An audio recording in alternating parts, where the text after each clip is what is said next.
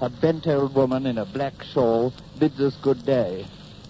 She stayed in bed through it all, she says, but the ceiling fell in on top of her, and now she's no habitable home. So much the worse, monsieur, but it can't be helped. A barber invites us in for a shave, and just at that moment the guns from one of our cruisers in the bay open up and shells go hurtling overhead. We think they might unsteady his hand. We decline politely. Mutual, the Network for News, takes you now to London, England for Radio Newsreel, one of the world's outstanding documentary news programs presented through the cooperation of the British Broadcasting Corporation. The material heard during these reports is gathered, prepared, and presented by the foreign and domestic staffs of the BBC. We invite you to join us now for Radio Newsreel. Go ahead, London. This is London calling. The British Broadcasting Corporation presents Radio Newsreel.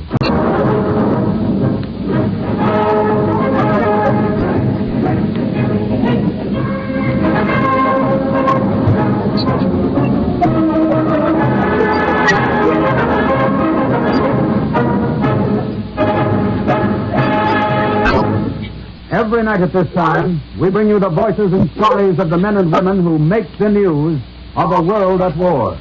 Tonight, we bring you the sound of battle in France. First Lieutenant Alan Melville broadcast during a paratroop battle, and BBC war reporter Chester Wilmot speaks from a glider landing field under heavy fire from the enemy.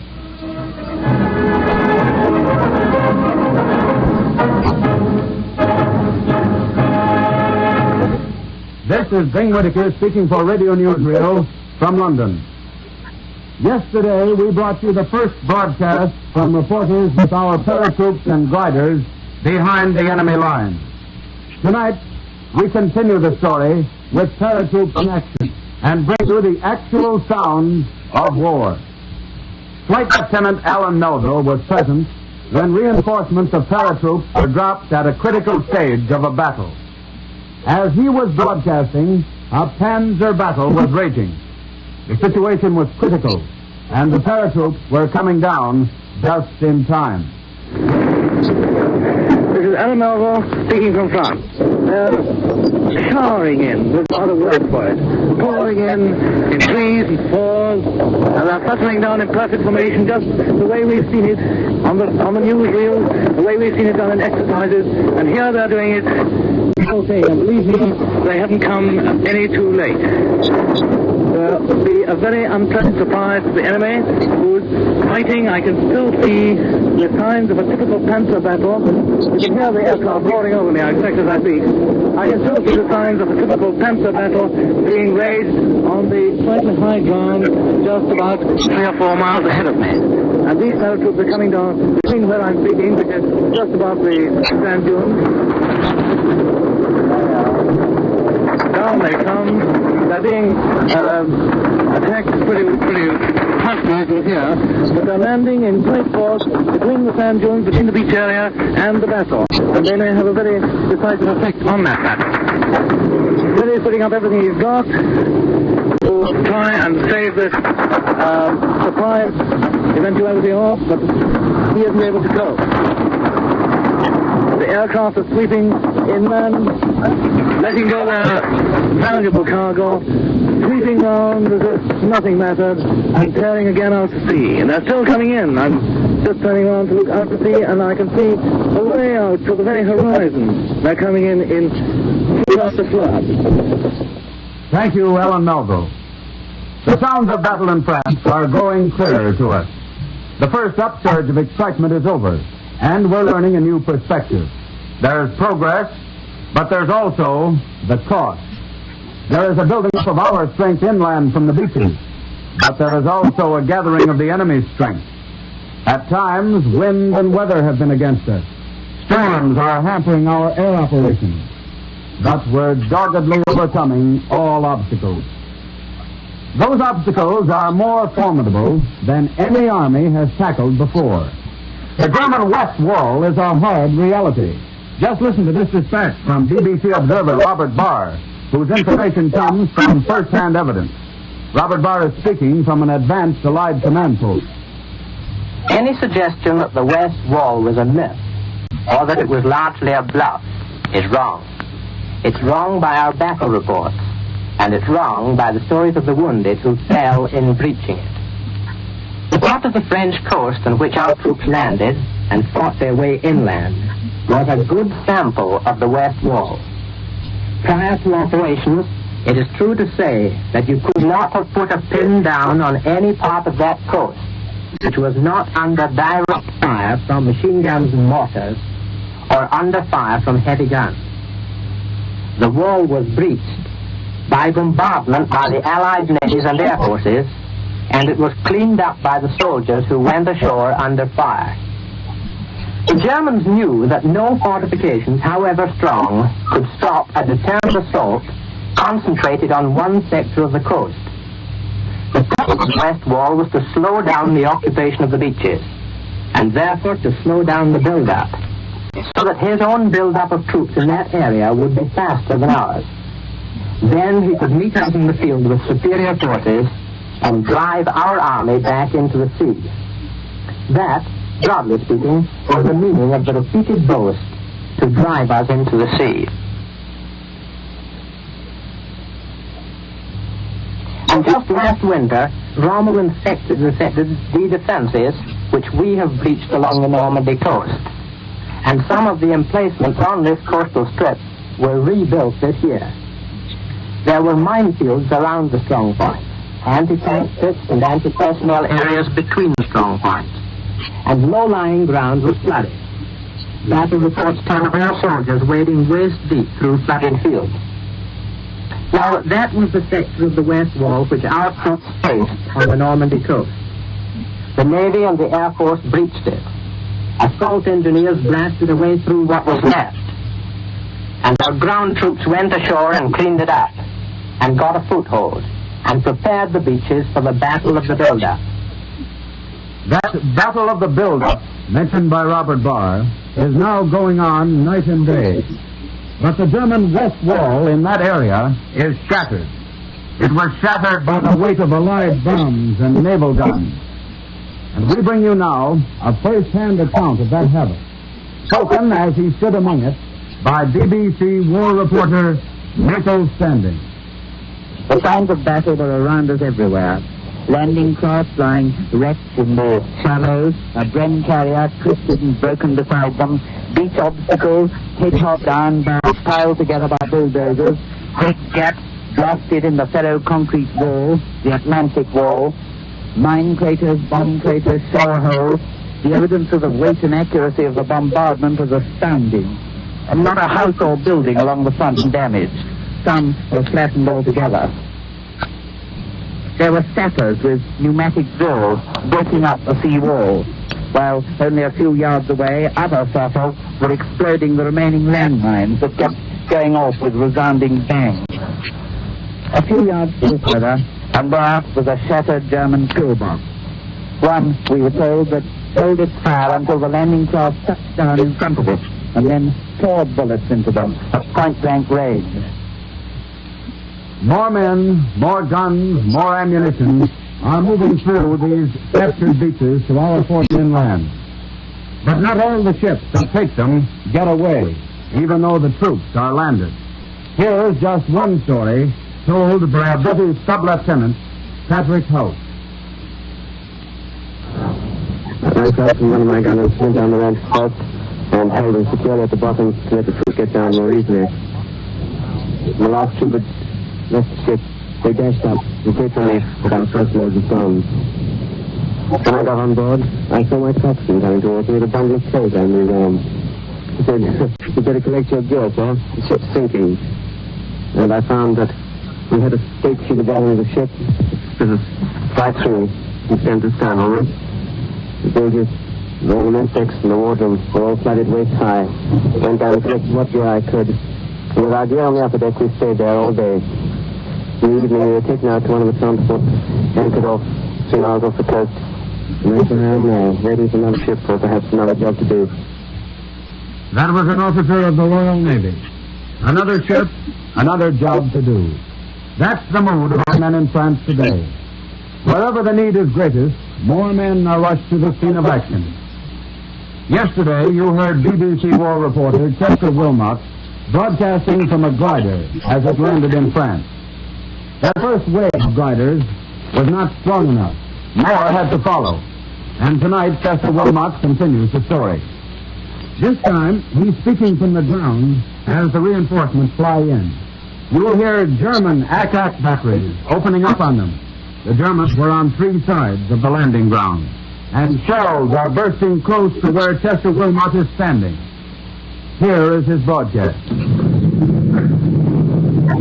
This is Chester Wilmot, broadcasting from an Allied strong point somewhere in France.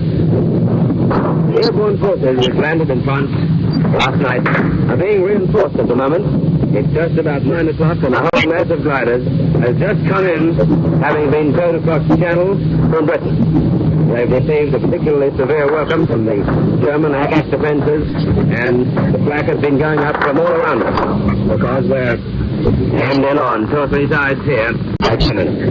So far as I've seen, no glider has been hit, and all the tug planes have managed to drop their loads and swing safely away. But having failed to crack the gliders with their flak, the Germans have now begun to shell the landing zone, the rough cloud strip, where the gliders are coming into land. A lot of their shells have been falling short and landing in and around this building from which I'm speaking. But so far as I know, none have been landing up near the landing zones, whereas the last of the gliders are now banking around and coming in to touch down. Above, there's the fleet of Spitfires, Thunderbolts that have been protecting the gliders and their tugs in this cross-channel crossing. That was another enemy shell landing a little bit further away from here, and landing, I think, very near the landing zone where the gliders are coming down now. I can see about 4 or 5 coming in through the trees, skimming very low over the cloud field and coming into touchdown. There'll barely be room for them to get down there because the Germans have studded the whole field with poles, and last night a large number of gliders came down there, and many of them crashed on hitting the poles or bouncing over the rough ground.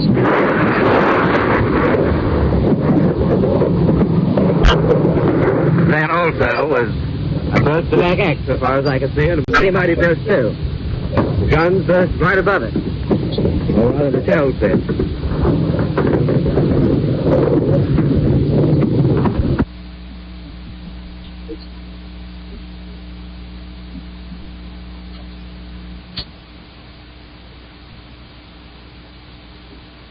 On the landing zone, as the attack rises to a new and greater fury.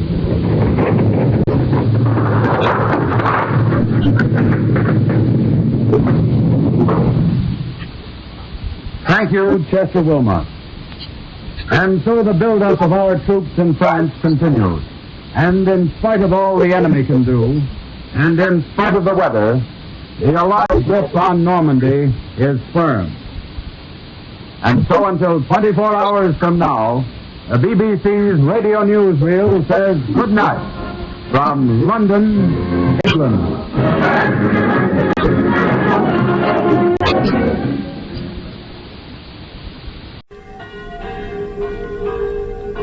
The curé of this little Normandy church, 2 or 3 miles from Caen, wants me to say how sorry he is about these bells. His village has only just been liberated, and it's taken until yesterday to clean up the many German snipers left in hiding. When I asked the curé if we might record the bells of his church ringing in celebration of the village's freedom, he asked me to wait for a week. And this is why.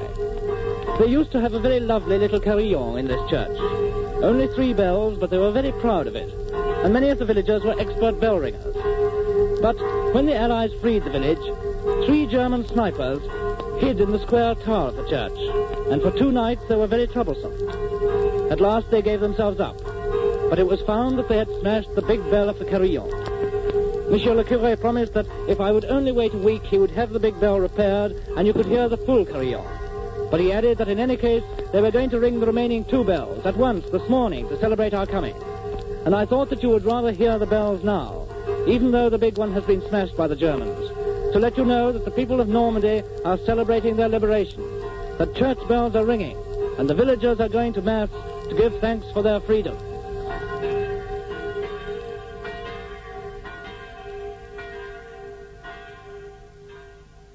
I'm lying down at full length here in the cornfield. Just in the hedges around me, I can see many men taking shelter behind the banks wearing their steel helmets, while the terrific barrage goes on around us.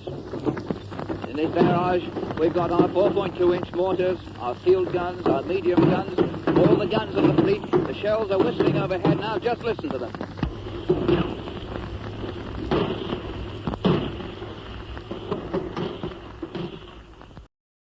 World News Today, brought to you by Admiral Corporation in behalf of distributors and dealers all over America and in many foreign lands. By shortwave broadcast, direct from important overseas stations and leading news centers of our own country, CBS reporters are waiting to bring you first-hand news from the world's political and battlefronts. Now, here's Douglas Edwards. American troops have cut off the top of Cherbourg Peninsula today after smashing through to the west coast across the narrow neck of the Cape. Thousands of Germans are trapped in the area, and the great port of Cherbourg is now isolated. 1,300 American heavy bombers, a near-record force, have dropped destruction on many oil refineries and storage depots in Hamburg. German flying bombs continue to land in southern England, and Berlin is shouting fanciful accounts of their devastating effect. In the Mediterranean zone, French forces are proceeding with the occupation of Elba. And on the Italian mainland, the 8th Army has reached the outskirts of Perugia, about 72 miles southeast of Florence. The Russians have reached the old Mannerheim line across the Karelian Isthmus, and at last reports are within 22 miles of Viipuri. Finnish Prime Minister Linkomies has called on the Finns to stand firm against the Soviet attack and said his nation has no course except to fight to the end. And on the island of Saipan in the Pacific, American Marines and Army troops have expanded their beachhead. And now Admiral takes you direct to the invasion beachhead in France. Larry Lesseur reporting.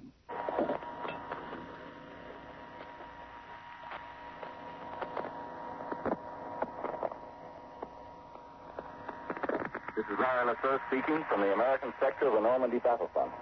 Tonight, the American troops hold the entire neck of the Cherbourg Peninsula firmly in their grip. The picturesque little town of Barneville on the western side of the peninsula has been captured, and we are now astride every road leading to Cherbourg. Thus, the big French fort with its large garrison is cut off from the German army in the interior of France. Although today is D-Day plus 13, the boys who are up on the front lines still find themselves talking about their adventures on D-Day whenever they get a chance to smoke a cigarette. My experience was similar to that of many of the men in the 4th Division who made the assault on our beach. The 4th Division has the enviable record of being the last American division to leave Germany after the occupation in the last war, and it was chosen to be one of the first American divisions to land on the continent. It was very rough on the Channel, and after hours of seasickness, we all felt pretty gloomy. Most of us had spent the time resting in our soaking wet wave that crossed over the sides of our little landing craft. But after a sleepless night, D-Day dawned, and we transferred from our barge to a tiny personnel assault craft. And with the regimental combat team, we began the rough ride into the beach. It was a fantastic sight. We could see great geysers of sand shooting up from the beachhead as our planes drenched the area with bombs in great green and yellow flashes. Every time a salvo of bombs hit the beach, our assault craft seemed to bounce back about 10 feet. We were the first regimental command post to make the landing. I don't remember wading ashore. I think I must have just skipped in to get my feet on the ground. Every one of us felt the same way. We didn't care what happened to us, as long as we could get off that fucking bouncing boat. The din of gunfire was deafening, and the first thing I vividly remember was a little sergeant with a Brooklyn accent. He was standing on the beach, and he said to me with a grin, "Boy, we made it." And of all things, he handed me a cigar. The stunned Germans defending the beach were being gathered in, and I remember their tall, blond Nazi captain. Dressed immaculately he was, and as arrogant as ever. He refused to lie down with the rest of his men, although German shell fire was hitting the beach. And when my colleague, Bob Landry of Life magazine, tried to take his picture, the Nazi officer turned his back on him and on the whole American landing with deepest scorn. A few minutes later, a German shell hit the beach, and a German captain went down forever. He was killed by his own shell fire. The colonel of the regiment quickly made contact with his men and led them off the beach across the green, watery waste of the flooded area in the rear. We followed him. Long, stretching lines of men, armed to the teeth. The first tank that tried to cross was hit by a German anti-tank shell. The second American tank fired one shot at the German anti-tank gun and silenced it. We were on our way. In 10 minutes, I had reached the position of the German gun. It was trained perfectly on the only road by which we could cross. But that first shell had panicked the German gunner, and he had fled, leaving his gun in perfect condition. I looked back at the beach from his observation post. With just that one gun, he could have held us up on that single road crossing the swamp for hours.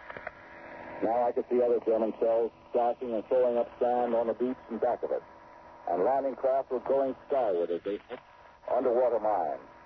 But I was already in land, and I was glad I had chosen an early landing before the enemy had time to recover from the bombing, the shelling, and his surprise. The colonel kept pushing ahead, rallying his men, advancing his command post, and sending out patrols to wipe out the machine gun nests that harassed us from time to time. By mid-afternoon, Bob Landry and I were already in the little town of Saint-Marie-du-Mont, some 3 miles inland. Here we met the paratroops. They were fighting a street battle with the Germans. While I watched, one paratrooper in hand-to-hand combat with a German, a shot rang out from a church steeple, and both the paratrooper and the German fell together, killed by a German bullet from the church.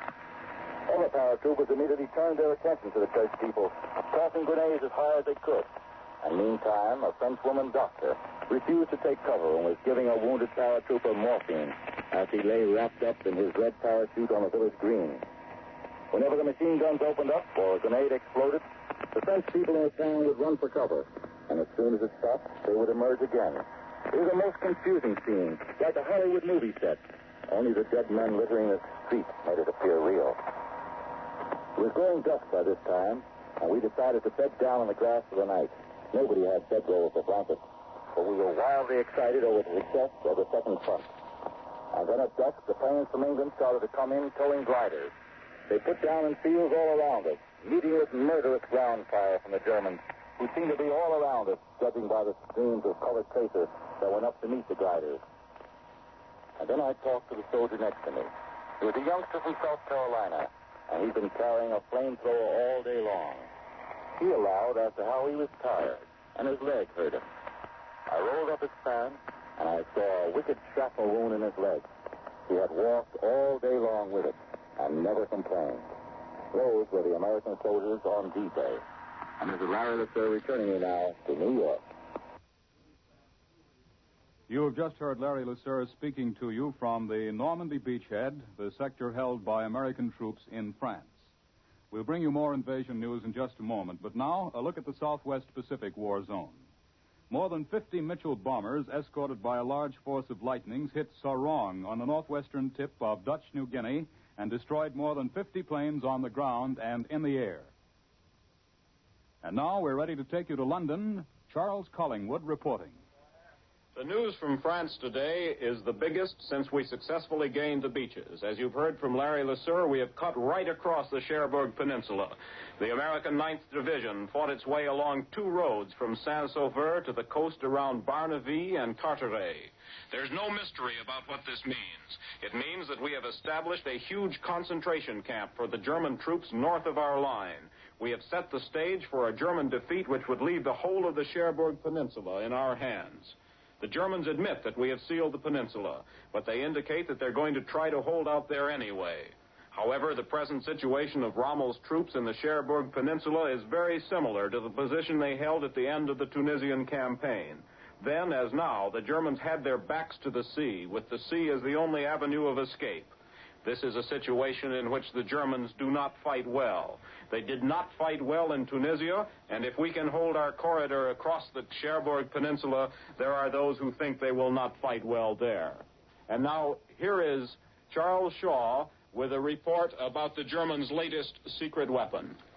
Probably the biggest conversation piece in London today is not the invasion of northern France, but Hitler's so-called secret weapon, the pilotless plane, the robot bomber, or the self-propelled bomb, whatever you may want to call it. But the assault is already being met. The Germans would like to know how it is being met. As far as American listeners are concerned, I can say that some of our boys are helping the British meet it, the members of the 9th Air Defense Command. And here's one member of the 9th Air Defense Command, Corporal Charles A. Dubell of Bordentown, New Jersey, who can tell you what these pilotless planes look like. How about it, Corporal Dubell? At first, I thought a regular plane was approaching, but I heard a sound like the sound of an outboard motor. And I looked up and saw a ball of yellow flame in the sky. I figured at once that it must be one of those rocket planes, because I've heard reports that the Germans were experimenting with those things. This thing came almost overhead, and then I could see it. It looked at first like a real plane, but then I realized it was too small. As it got overhead, a streak of bluish flame came out from behind it. Some folks say that these things look like Spitfires, but I can't quite agree. There's a tube raised up on the tail, probably the projector, and that makes it look different from any other plane. Of course, it has wings on it. It has a bullet-shaped nose. Doesn't have any propeller. I'd say it's about 20 feet long with a wingspan of about 15 feet. It looked as if it was traveling about 300 miles an hour, or maybe more, and it was flying on a straight course. Has your 9th Air Defense Command bagged any of these planes, Corporal? That's one of the things we can't talk about. Jerry will have to learn about what we're doing the hard way. Right, Corporal DeBell. I return you now to Admiral. That's the latest news on the invasion. As we began to tell you a few moments ago, about 50 Mitchell bombers escorted by a large force of fighter planes hit Sarong on the northwestern tip of Dutch New Guinea. They destroyed more than 50 planes on the ground and in the air. General Douglas MacArthur terms the enemy's last effective base in New Guinea was hit Friday in a raid by which headquarters said complete tactical surprise was obtained. Most of the Jap planes were destroyed on the ground, and the lightning struck down several craft which were coming into the air. The headquarters spokesman said several enemy warships were in the harbor during the attack. Fires and explosions from burning planes and dumps covered both airdromes. Sarong is about 660 miles from Hollandia, the recently captured airdrome on Dutch New Guinea, and about 700 miles from Davao on Mindanao Island in the southern Philippines. And now for the latest news of the Allied progress in Italy and the French campaign, we take you to CBS Rome, Farnsworth Fowle reporting. The new Italian government under Bonomi has not yet received the benediction of the papal authorities. It's understood that Mr. Churchill is deeply dissatisfied because Marshal Badoglio does not have a place in the new cabinet formed by the anti-fascist party. A possible solution is that Badoglio might be given the post of foreign minister, which Bonomi is now filling in addition to his job as prime minister. Rome is full of surprises. One of them is finding an American boy, 15 years old, who's been living here right through the war. His name is Harold Pittman. His father is the American diplomatic representative to the Vatican. Under the protection of that tiny neutral state around St. Peter's, no larger than a few city blocks, Harold and his mother and younger brother watched the Germans come and go from the city of Rome, and they were on hand to welcome the American army when they arrived. When I met him yesterday, he'd just come back from seeing Sergeant York, the first American movie to be shown in Rome. Tell me, Harold, how long has it been since you've been to a show? The last one was Desert Victory. We had a private showing here. It was on September 8th. I remember because right after it ended, we heard about the Italian armistice, and that made it even more exciting. After that, the Germans came into Rome and posted guards at the entrance of the Vatican. And we couldn't go out anymore. That's funny. Haven't we been at war with the Italians before that? Yes, but they weren't at all stricter on Sunday. They let us go out and around town to the dentist and so on. Last summer, they even let us go down to the shore to go swimming twice a week. They just sent a plainclothes man along to ride in the front seat of the car. Sometimes we passed a column of German trucks, and that made us rather nervous. You thought they might recognize you and make trouble? No, it wasn't that. We thought our own planes might come over and attack them, and then we'd be in for it, too. How about the big raids on Rome? Well, we didn't have any real shelters in the Vatican City anyway, so we used to go up on the roof to watch. That first raid last July, I counted 500 of our planes. Several times we saw duels between German and American fighters. We saw a pilot bail out of the P-38. It seemed to be right over the dome of St. Peter's, so then he drifted away. Another time when they were bombing the Escondido district, it was near enough for us to see the bombs falling. But they never hit the Vatican City, did they? Ours didn't. But there was one queer old plane. The Italians used to call it the Black Widow, that attacked the Vatican. Luckily, it didn't do much damage. It sounds as though you'd had a pretty exciting time with it. As a matter of fact, living in a besieged city has been varying most of the time. The Vatican authorities always did their best and were very nice to us. But there wasn't much for us to do here. My brother and I took lessons from private tutors, and we played tennis on the court that was built for Abyssinian students at the Vatican. It was fun to chat with the German sentry. Of course, he didn't know who I was. Once I stopped back to the store to buy a Christmas present. I might have tried it more often, but with the commotions going on between the Germans and the Italians and the fascists, it seemed a bit risky. I don't blame you. What are you going to do now that you can get around again? Right now, my brother and I are figuring on going home as soon as possible and entering school. We've been abroad for 5 years now, and that's plenty. It certainly is. Thanks, Harold, and a good trip to both of you. I return you now to New York.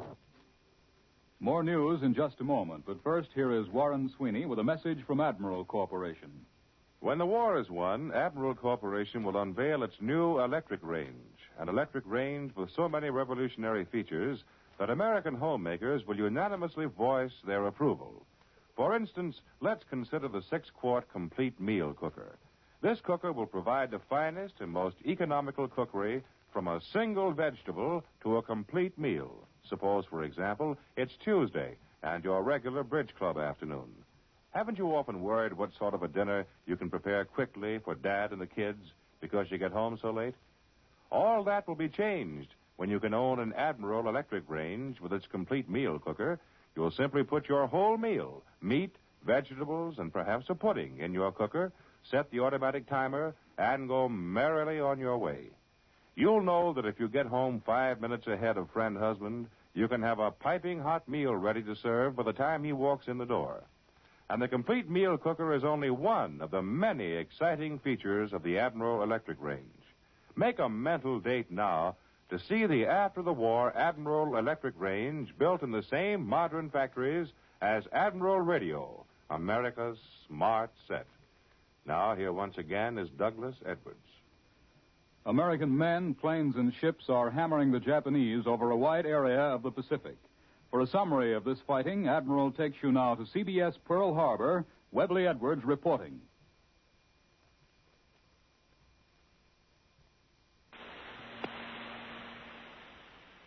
The battle for Saipan in the Marianas has progressed from the beachhead stage, and solid fighting is now going on in the interior. The United States Marines, supported by elements of an Army division, consolidated original beachhead positions along the southeast corner of the island and have captured the sugar mill town of Charan Kanoa, roughly 2 miles north of Agingan Point. 2 miles eastward of this point lies the main airfield of Saipan, Oslito. Our forces are now engaged in a drive for the airdrome. The fighting has been heavy, as was expected. As Admiral Nimitz said, our assumption that Saipan would be strongly held because of its strategic location in the Japanese defensive system has been proved correct. Our positions were under sustained enemy fire during the night of June 15 and 16, and before dawn on June 16, the enemy launched a determined counterattack. This attack, which was broken up, cost the enemy heavily in lives and destroyed more than 25 enemy tanks. There are, it is believed, 2 divisions of enemy troops defending Saipan.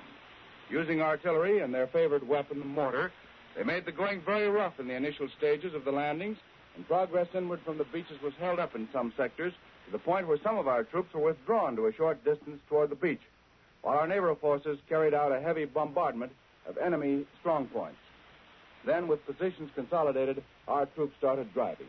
It was rugged going through the sugarcane fields across gullies and washes and gulches that marked the terrain, very much like those in these Hawaiian islands. This is Webley Edwards at Pearl Harbor. I return you to Admiral in New York.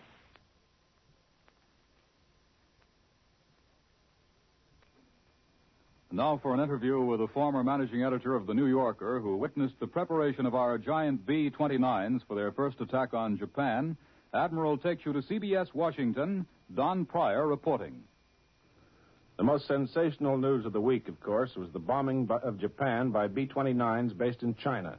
So I'd like to have you meet a man who just got back to Washington after 16 months in the China-India-Burma theater where he watched the preparations for that historic operation. He's Major St. Clair McKelway, former managing editor of the New Yorker magazine, and recently public relations officer on the staff of Major General George E. Stratemeyer, senior American air officer in the Asiatic Theater. Major McKelway, what's the story behind the story that broke this week over Japan? Well, about all I can give you is the reaction of a reporter who was there and who saw the job being done. I didn't have any direct part in the B-29 program, except as a publicity man working in reverse, trying to keep the story from getting out prematurely. Well, I should think that would have been rather difficult in itself. After all, you can't hide a B-29 in a briefcase. No, and yet I believe we actually took the Japs by surprise last Thursday.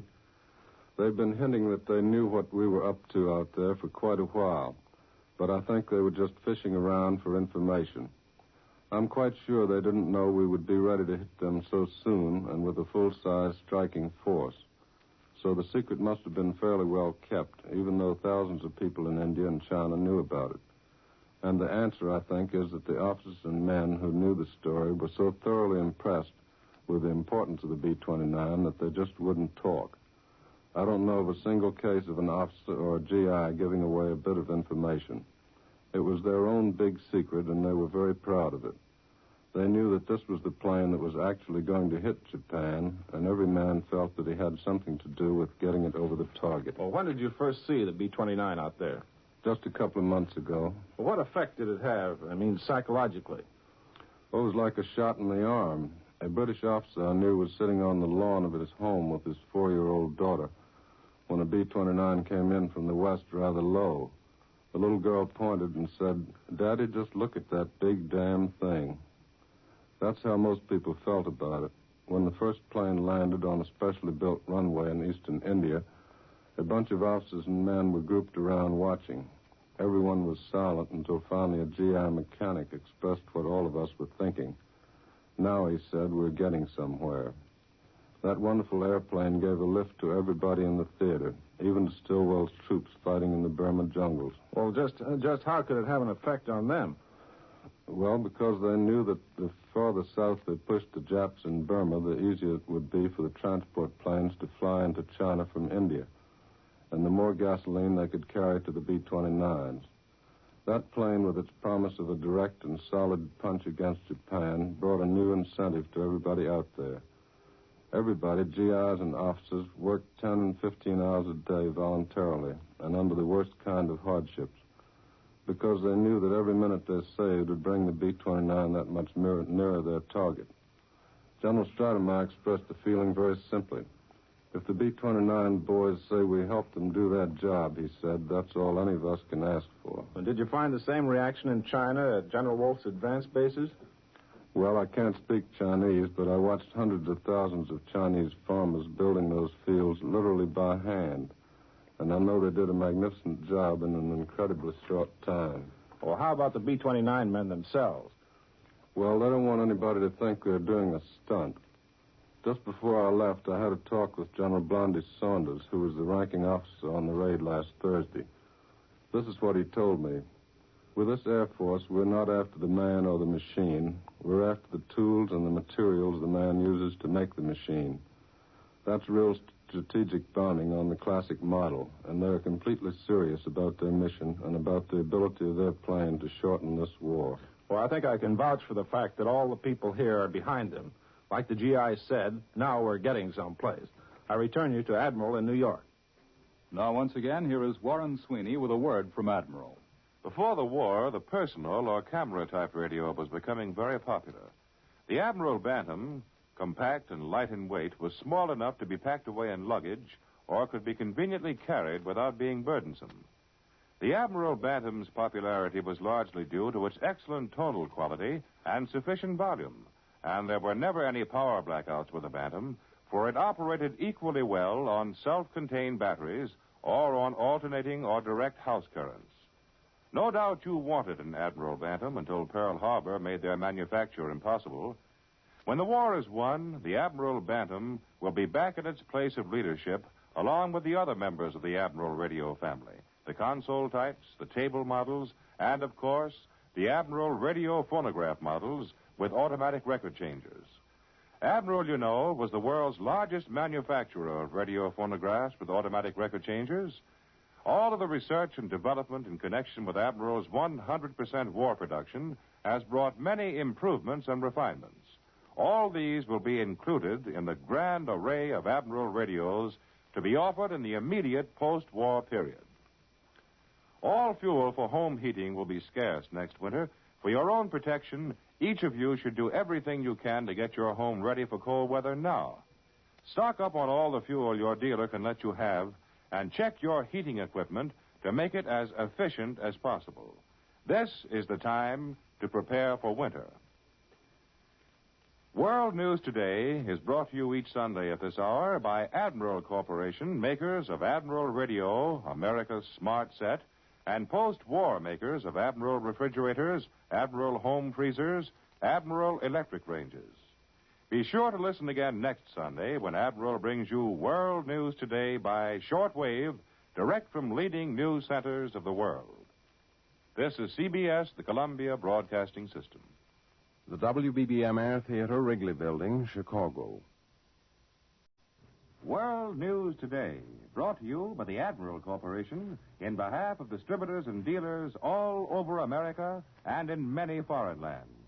By shortwave broadcast, direct from important overseas stations and leading news centers of our own country, CBS reporters are waiting to bring you first-hand news from the world's political and battlefronts.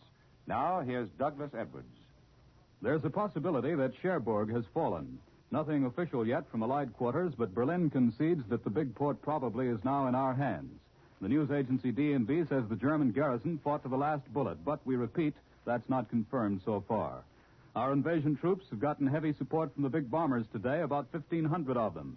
In Russia, the Germans admit that Red Army forces have made new breaches in the Vitebsk area, and the Russian offensive has spread all the way to the gates of Mogilov on the upper Dnieper. In Italy, the Americans have taken Falonica and are now within 40 miles of Livorno. On Pacific war fronts, American carrier planes have destroyed 72 more Jap aircraft and 5 enemy ships in bold new sweeps protecting our invasion troops on Saipan Island. And MacArthur headquarters reports the destruction or damaging of another 22 Jap planes caught on the ground at Yap Island, southwest of the Marianas. Now for more news from Normandy, Admiral takes you to the invasion bridgehead in France. Bill Downs reporting. British troops are advancing southeast of the town of Tilly today and already have gained some 2.5 to 3 miles. This fighting breaks the pause which is held in the British-Canadian sector for the past 10 days. Today's advance pushes another bulge out of the beachhead line at a point some 8 miles west of Caen. The ground gained today represents only a local advance. But any advance on this sector can only spell more trouble for the Germans. Prisoners and knocked-out enemy equipment are still being counted, but at least 9 enemy tanks are believed to have been destroyed. Today is the first real summer day that we have had here in Normandy. Down on the Tilly front where I was this morning, the men were sweating and grinning. It was the first time that the sun has warmed the beachhead, and the men liked it.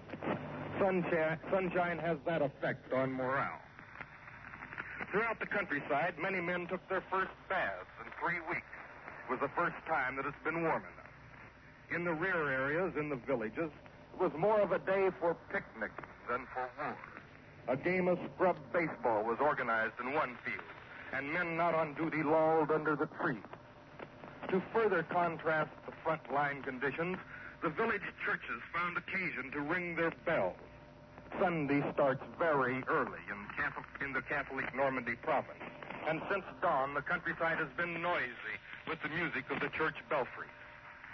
And the whole of the civilian population of liberated France went for a walk this afternoon. Shoes were shined and clothing brushed, and little boys looked very uncomfortable in their boots. As a matter of fact, their shoes are really uncomfortable. 90% of them have wooden soles. But the brightest objects in all of free France today was not the sun or the scrubbed faces of the children. It was the best Sunday hats of the ladies. I have a narrow masculine opinion of the things that women put on their heads and call headgear. And the French women here, like the girls back home, can do some mighty strange things with a few feathers or flowers or straw. I was standing near a soldier watching this Sunday parade of women's hats on the way to a village church. Look at them, the soldier said, pointing to the latest Normandy hat fashion. Aren't they terrible? But it's sure good to see them, just like home. And this is Bill Downs in Normandy, returning you to the United States. And now for a supplementary report on the fighting in France, Admiral takes you back across the Atlantic to London. Charles Shaw reporting. The German official news agency has announced the American capture of Cherbourg, although we haven't claimed it yet. The German agency, according to a broadcast heard in London, said the German garrison was forced to yield because of the shortage of ammunition. Now, this is about some of the men whose participation in the liberation of Europe has been interrupted, about others whose resistance against our offensive is definitely at an end. It's about American wounded and enemy prisoners.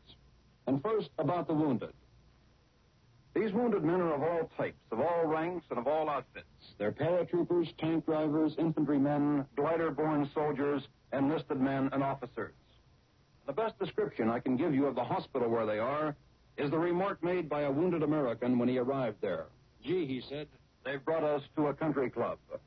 And this hospital, and there are others like it here in England, is a rambling open establishment built along Spanish patio-like lines. In every building, you see unobtrusive signs warning you that health is promoted by cleanliness, and cleanliness is indeed the cardinal principle.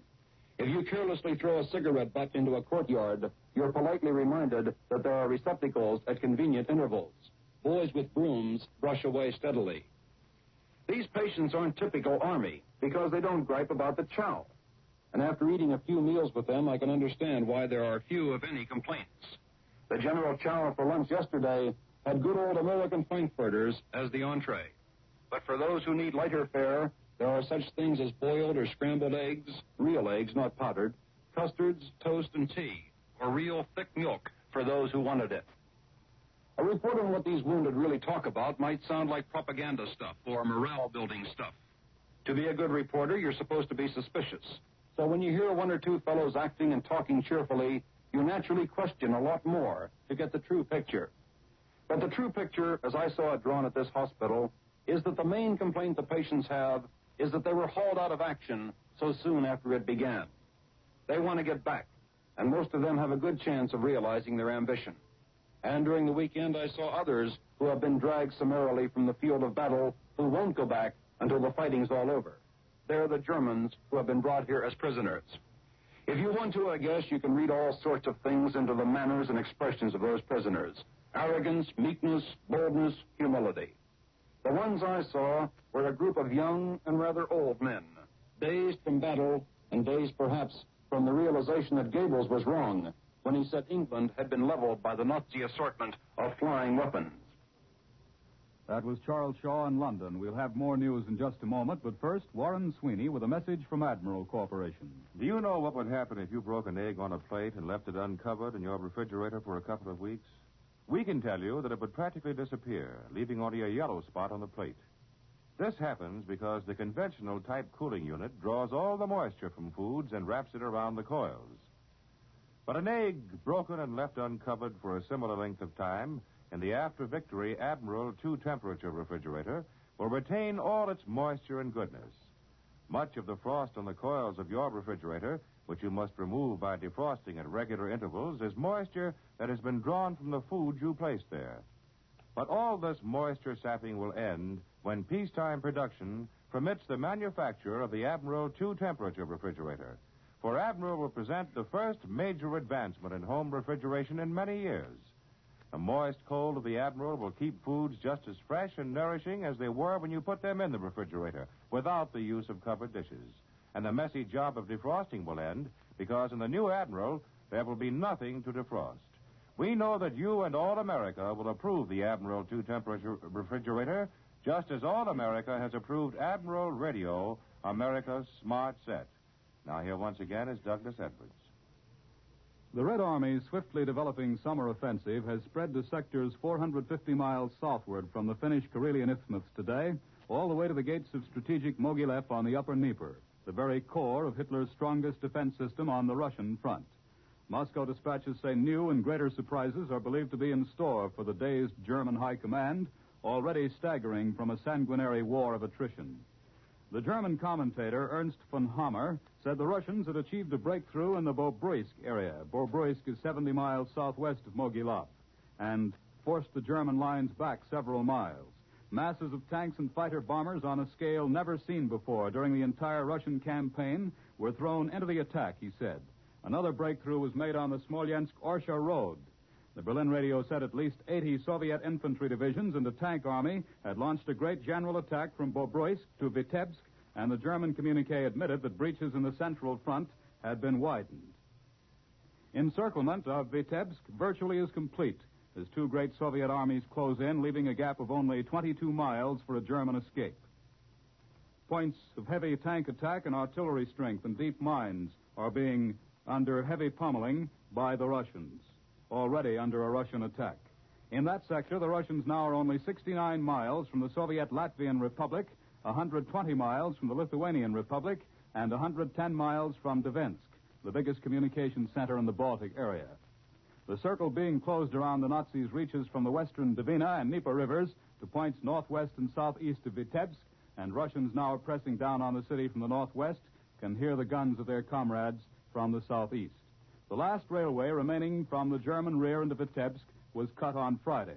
The Russians say the Germans have lost more than 5,500 killed in this area up to yesterday. South of Vitebsk, the newest attacks of the Red Army appeared aimed at relieving the important white Russian municipalities of Mogilov and Orsha on the upper Dnieper. In Italy, the Allied 5th and 8th Armies are still moving ahead up the Italian peninsula. And now for a direct report on the latest developments, Admiral takes you to CBS Rome, Winston Burdett reporting.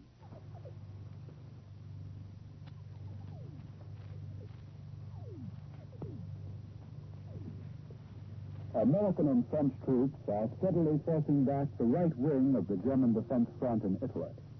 American armored units are heading up Highway 73 toward Monticello, which is only 15 miles over the hills from Siena.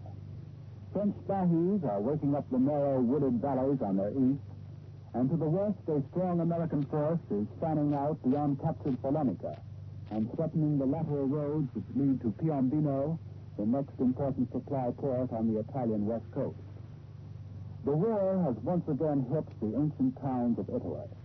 8th Army tanks are fighting within the walls of Chiusi, which already has changed hands twice in 6 days of bitter fighting. Especially in Umbria, where all the main roads north converge on Florence, the Germans are clinging to East Mountain Village, shelling and mortaring the approaches, abandoning them only when we have brought up forces strong enough to mount a many-pronged attack or artillery enough to blast them out. In the open country, they have covered their widespread demolitions of bridges, culverts, buildings, and crossroads with small arms and machine gun fire, sometimes by a platoon, sometimes by a company of infantry. With limited resources, the Germans are fighting hard. It is for them a desperate, necessary, but very costly delaying action. It's estimated that they now have available in Italy the equivalent of 12.5 divisions, which is just about half of what they had when the Allied offensive south of Rome began. Our progress has been slow during the past few days, but it's doubtful that the Germans can stop us for long south of Florence. The 15th Air Force today sent out a strong fleet of heavy bombers to blast oil installations at Sète in southern France, railway yards at Avignon, and railway bridges across the River Rhone. As the war moves away from Rome, the Allied military government here is tackling the big problems of food, transport, and the black market. During these first 3 weeks, we have not been able to bring food supplies into the city as fast as we'd expected. But some progress is being made. Under the Germans, the people of Rome could buy fresh fruits and vegetables only on the black market. We have brought in limited amounts of both during the past week, and today we distributed 100 tons of vegetables, our best day so far. The job of feeding Rome has been made immensely greater by the refugees, people who came here to escape the battle zone or to avoid Allied bombing. When we arrived, we estimated there would be 500,000 refugees in the capital. We have now been told by the Vatican, which has kept a careful check, that there are 1 million persons in Rome who do not normally belong here. so the city's population today is close to 2.25 million. This is Winston Burgess returning you now to CBS in New York. And out in Chicago, Republican leaders are gathering for the National Convention, which formally opens tomorrow. For a summary of late developments and an eyewitness picture of the convention scene, Admiral takes you to Chicago Stadium. Bill Slocum, Jr. reporting. As for convention news, there's nothing concrete to report. At this moment, the sad lights in the eyes of Bricker and Stassen backers bears eloquent testimony to the strength of Tom Dewey. It looks as though he'll get it if he will accept it. And I haven't met anybody yet who doesn't feel that Mr. Dewey can be persuaded. So that's the latest news that is seeped out of the smoke-filled rooms of this town's hotels, although it's difficult to understand how even a wisp of smoke could get into a Chicago hotel room this week. With me now is a dapper young Chicago Irishman who has turned the old rough-and-tumble job of ushering into an art and a fine, fat career for himself. His name is Andy Frayne, and of course, he'll be running things out here at the stadium. Just in case you don't think ushering can be a career, I'd like Andy to tell you just a few of his jobs. Andy? Well, Bill, we handle all the ball games, fights, and racetracks in the state of Illinois, plus everything that goes on out here at the Chicago Stadium. My ushers also work ballparks all over the country. I put in the system now used at the Ebbets Field in Brooklyn, as well as that used out in the 2 ballparks in Los Angeles. And don't forget that Kentucky Derby. I have handled the Kentucky Derby 12 times, and crowds of over 100,000 people. Supposing, Andy, I was on my way by bus to Spokane, Washington, and had a day to kill here tomorrow. I therefore try to crash your convention hall. What would my problem be, Dr. Frayne? If I was on my way by bus to Spokane, Washington, and had any thoughts about crashing the Democratic or Republican convention, I would stay right on that bus. But supposing I was an honest delegate and had lost my tickets at one of those taffy pulls Chicago runs all night, then what? If you were an honest delegate and you have a right to be in the stadium, all you have to do is come to my office, and if you're okay, I'll have you in the stadium in a couple of seconds. How large a crew will you have working starting tomorrow, Andy?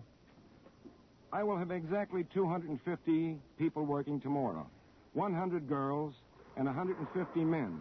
That means that you'll have only 250 men and girls handling a crowd of more than 21,000. They must be pretty good ushers. They are, Bill, all top people. I know they are, Andy. I've seen them working lots of places. Now, one more thing.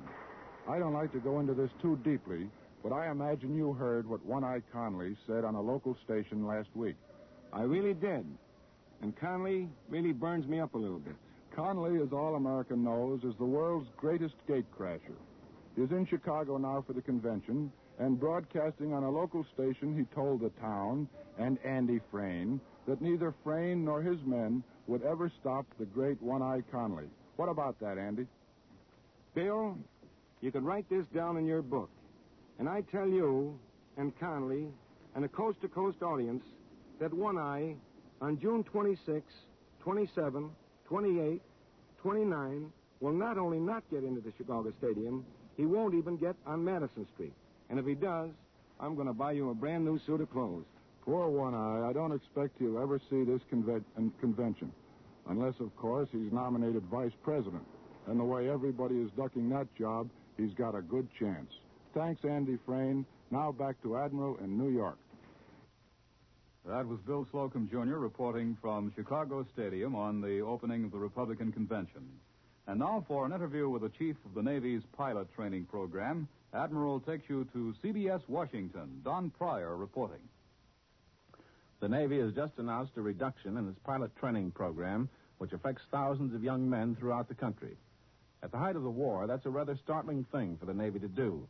So Captain Stanhope Ring, USN, the Director of Naval Aviation Training, has come here today to explain it to you. First of all, we can reduce the pilot training program at this time because our losses of flight personnel to date have, fortunately, been considerably less than we dared hope. Our men and equipment have proved to be so superior to the Japanese that we simply don't need the large reserve of pilots that we thought would be necessary. Well, I suppose last week's Battle of the Eastern Philippines would be a good example of that. A perfect example. In that whole battle over the 2-day period, we lost roughly 70 planes and destroyed about 375 of theirs. And even that doesn't tell the whole story. Our planes didn't reach the Japanese fleet until just before dark. But even then, they sank or severely damaged a large number of enemy ships, including several carriers. The Japs, on the other hand, were able to cause only slight damage to 3 of our ships, and they struck in daylight.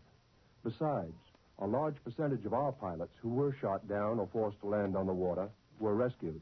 Well, it seems to me, then, that your decision to reduce the number of cadets in flight training is really one of the most encouraging stories of the war. It certainly is encouraging to us. It means that we have been able to train our personnel so thoroughly and to provide them with such superior equipment that they outclass the Japanese in every respect. Naturally, we couldn't count on that when the war began. We had to guess what our losses would be, and we had to train enough men to compensate for the estimated losses. Then, too, we allowed a liberal percentage for war weariness. As you know, a winning team doesn't get weary, and we've got a winning team. Captain, why wouldn't it be a good idea to complete the training of all the boys who have already started the program? Perhaps it would be a good idea if it weren't for the manpower situation. Under the circumstances, I don't believe the Navy would be justified in training large numbers of pilots beyond those required. Unfortunately, there are going to be a lot of disappointments. All of us regret that sincerely. Well, can you tell me just how the reduction is going to be made? Standards of performance have been raised in all stages of training. Those who have started their primary flying and those in the intermediate course will be continued in training provided they can meet the raised standards. All of those in the earlier stages, whose actual flight training has not yet started, have had the situation fully explained in a personal letter from Rear Admiral A.W. Radford. About 1/2 of this group can be continued in training. The rest must be withdrawn, but may select any one of several options which have been offered. Well, does this action of the Navy, Captain, mean that none of these boys can remain in naval aviation? Not at all. There is a great opportunity for these young men to serve as combat air crewmen, the fighting gunners of naval aviation. Furthermore, we will keep a careful record of the names of all of those withdrawn from the program so that they will be available for future training as pilots should the needs of the service so require. Well, I hope the Japanese have been listening to this broadcast, Captain Ring. They would be interested, I'm sure. I return you now to Admiral in New York.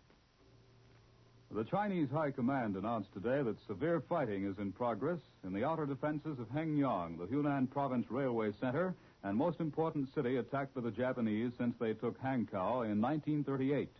The Japanese left wing took Pinxiang, about 100 miles northeast of Hengyang, and their right wing attacked in the vicinity of Xinxiang, 60 miles north of Hengyang, after the arrival of reinforcements.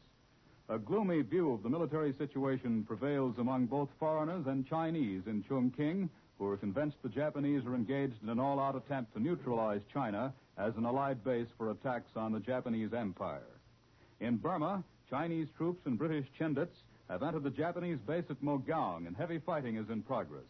The Chindits broke through the outer defense east of Mogaung and took the important railway between the station and the bridge. At the same time, Chinese troops entered the town from north and south. Meanwhile, Myitkyina, the main North Burma base of the Japs, 35 miles east of Mogaung, is still holding out against Allied attacks. And we repeat that American carrier planes have destroyed 72 more Japanese aircraft and 5 enemy ships in new sweeps on Saipan Island. And now, once again, here is Warren Sweeney with a message from Admiral. You have a pleasant surprise in store for you when you see the smart styling and graceful beauty of the post-war line of Admiral radio phonographs. And you'll be positively amazed at the almost human operation of the newer, simpler Admiral automatic record changer. The pre-war Admiral changer was good enough, in fact, to make Admiral the world's largest manufacturer of radio phonographs with automatic record changers. But the new Admiral changer will offer so much more. The changing time between records will be shorter. Surface noises will be practically non-existent. There'll be less chance than ever for chipping or breaking your precious records. There'll be new depth and quality to the tone and reproduction of your favorite selections. And, of course, there'll be Slide Away. Slide Away is the exclusive Admiral feature by which your complete phonograph turntable and automatic record changer appear or vanish at a touch, simply by opening the cabinet doors. Yes, your new Admiral radio phonograph will live up to all your expectations in a better, brighter world of tomorrow. We all know it's vitally important that America produce the largest quantity of food this year in our history. We must provide food for ourselves, food for our fighting men and women all over the world, food for our allies, and food for the hungry populace of the liberated countries of Europe. But a portion of this great effort is lost because of the tremendous waste of food. It is estimated that 20% of all the food we raise is wasted. Let's do all we can to fight this waste of food, one of the most essential of our war weapons.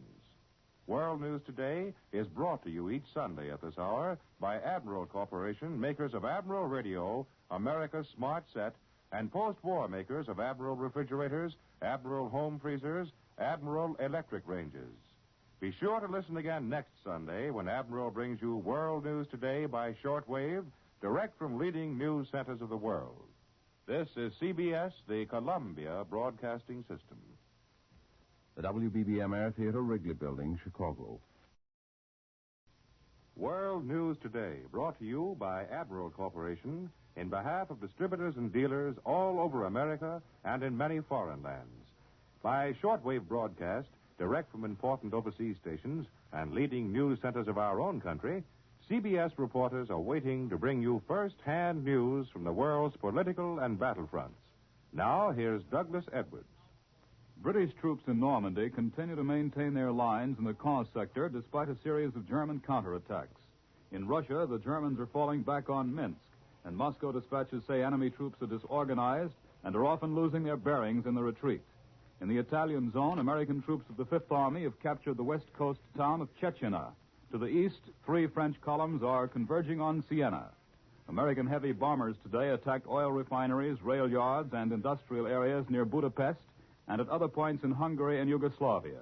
Usually reliable Stockholm sources say that German forces have occupied the Åland Islands at the entrance to the Gulf of Bothnia between Sweden and Finland. But Swedish authorities profess to have no knowledge of such a move, and the Finns have denied it. The Free Danish Press Service reports from Stockholm that German occupation forces in Denmark have ringed Copenhagen and announced that all communication with the city has been blocked. We continue our progress on Saipan in the Pacific. Now for our first news direct from overseas, Admiral takes you to Normandy. Bill Downs reporting. There has been an ominous quiet on the British sector of the beachhead today, the kind of silence that shrieks of big events to come.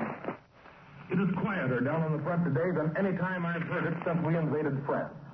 There was only an occasional shell or mortar from the enemy, and there was only spotted shelling from the British batteries. Incidentally, the Germans have an extremely difficult time in using their guns and mortars. Every time they open up, special locating devices spot them, and the British counter battery fire is terrific.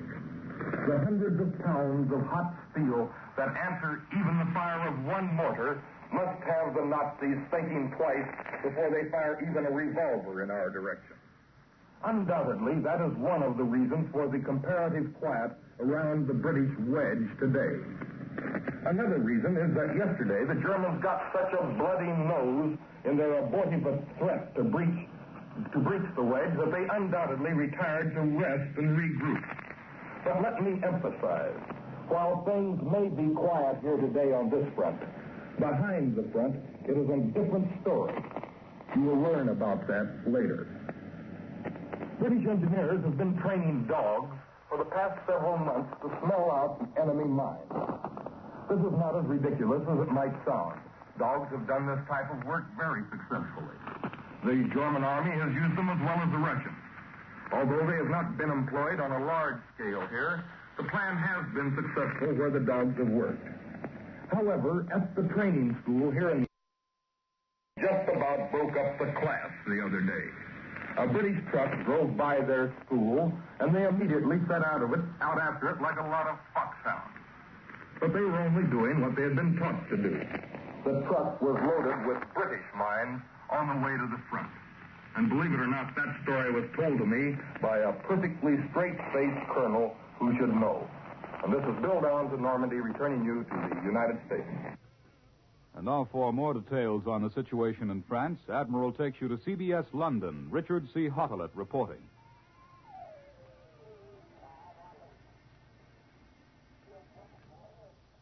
You've heard Bill Downs from the scene of the fighting on our eastern flank in Normandy. The Germans are also reporting the situation. They say that the British are supported by a steamroller of land and naval artillery fire. And they talk as if the fighting there had not slackened at all. One German correspondent says the enormous tank battle southwest of Caen, which has lasted more than 100 hours, continues with undiminished fury. This same reporter credits the British with having 14 to 16 divisions there. The idea of this propagandistic German reporting would seem to be to justify in advance a possible withdrawal and to squeeze more credit out of delaying our advance. The weather has kept our air activity down to practically nothing at all. So far, the only word is of Fortresses Liberators and RAF Lancasters bombing the Doodlebug coast. In the Caen area, though, the Navy has taken over part of the Air Force's job and done it nobly.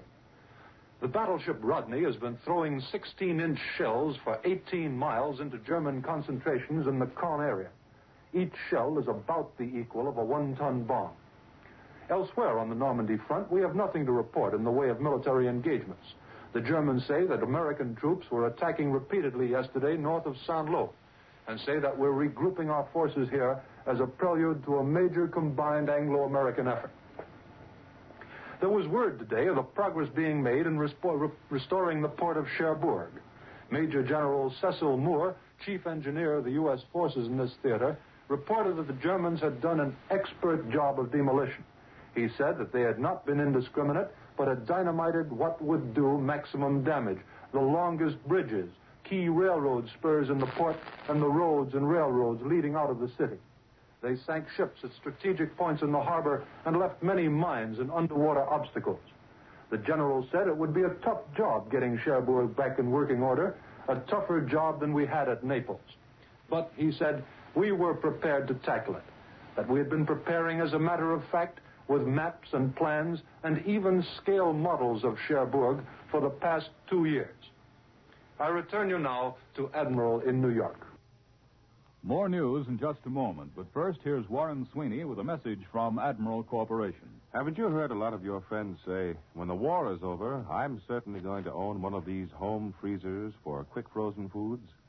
It seems that nearly everyone has become aware of the goodness of frozen foods and the economy of buying and storing foods in large quantities. The Admiral Home Freezer will do this job so perfectly, with so little trouble and inconvenience, that the demand will probably exceed output for the first few years following the war. The Admiral Home Freezer will provide the means to store large quantities of frozen, fresh foods at 0 temperature practically and economically. You'll enjoy the extra flavor, the extra health, the out-of-season enjoyment, and the lightened kitchen drudgery that only the use of frozen foods can bring. The Admiral Home Freezer will simplify your meal planning, save you many shopping trips, and make it possible to prepare a delicious, well-balanced meal for unexpected guests on a moment's notice. And your Admiral Home Freezer will actually pay for itself in food savings. So plan now to own one of these new ways to finer living from the same great factories that will bring you Admiral Radio, America's smart set. Now, here once again is Douglas Edwards. Our news scene switches to the Pacific, where American troops are still making progress on Saipan. For an interview with a Navy lieutenant who witnessed the recent naval battle in the Marianas, Admiral takes you to CBS Pearl Harbor. Webley Edwards reporting.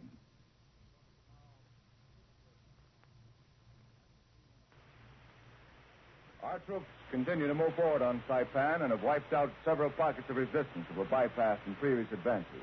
Our carrier aircraft made still another attack on Rota. Among the first observers of the Saipan and Philippine sea battle is Navy Lieutenant Jim Britt, former radio man of Boston, who was aboard a United States aircraft carrier in the great victory of June 18th. Jim, will you tell us about it? Well, Webb, we took battle stations after the word was passed that a tremendous carrier aircraft attack was on the way in. You could tell just by looking at our pilots as they raced to their planes that every man felt this was the chance for which he had waited. Within 30 minutes of launching, we could see long wisps of smoke trailing from Jap planes as they were shot down. Listening to the ship's radio, we could tell our pilots were having a field day. One youngster who had long waited for a crack at the Japs apparently had a zero on his tail, because over the radio we heard him moan, "Oh, Lordy, not the first time. Somebody shoot that blank blank zero down." And another voice calmly said, "Roger," and promptly did so. That was typical of the teamwork. Ensign Wilbur Webb of Ardmore, Oklahoma, shot down a section of 3 Japs in one run, got 6 and 2 probables in his first engagement. Dozens of pilots became aces within half an hour. How close did the Japs come to your carrier, Jim? Well, all told, the Japs sent in 10 waves of from 40 to 50 planes each, and of course some got through. But despite the exaggerated Tokyo claims, not one of our ships was seriously damaged. I saw one plane drop a bomb close to our bow, but all it did was irritate our AA gunners, who shot him down. A Zero raced across with 2 Hellcats in pursuit, and the gunner stopped firing while the Hellcat shot the Jap to pieces. 3 Jap pilots bailed out off our starboard beam, but there was no time to pick them up. One Jap torpedo bomber caught fire 50 yards ahead of another carrier and roared the whole length of the flight deck, not more than 20 feet overhead, then crashed into the sea. In many cases, the pilots told us the Japs made no attempt to fight back. The rear gunner of one bomber was reported to have folded his guns and his arms and huddled waiting to be killed. The surprising thing of this great battle, Jim, was its brevity, huh? Short and sweet, Webb. All our planes got safely back but one. More than 20 Japs had fallen before them. The whole show was a tribute to 3 outstanding factors: the superiority of our pilots, the excellence of our planes, and the Native American teamwork that these kids had learned from their school days up. The official score, 402 planes to our 26, confirmed what we already knew: that our pilots had scored the greatest aerial victory in the history of naval warfare at a cost which was described by Admiral Mitcher as an unhoped-for minimum. It was really a knockout, then. Our planes did such a thorough job of destroying Jap carrier aircraft that we attacked their fleet the next day before replacements could be provided. Of all the actions I've seen, this was the greatest show of them all. On no occasion has the overall superiority of our pilots, planes, and carrier tactics been so evident. Anyone who has seen this Pacific War at first hand knows there's plenty of tough going still ahead. But I still like to remember what one flyer said after the battle. If this is the Jap Air Force, how we'd love to take a crack at Tokyo. Thank you, Navy Lieutenant Jim Britt, for a swell story of the naval air battles in the Philippine Sea. This is Webley Edwards at Pearl Harbor. I return you to Admiral in New York.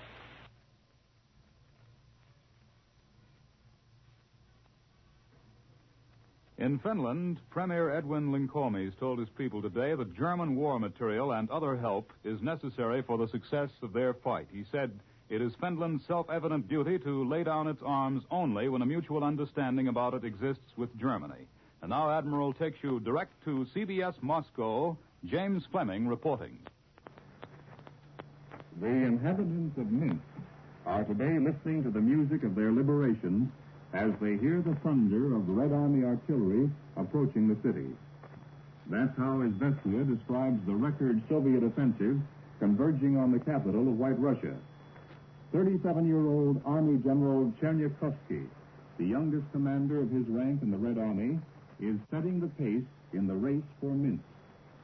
It was his troops who yesterday stormed the Ristov, who forced the Berezina River on a 70-mile front, and who now have moved their big guns to within earshot of their goal. From Russian civilians who have slipped through the German lines, we now have the story of life in Minsk under the German occupation. The city was a scene of uninterrupted guerrilla warfare. For 3 years, the Germans have been forced to maintain defenses in the very streets of the city. The German regional commanders traveled in armored cars, kept dogs and special SS guards around their dwellings. Despite these precautions, they were killed by the partisans one after another, including the German governor of all of White Russia. The Battle of Minsk has been going on since June 24th, 1941. The city, laid waste during the first German assault 3 years ago, is still a mass of ruins. Its liberation is not many hours away. Moscow has been celebrating these White Russian victories with a record number of victory salutes, with their spectacular displays of fireworks lighting the evening sky and there are artillery salvos. Here's how one of those salutes sounds as picked up from a microphone in Red Square. You'll hear the chimes of the Kremlin clock and the thunder of the big guns.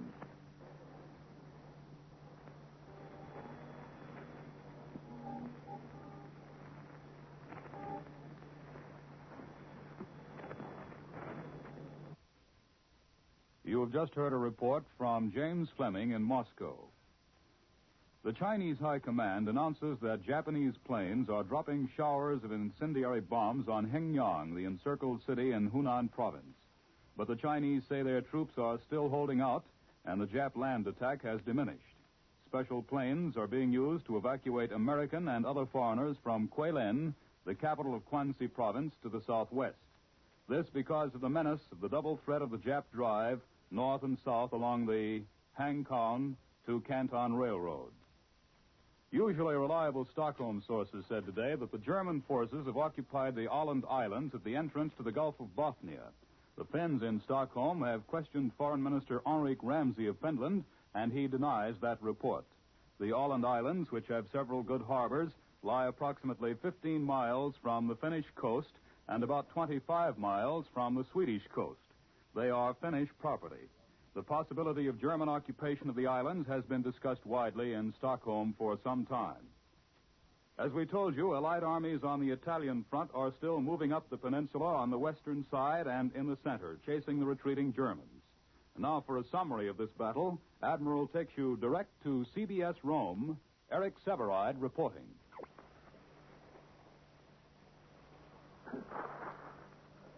This is Eric Severide in Rome.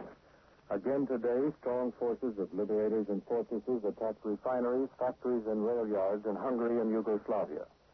They shot down an unspecified number of enemy planes, but our own losses are not given. To the north, on this front, the enemy continues to fall back. They give us a hard fight last night in the seacoast town of Cecina. But the men of the Fifth Army took the town, forcing the Germans out house by house. The High Command describes this as one of the stiffest Fifth Army fights since the occupation of Rome.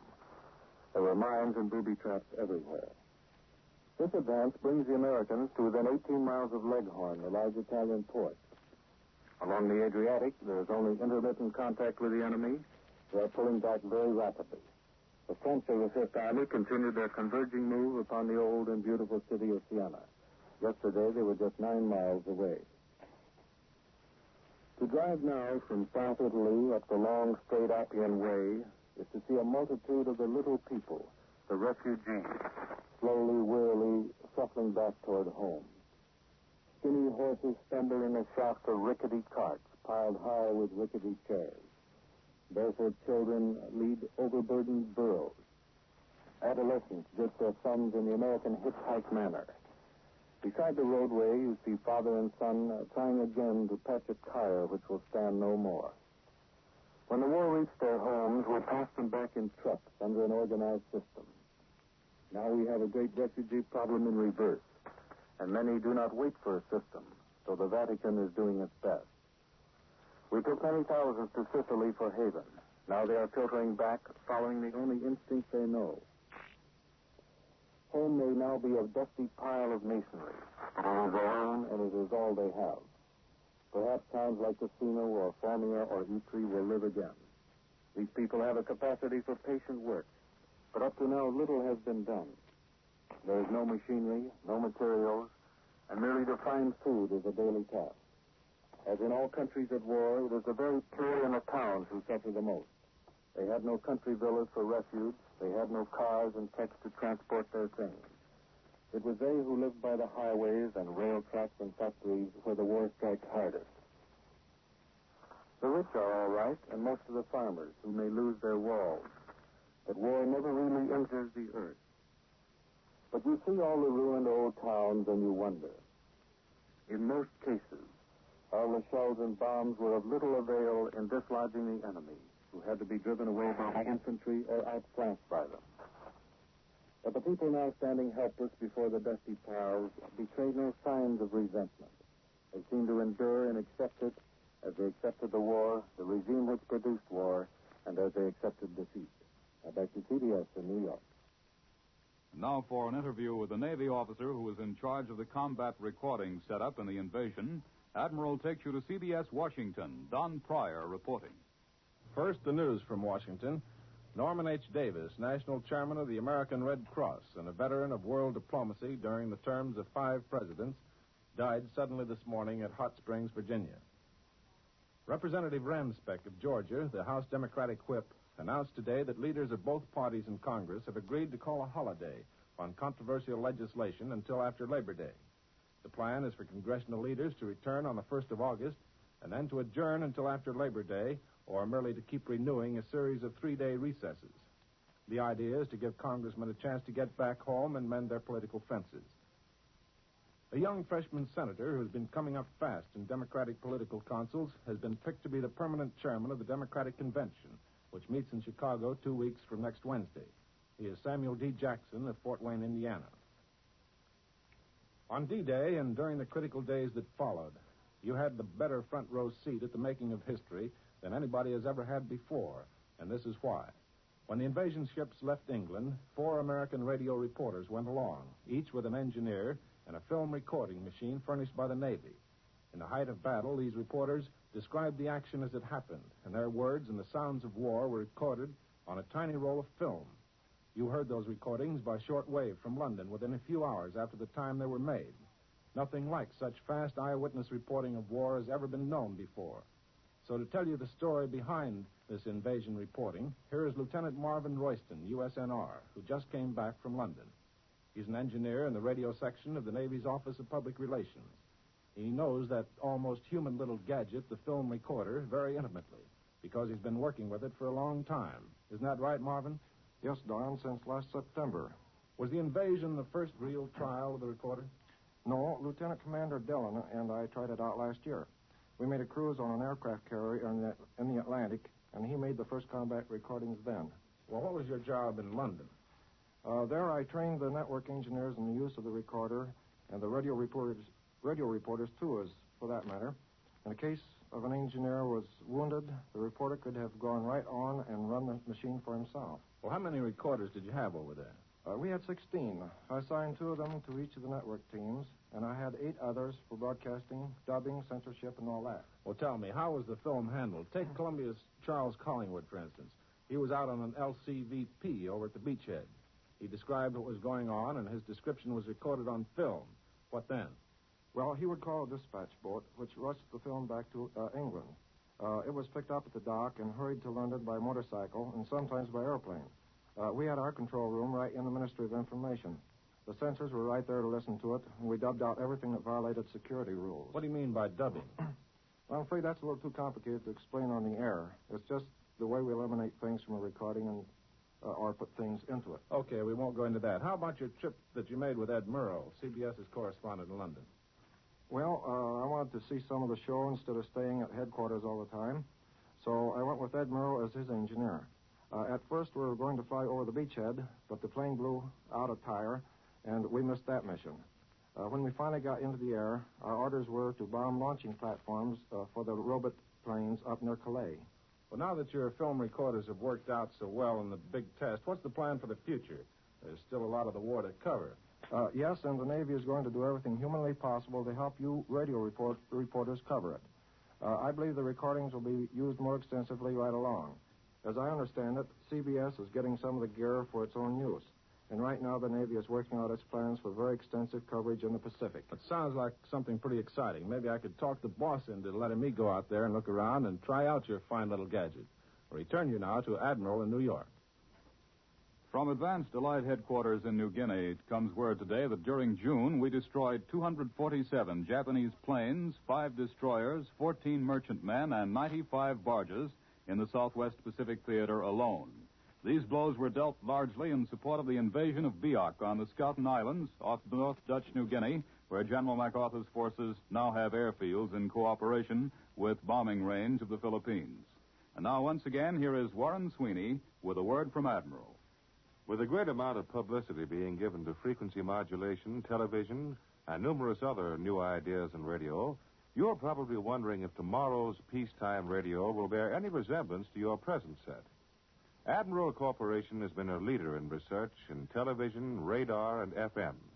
But we can tell you that many of the practical features of the pre-war Admiral will be retained. One of these is the Admiral Aeroscope. The Aeroscope is a built-in antenna incorporated right into the radio cabinet. It eliminates the fuss and bother of outside antennas and messy, unsightly ground wires. This Admiral-built, Admiral-engineered Aeroscope tends to reduce static and assures properly amplified sound waves with ample power and volume. Yes, you can expect many new ideas in your post-war Admiral, along with the best of the pre-war features that made Admiral the world's largest manufacturer of radio phonographs with automatic record changers. War costs money, a lot of money. The goal of the fifth war loan is $16 billion. This means an average of at least an extra $100 in cash invested in war bonds for every man, woman, and child in the United States. It's your chance to invest in invasion. Our boys in Normandy and the South Seas need your help. So let's back the attack. Buy more than before. World News Today is brought to you each Sunday at this hour by Admiral Corporation, makers of Admiral Radio, America's smart set, and post-war makers of Admiral refrigerators, Admiral home freezers, Admiral electric ranges. Be sure to listen again next Sunday when Admiral brings you World News Today by shortwave, direct from leading news centers of the world. This is CBS, the Columbia Broadcasting System. WBBM, Chicago. As your doctor judges it, no other aspirin can do more for you than genuine, pure St. Joseph aspirin. So next time a common headache strikes, take St. Joseph aspirin. It's the world's largest seller at 10 cents. 100 tablets, 35 cents. Demand St. Joseph aspirin. Now, gray and purple smoke is billowing up from the Cannes area. The results of this visual bombing attack are really terrific. Hundreds upon hundreds of pounds of bombs are raining down on this stricken town, and still the bombers come pouring in. There seems to be no end to them. This is an attack in a big way. The enemy is throwing up everything he has in the book, but he seems not able to get in any hits on our planes.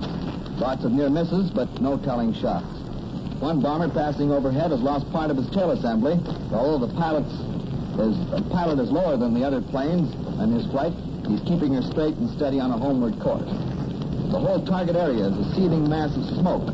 In the growing darkness, I can see the first dull red outline of the fire that is apparently raging in Cannes. It'll be a big bonfire soon, and you can look for those words, big fires were left burning in tomorrow's communique.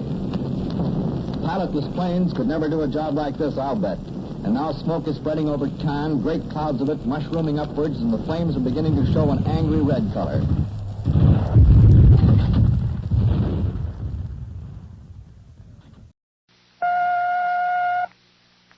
The Sinclair headliner, Frank Singheiser. Each Tuesday, Thursday, and Saturday at this time, the Sinclair Refining Company presents Frank Singheiser with his comments on the news, together with the latest headline news from the Associated Press. Here is Mr. Singheiser. Good evening. The news from France tonight is good, better than it has been at any time since D-Day.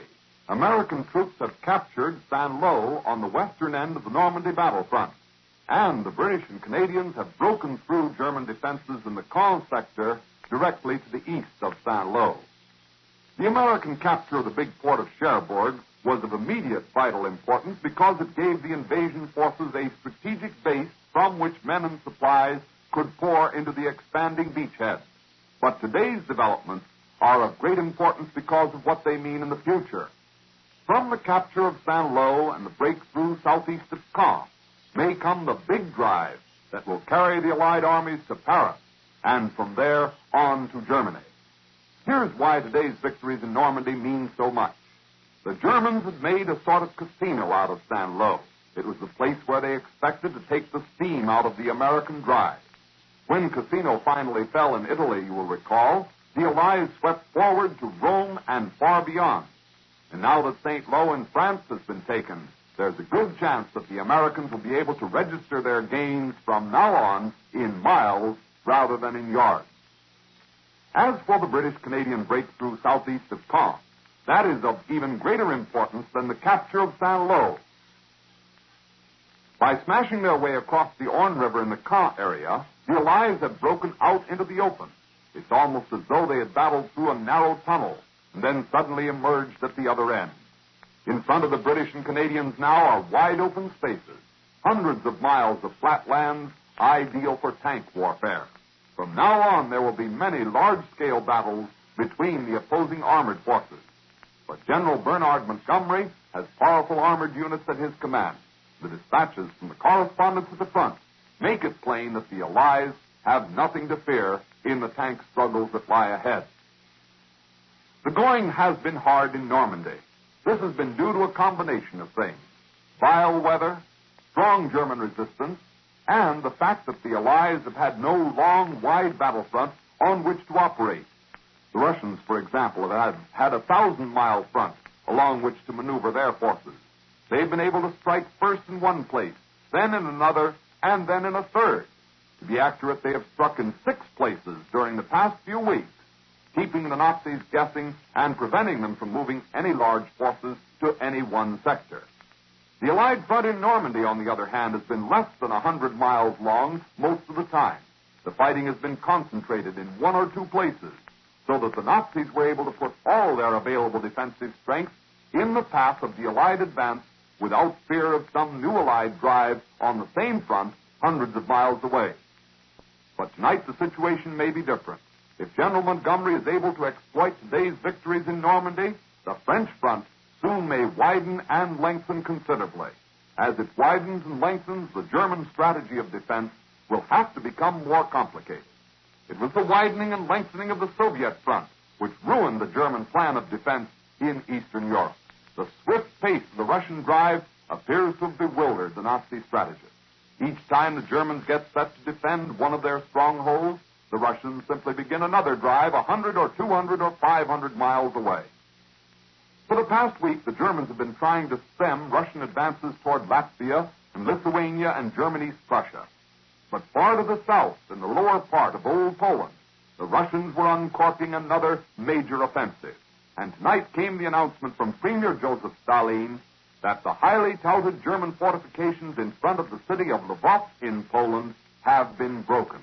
It does not seem that the Germans can hold on to Lvov for very long. When it is in Russian hands, the Red Army can drive from Lvov to the northwest, to Warsaw, or it can push directly to the west, to Germany itself. For Lvov is only a little more than 200 miles from the eastern border of Germany. The problems which confront the German High Command tonight as a result of these latest Allied advances in France and Russia can be compared only to the perplexities which face the Japanese war leaders. Perplexities which have resulted in 2 major Japanese military changes in the last 2 days. Today it was announced by Tokyo that the Japanese Premier, General Tojo, had been removed from at least one of his posts, that of Chief of the Army General Staff. That is a position similar to the one which General George C. Marshall holds in the United States. Tojo's removal as Army Chief of Staff has started a lot of us wondering whether Tojo has lost his post as Premier and War Minister as well. But so far there's been no indication from Japan that Tojo still isn't the top man in the Japanese war machine. Yesterday, as you recall, the Japs ousted their Navy minister, presumably because of the failure of the Japanese Navy to do anything about our capture of Saipan Island in the Marianas. But getting back to the Japanese change in their army setup, the new Chief of Staff is General Yoshijiri Umezu. It is impossible to say, of course, why the Japanese decided to give the top army post to General Umezu. But here's a bit of background on General Umezu, which we think is particularly interesting because of the importance to all of us of future relations between Japan and Russia. General Umezu has been commander of the Kwantung Army for 5 years. That's the army of at least 500,000 men in Manchuria, which faces the Soviet forces across the Siberian border. In that command, General Umezu has played the leading role in preparing those Japanese armies for the defense of Manchuria against any Soviet attack, or who knows, preparing them for a Japanese offensive against Siberia. There's no sign that Japan plans any move against Russia right now. The Japanese are too busy in the Pacific. But the appointment of General Umezu, in view of his background, could mean that Japan is worried over what Russia might do when Germany is knocked out of the war. I'll be back in a moment with a look at the latest news on the Democratic Convention front. Did you know, Mr. Motorist, that you own one of the most valuable pieces of machinery in this country? Yes, it's the motor of your car, the power plant of vital wartime transportation. So don't risk damage to that motor of yours by being careless about lubrication. During these hot summer months, give your motor the protection of Sinclair, Pennsylvania, or Opaline motor oil. These famous Sinclair oils give better protection against excessive wear and breakdowns because they contain no wax or petroleum jelly, those non-lubricating substances that thin out in the heating of driving and dilute your motor oil. So see your Sinclair dealer regularly. Have them drain out the old oil, flush your crankcase and motor clean to get rid of dirt and sludge, and then refill with the correct summer grade of Sinclair, Pennsylvania, or Opaline motor oil. Save wear with Sinclair. And now, back to Frank Singheiser. It's traditional that something unusual always happens at a Democratic National Convention. The 1944 Democratic National Convention, opening tomorrow in Chicago, is all set to live up to that tradition. For a time, it looked as though this year's Democratic session would be a cut-and-dried affair, with President Roosevelt and Vice President Wallace being renominated as a matter of course. But all that's changed now. True, Mr. Roosevelt will get the presidential nomination on schedule, that is, on the first ballot. But it's going to take a lot of plugging by Mr. Wallace's supporters between now and Friday to win him the vice presidential nomination. The president's letter to the convention, giving his personal support to Mr. Wallace, hasn't helped the vice president's cause much. In fact, those who oppose the vice president are pointing to that part of Mr. Roosevelt's letter in which he said he didn't want to dictate to the convention as to who the vice presidential candidate should be. And don't think Mr. Wallace doesn't know that he has a fight on his hands.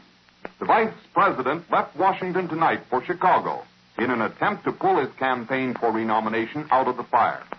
He knows that tonight he has more delegates pledged to him than any other prospective candidate. But he also knows that he still hasn't enough to win the nomination on the first ballot. And it is the general belief that each additional ballot taken will weaken rather than strengthen his position. To give you an idea of the kind of battle Mr. Wallace faces, look at what the Pennsylvania delegation did today in a caucus. The delegation took an advisory poll. That is, a poll which does not bind the delegates. 41 Pennsylvania members voted for Mr. Wallace. 21 others either voted against Mr. Wallace or did not vote at all. 10 delegates were absent from the caucus. What makes that vote significant is that the managers of the vice president have claimed right along that Pennsylvania's 72 votes were all for Mr. Wallace. It is one of the peculiarities of the struggle for the vice presidential nomination that the two men who are conceded some chance of upsetting Mr. Wallace's apple cart are men who are close to the president.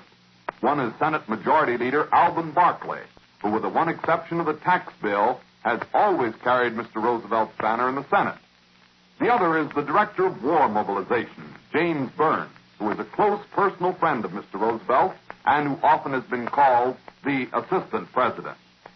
Of course, Senator Barkley and Mr. Burns are not openly campaigning as of tonight to win the vice presidential nomination away from Henry Wallace.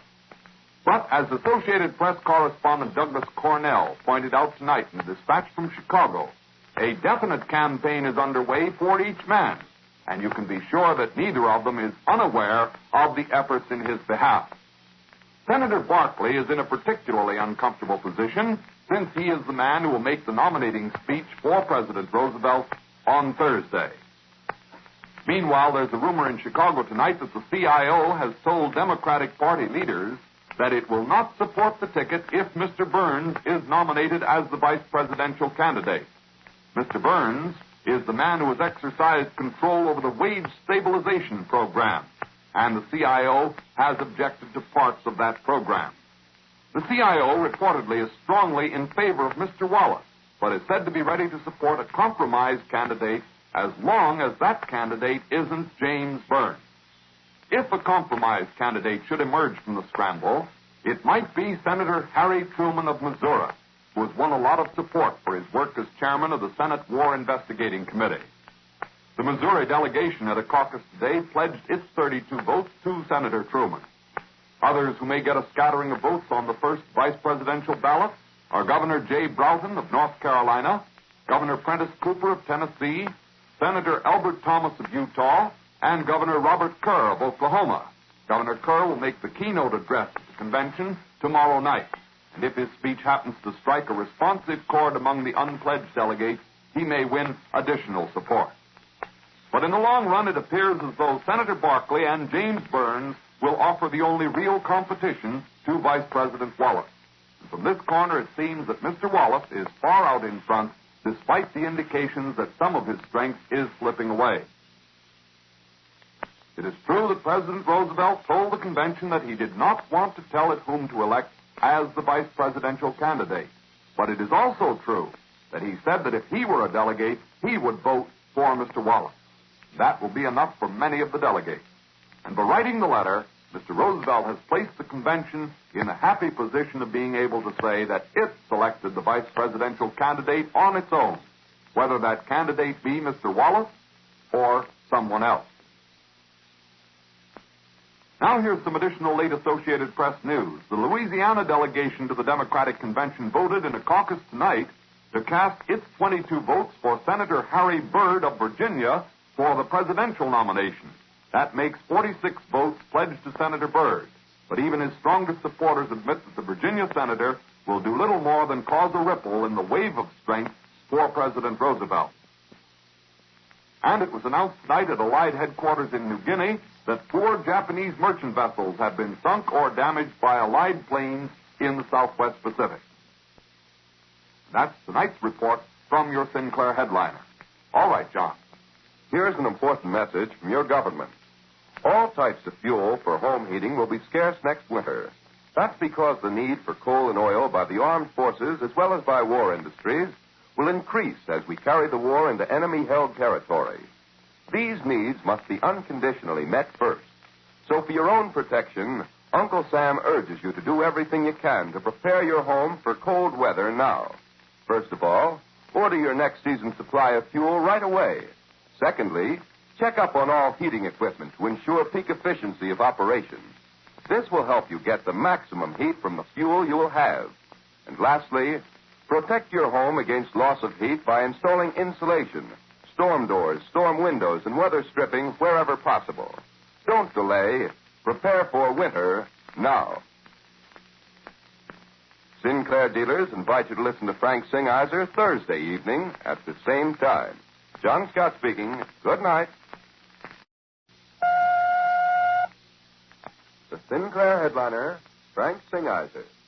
Each Tuesday, Thursday, and Saturday at this time, the Sinclair Refining Company presents Frank Singheiser with his comments on the news, together with the latest headline news from the Associated Press. Here is Mr. Singheiser. Good evening. The news from France tonight is good, better than it has been at any time since D-Day. American troops have captured Saint-Lô on the western end of the Normandy battlefront, and the British and Canadians have broken through German defenses in the Caen sector directly to the east of Saint-Lô. The American capture of the big port of Cherbourg was of immediate vital importance because it gave the invasion forces a strategic base from which men and supplies could pour into the expanding beachhead. But today's developments are of great importance because of what they mean in the future. From the capture of Saint-Lô and the breakthrough southeast of Caen may come the big drive that will carry the Allied armies to Paris and from there on to Germany. Here's why today's victories in Normandy mean so much. The Germans had made a sort of casino out of Saint-Lô. It was the place where they expected to take the steam out of the American drive. When Cassino finally fell in Italy, you will recall, the Allies swept forward to Rome and far beyond. And now that Saint-Lô in France has been taken, there's a good chance that the Americans will be able to register their gains from now on in miles rather than in yards. As for the British-Canadian breakthrough southeast of Caen, that is of even greater importance than the capture of Saint-Lô. By smashing their way across the Orne River in the Caen area, the Allies have broken out into the open. It's almost as though they had battled through a narrow tunnel, and then suddenly emerged at the other end. In front of the British and Canadians now are wide open spaces, hundreds of miles of flat lands ideal for tank warfare. From now on, there will be many large-scale battles between the opposing armored forces. But General Bernard Montgomery has powerful armored units at his command. The dispatches from the correspondents at the front make it plain that the Allies have nothing to fear in the tank struggles that lie ahead. The going has been hard in Normandy. This has been due to a combination of things: vile weather, strong German resistance, and the fact that the Allies have had no long, wide battlefront on which to operate. The Russians, for example, have had a 1,000-mile front along which to maneuver their forces. They've been able to strike first in one place, then in another, and then in a third. To be accurate, they have struck in 6 places during the past few weeks, keeping the Nazis guessing and preventing them from moving any large forces to any one sector. The Allied front in Normandy, on the other hand, has been less than 100 miles long most of the time. The fighting has been concentrated in 1 or 2 places, so that the Nazis were able to put all their available defensive strength in the path of the Allied advance without fear of some new Allied drive on the same front hundreds of miles away. But tonight the situation may be different. If General Montgomery is able to exploit today's victories in Normandy, the French front soon may widen and lengthen considerably. As it widens and lengthens, the German strategy of defense will have to become more complicated. It was the widening and lengthening of the Soviet front which ruined the German plan of defense in Eastern Europe. The swift pace of the Russian drive appears to have bewildered the Nazi strategists. Each time the Germans get set to defend one of their strongholds, the Russians simply begin another drive 100 or 200 or 500 miles away. For the past week, the Germans have been trying to stem Russian advances toward Latvia and Lithuania and Germany's Prussia. But far to the south, in the lower part of Old Poland, the Russians were uncorking another major offensive. And tonight came the announcement from Premier Joseph Stalin that the highly touted German fortifications in front of the city of Lvov in Poland have been broken. It does not seem that the Germans can hold on to Lvov for very long. When it is in Russian hands, the Red Army can drive from Lvov to the northwest, to Warsaw, or it can push directly to the west, to Germany itself. For Lvov is only a little more than 200 miles from the eastern border of Germany. The problems which confront the German High Command tonight as a result of these latest Allied advances in France and Russia can be compared only to the perplexities which face the Japanese war leaders. Perplexities which have resulted in 2 major Japanese military changes in the last 2 days. Today it was announced by Tokyo that the Japanese Premier, General Tojo, had been removed from at least one of his posts, that of Chief of the Army General Staff. That is a position similar to the one which General George C. Marshall holds in the United States. Tojo's removal as Army Chief of Staff has started a lot of us wondering whether Tojo has lost his post as Premier and War Minister as well. But so far there's been no indication from Japan that Tojo still isn't the top man in the Japanese war machine. Yesterday, as you recall, the Japs ousted their Navy minister, presumably because of the failure of the Japanese Navy to do anything about our capture of Saipan Island in the Marianas. But getting back to the Japanese change in their army setup, the new Chief of Staff is General Yoshijiri Umezu. It is impossible to say, of course, why the Japanese decided to give the top army post to General Umezu. But here's a bit of background on General Umezu, which we think is particularly interesting because of the importance to all of us of future relations between Japan and Russia. General Umezu has been commander of the Kwantung Army for 5 years. That's the army of at least 500,000 men in Manchuria, which faces the Soviet forces across the Siberian border. In that command, General Umezu has played the leading role in preparing those Japanese armies for the defense of Manchuria against any Soviet attack, or who knows, preparing them for a Japanese offensive against Siberia. There's no sign that Japan plans any move against Russia right now. The Japanese are too busy in the Pacific. But the appointment of General Umezu, in view of his background, could mean that Japan is worried over what Russia might do when Germany is knocked out of the war. I'll be back in a moment with a look at the latest news on the Democratic convention front. Did you know, Mr. Motorist, that you own one of the most valuable pieces of machinery in this country? Yes, it's the motor of your car, the power plant of vital wartime transportation. So don't risk damage to that motor of yours by being careless about lubrication. During these hot summer months, give your motor the protection of Sinclair, Pennsylvania, or Opaline motor oil. These famous Sinclair oils give better protection against excessive wear and breakdowns because they contain no wax or petroleum jelly, those non-lubricating substances that thin out in the heating of driving and dilute your motor oil. So see your Sinclair dealer regularly. Have him drain out the old oil, flush your crankcase and motor clean to get rid of dirt and sludge, and then refill with the correct summer grade of Sinclair, Pennsylvania, or Opaline motor oil. Save wear with Sinclair. And now, back to Frank Singheiser. It's traditional that something unusual always happens at a Democratic National Convention.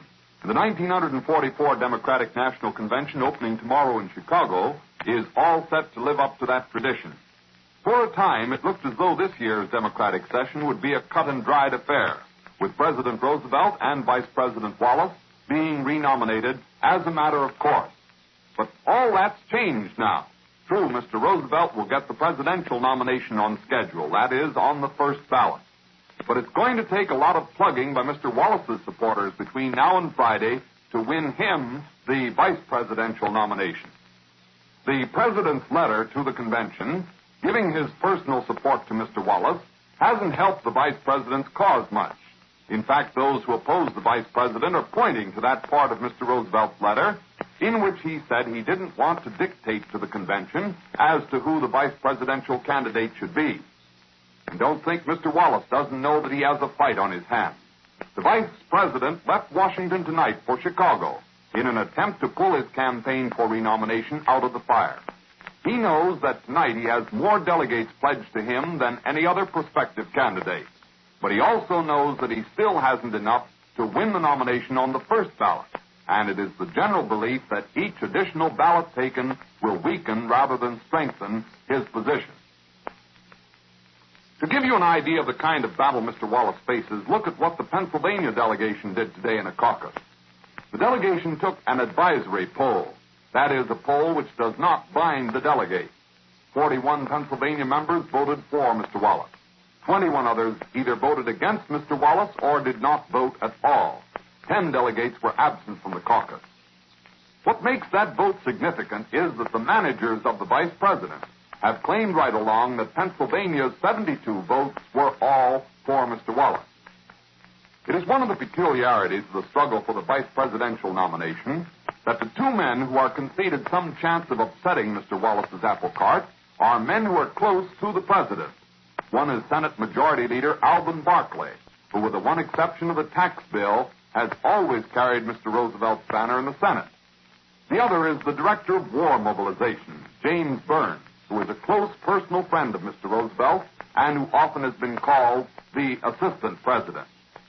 Of course, Senator Barkley and Mr. Burns are not openly campaigning as of tonight to win the vice presidential nomination away from Henry Wallace. But as Associated Press correspondent Douglas Cornell pointed out tonight in a dispatch from Chicago, a definite campaign is underway for each man, and you can be sure that neither of them is unaware of the efforts in his behalf. Senator Barkley is in a particularly uncomfortable position since he is the man who will make the nominating speech for President Roosevelt on Thursday. Meanwhile, there's a rumor in Chicago tonight that the CIO has told Democratic Party leaders that it will not support the ticket if Mr. Burns is nominated as the vice presidential candidate. Mr. Burns is the man who has exercised control over the wage stabilization program, and the CIO has objected to parts of that program. The CIO reportedly is strongly in favor of Mr. Wallace, but is said to be ready to support a compromise candidate as long as that candidate isn't James Burns. If a compromise candidate should emerge from the scramble, it might be Senator Harry Truman of Missouri, who has won a lot of support for his work as chairman of the Senate War Investigating Committee. The Missouri delegation at a caucus today pledged its 32 votes to Senator Truman. Others who may get a scattering of votes on the first vice presidential ballot are Governor Jay Broughton of North Carolina, Governor Prentice Cooper of Tennessee, Senator Albert Thomas of Utah, and Governor Robert Kerr of Oklahoma. Governor Kerr will make the keynote address at the convention tomorrow night. And if his speech happens to strike a responsive chord among the unpledged delegates, he may win additional support. But in the long run, it appears as though Senator Barkley and James Burns will offer the only real competition to Vice President Wallace. And from this corner, it seems that Mr. Wallace is far out in front, despite the indications that some of his strength is slipping away. It is true that President Roosevelt told the convention that he did not want to tell it whom to elect as the vice presidential candidate. But it is also true that he said that if he were a delegate, he would vote for Mr. Wallace. That will be enough for many of the delegates. And by writing the letter, Mr. Roosevelt has placed the convention in a happy position of being able to say that it selected the vice presidential candidate on its own, whether that candidate be Mr. Wallace or someone else. Now here's some additional late Associated Press news. The Louisiana delegation to the Democratic Convention voted in a caucus tonight to cast its 22 votes for Senator Harry Byrd of Virginia for the presidential nomination. That makes 46 votes pledged to Senator Byrd. But even his strongest supporters admit that the Virginia senator will do little more than cause a ripple in the wave of strength for President Roosevelt. And it was announced tonight at Allied headquarters in New Guinea that 4 Japanese merchant vessels have been sunk or damaged by Allied planes in the Southwest Pacific. That's tonight's report from your Sinclair headliner. All right, John. Here's an important message from your government. All types of fuel for home heating will be scarce next winter. That's because the need for coal and oil by the armed forces as well as by war industries will increase as we carry the war into enemy-held territory. These needs must be unconditionally met first.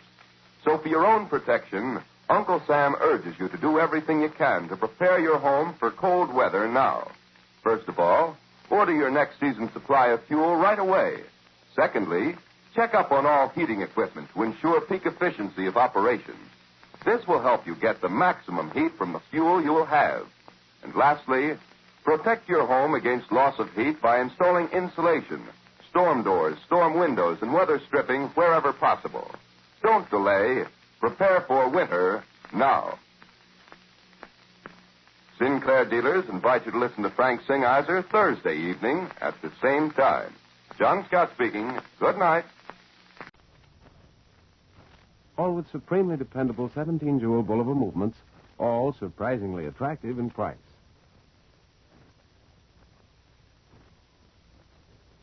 World News Today, brought to you by Admiral Corporation in behalf of distributors and dealers all over America and in many foreign lands. By shortwave broadcast, direct from important overseas stations and leading news centers of our own country, CBS reporters are waiting to bring you first-hand news from the world's political and battlefronts. Now, here's Douglas Edwards. Despite German claims that everything is calmed down inside Germany, there are increasing signs today that the revolt of army leaders is not yet over. The new chief of the German Army General Staff has told his troops by radio that some of the officers who led the revolt were on active service.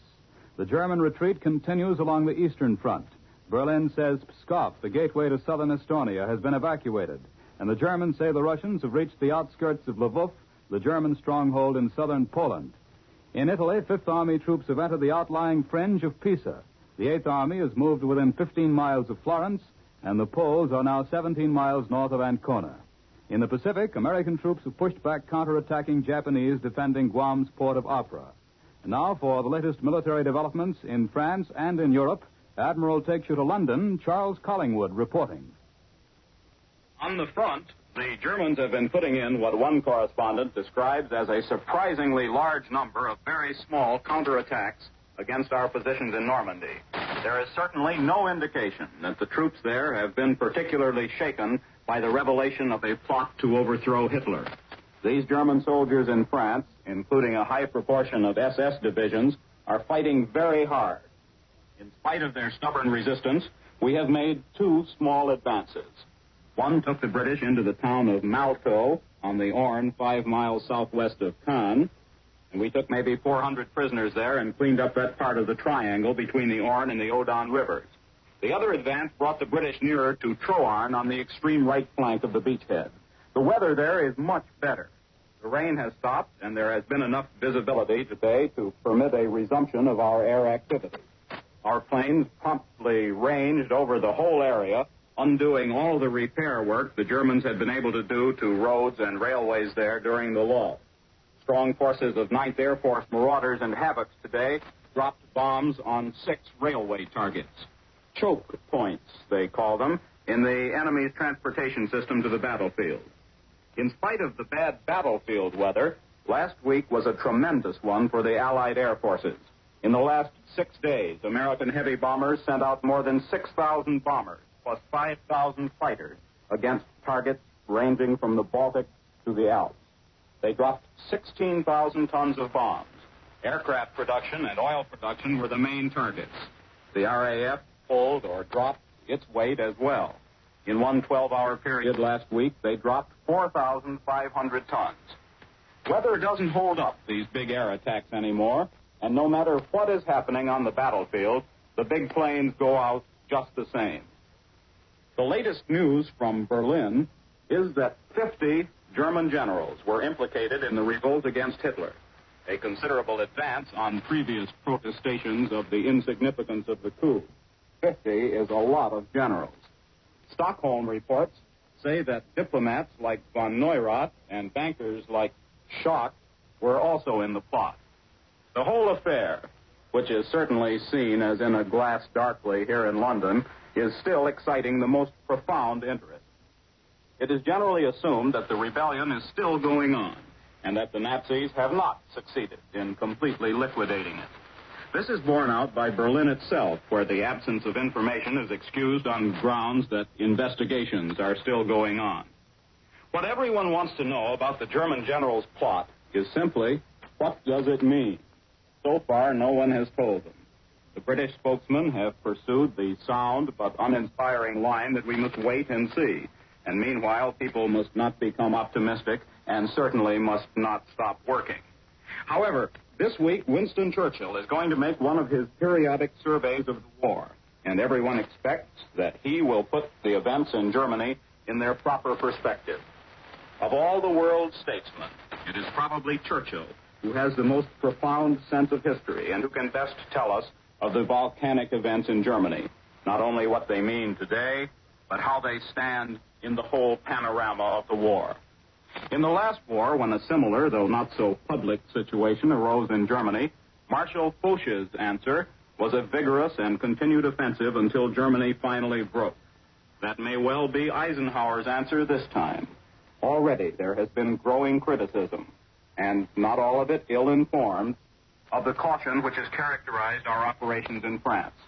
The possibility of hastening the collapse of Germany, dramatically shown by the action of the German generals, may dictate a more audacious offensive in Normandy. And there may be political moves designed to draw the German people into the movement against the Nazis. But whatever form our military and political action will take, it is inconceivable that we will not attempt to take advantage of this demonstration of German weakness. This is Charles Collingwood in London, returning you to Admiral. More news in just a moment, but first here is Warren Sweeney with a message from Admiral Corporation. In keeping with good things to come from Admiral, we're going to project a story into the peacetime year of 1940X.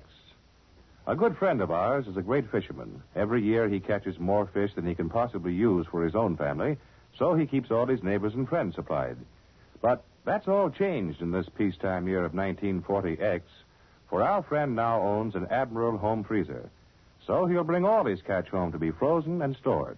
Then, whenever his wife wants fish on the menu, there it is with all the flavor and freshness frozen right in. She is now more reconciled to his fishing as well as hunting trips because frozen fish and game, always at hand, mean a substantial saving on her food budget during the long months ahead. Yes, when the production of civilian goods is resumed, people all over America will choose the Admiral home freezer, made by the same careful craftsmen who have made Admiral Radio America's smart set. Now, here once again is Douglas Edwards. In China, General Stilwell reported today that Allied air attacks on the Japanese-held Hunan province capital of Changsha caused fires visible 60 miles away, and pilots report the entire city is in flames. At the railway town of Hengyang, where Chinese troops have been holding out against a prolonged Japanese siege, Allied planes bombed the Japanese-held railroad yards, setting buildings afire. Enemy troop positions around Hengyang were hit, and casualties were caused. Japanese shipping was hard hit. An estimated 20 supply boats were sunk in Siang River sweeps from Changsha south to Siangtan, and 150 river craft were destroyed or damaged near Siangtan. And now for the news in the Pacific and an interview with a war correspondent who has spent some time with our battle fleet. Admiral takes you after a brief pause to CBS Pearl Harbor. Webley Edwards reporting.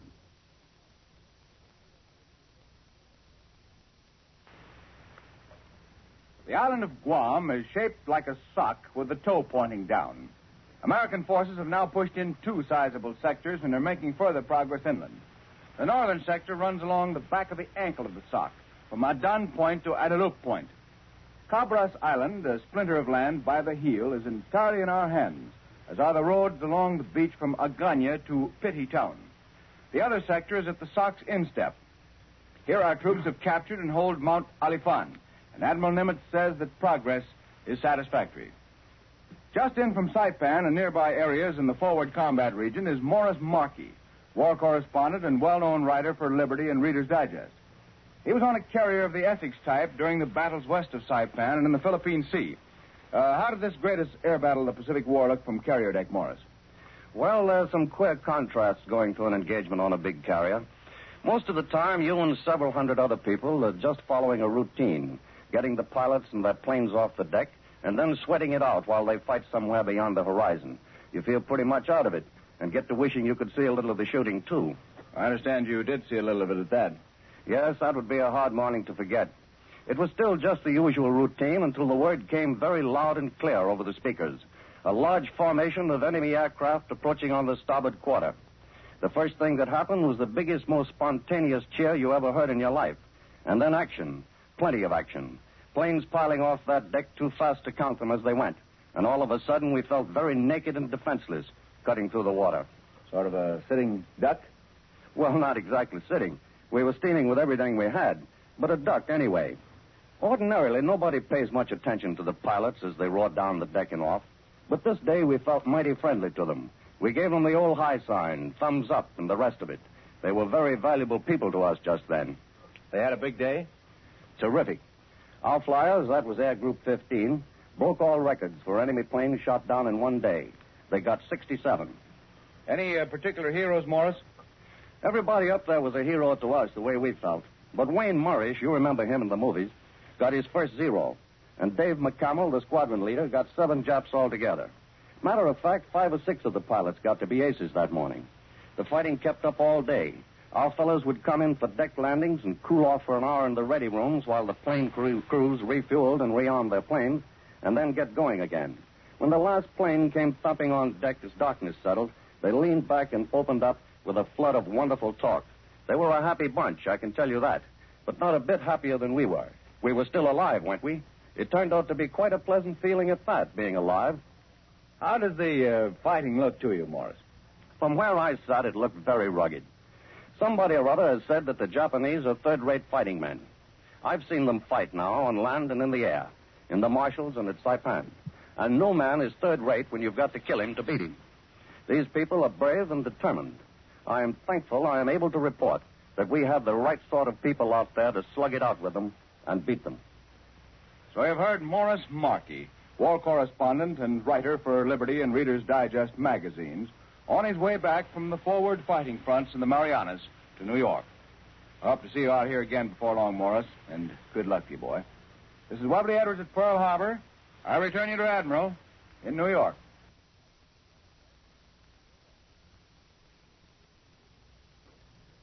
It was officially announced in Cairo today that British and Greek shock troops have successfully raided the Dodecanese island of Symi near Rhodes and have liquidated the entire German garrison. The operation took place the night of July 13th. More than 160 Germans and Italian troops were killed, wounded, or captured. At the other end of the Mediterranean, the Fifth Army entered southern Pisa this morning. For a direct report, Admiral takes you now direct to CBS Rome. Eric Severide reporting. This is Rome. The Allies in Italy are still moving on, not rapidly, but faster apparently than they are in Normandy. American troops last night fought their way to the south banks of the Arno between Pisa and the sea. In that last report, some of them were in the southern outskirts of the city with the Germans still resisting. The 8th Army to the right, after a week's hard fighting in the Tiber Valley, has seized Città di Castello, and over on the Adriatic, the Poles continue to push ahead. Our last reported air raid was on the Plesty oil fields once more. Last week, planes from this theater flew nearly 12,000 sorties. They destroyed 155 German planes in the air and lost 139 themselves. Our men should be in complete possession of Pisa very soon, if the usual pattern of conquest is followed. So far as we know, the town is not much damaged, despite German demolition, and the leaning tower is still leaning. When we entered Rome, one untutored GI remarked about the old ruins of the Colosseum that we had really given the place a plastering, and it's practically certain that at least one of his comrades will conclude that the Tower of Pisa was not knocked off center by our explosives. A month and a half now, our soldiers have occupied Rome, so often conquered in the past. And as before, eternal Rome absorbs the latest victors in his serenity unimpaired. Rome is lazy and hot as another July. The people take their daily siesta as they did. And today the church bells are ringing as on other Sundays.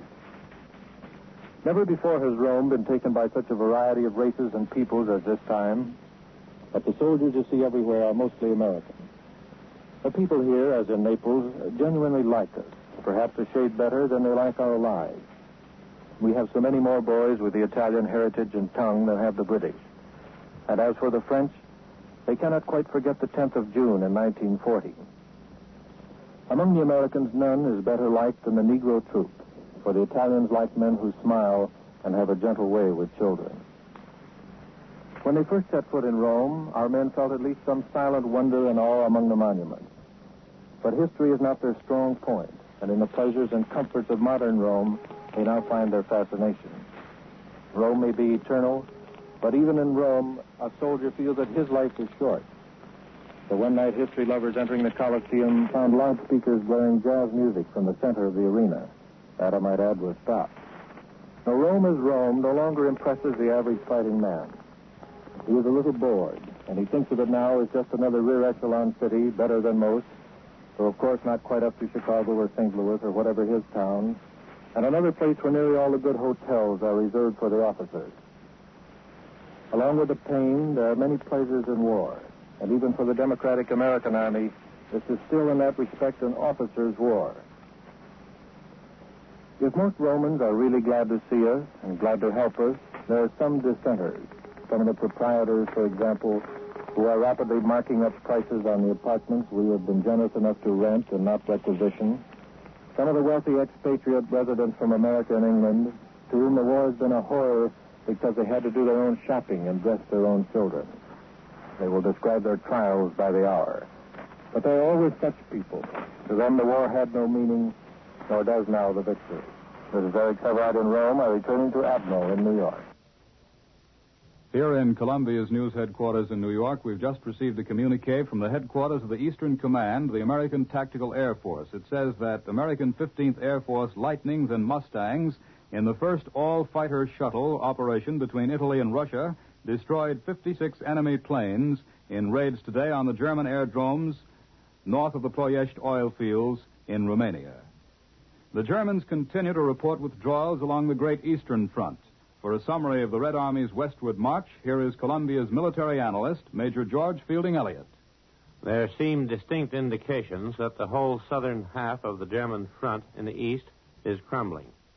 Late German reports say that the Russians have penetrated to the outskirts of the great railway center of Lvov, that the Russians have also driven a deep penetration north of Lvov, which has reached the river San in the vicinity of Yaroslav, and that still further north, another Russian penetration has reached the area of Lublin, an important railway town about 100 miles southeast of Warsaw.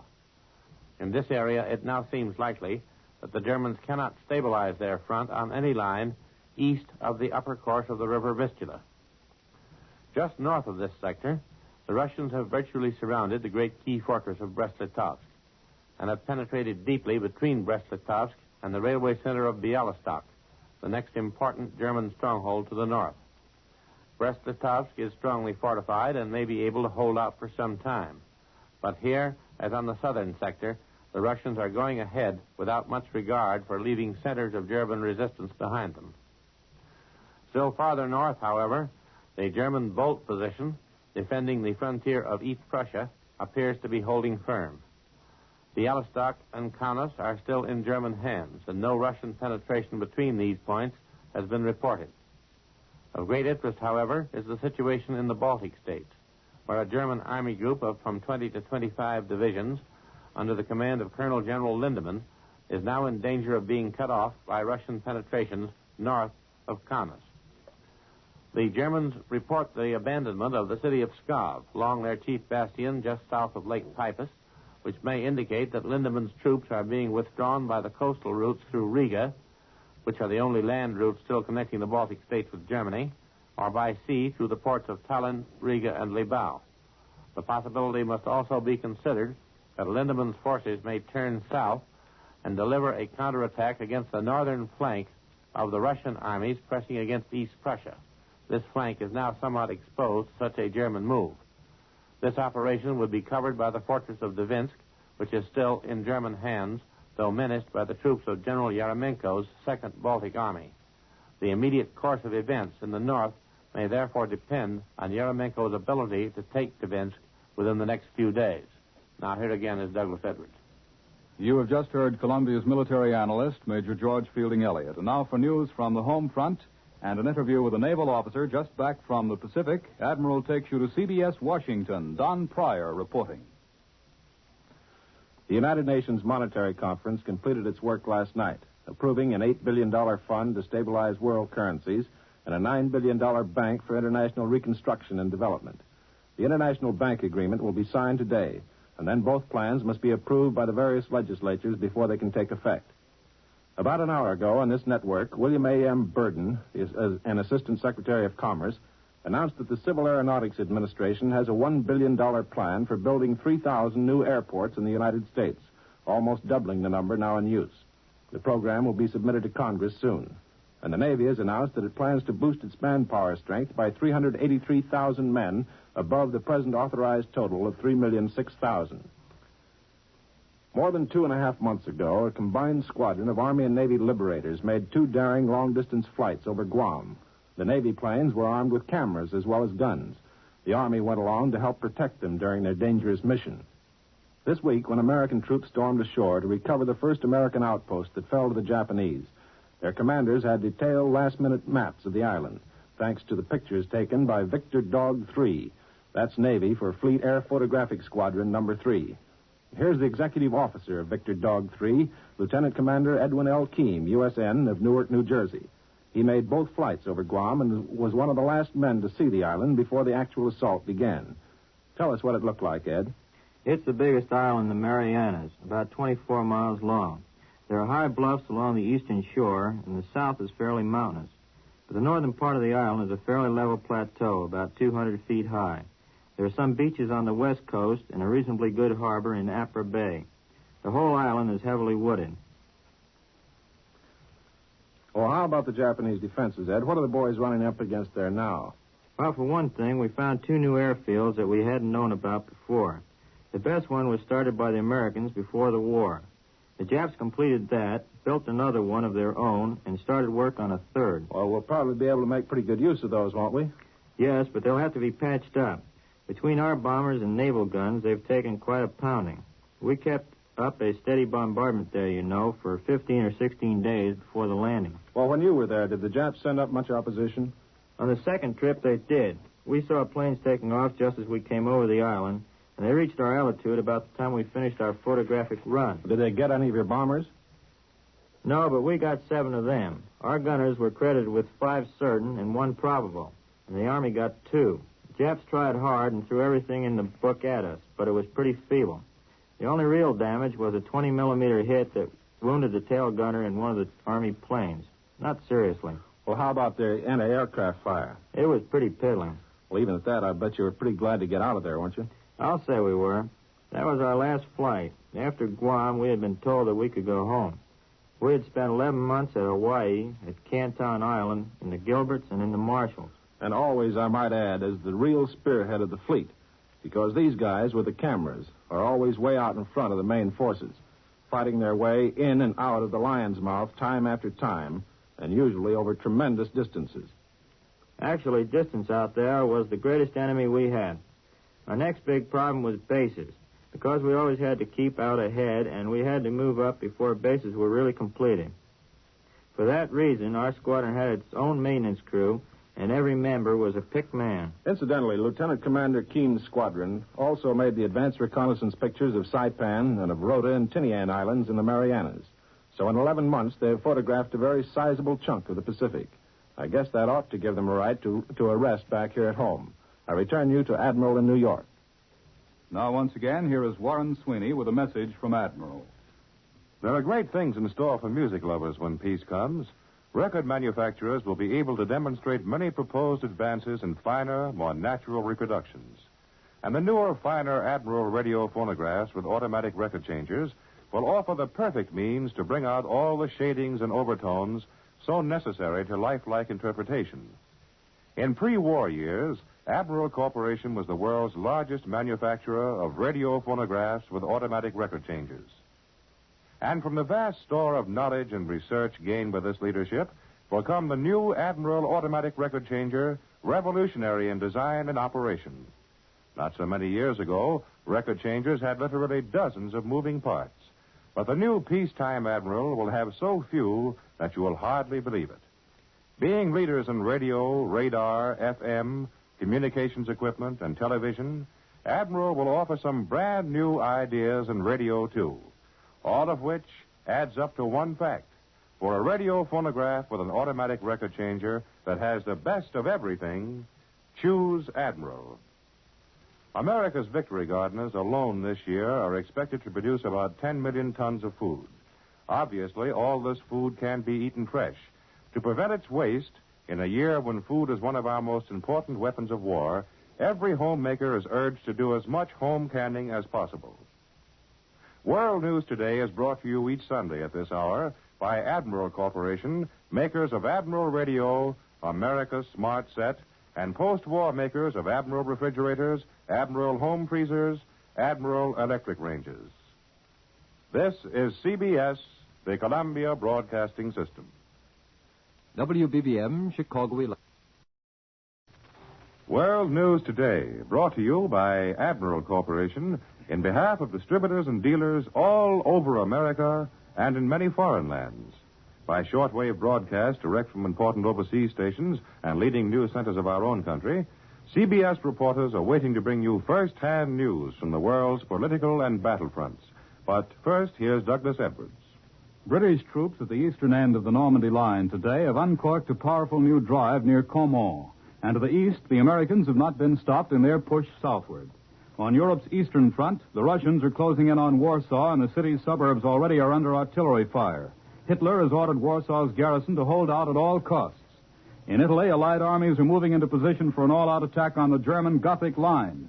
The British Eighth Army is reported about 7 miles from Florence, and the Germans have moved 5 rather tired divisions into the region. On Pacific war fronts, American forces have occupied Orote Peninsula, and we now control more than 2/3 of Tinian Island. And the B-29s have carried out another raid on the Manchurian steel plants and the Chinese port.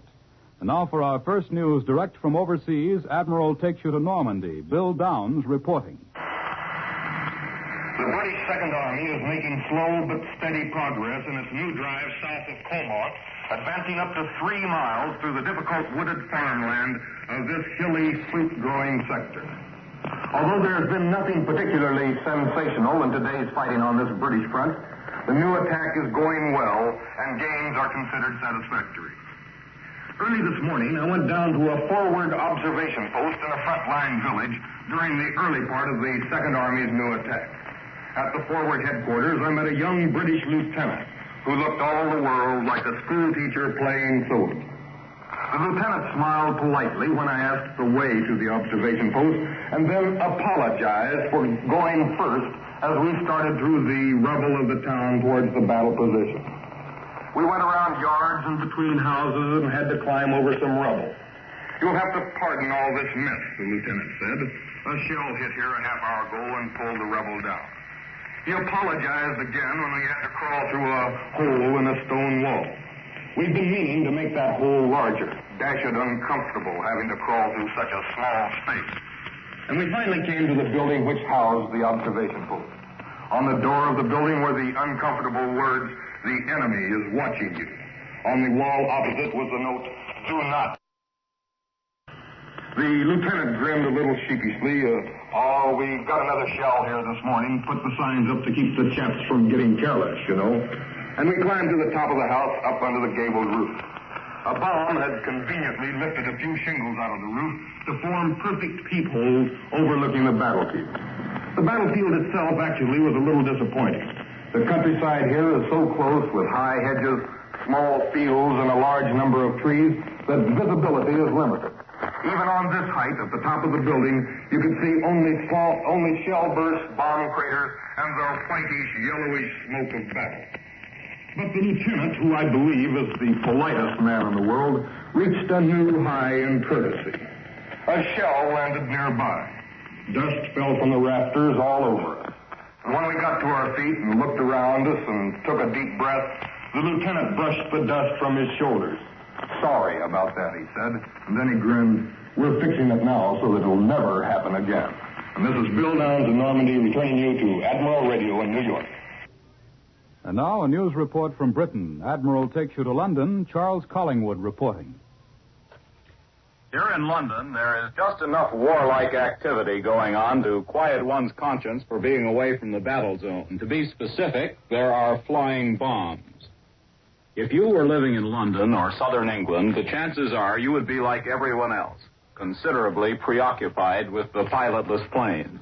People seem under a curious compulsion to talk about every flying bomb they hear going overhead, where it might have come from, where it might have landed, whether its antics were in any way different from the run of visitations.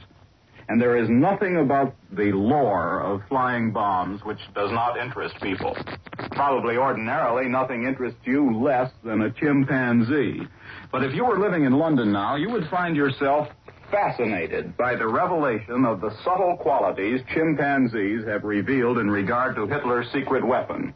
It seems that lions and tigers and the other beasts in the zoo can't tell a flying bomb from any other noise. But not so the chimpanzee. Long before anyone else hears one coming, he begins to show all the signs of acute anxiety and goes and hides in his little house.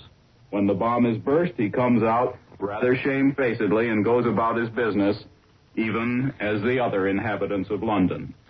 This little tidbit of jungle information is regarded as of great interest here, like everything else that has anything to do with flying bombs. It would seem as though those who live in the areas where the bombs fall are under some curious compulsion to talk about them. And that may be the healthiest way to treat them. And one reason why this latest bombardment of London has failed as completely as the earlier one to prevent people from going about the work they have to do to win the war. This is Charles Collingwood in London, returning you to Admiral in New York. More news in just a moment, but first here is Warren Sweeney with a message from Admiral Corporation. The modern electric refrigerator has been a boon to millions of American homemakers. But who hasn't wished that the messy, bothersome job of regular defrosting could be eliminated forever? Well, your wish has come true. It's a post-war promise from Admiral. Admiral refrigeration engineers have produced a new two-temperature refrigerator that you never need to defrost. Not only that, but the new Admiral provides generous extra food storage. The frost-collecting coils that waste space and dry out food are gone. As a result, foods keep fresh and moist indefinitely in the new Admiral refrigerator without the use of covered dishes.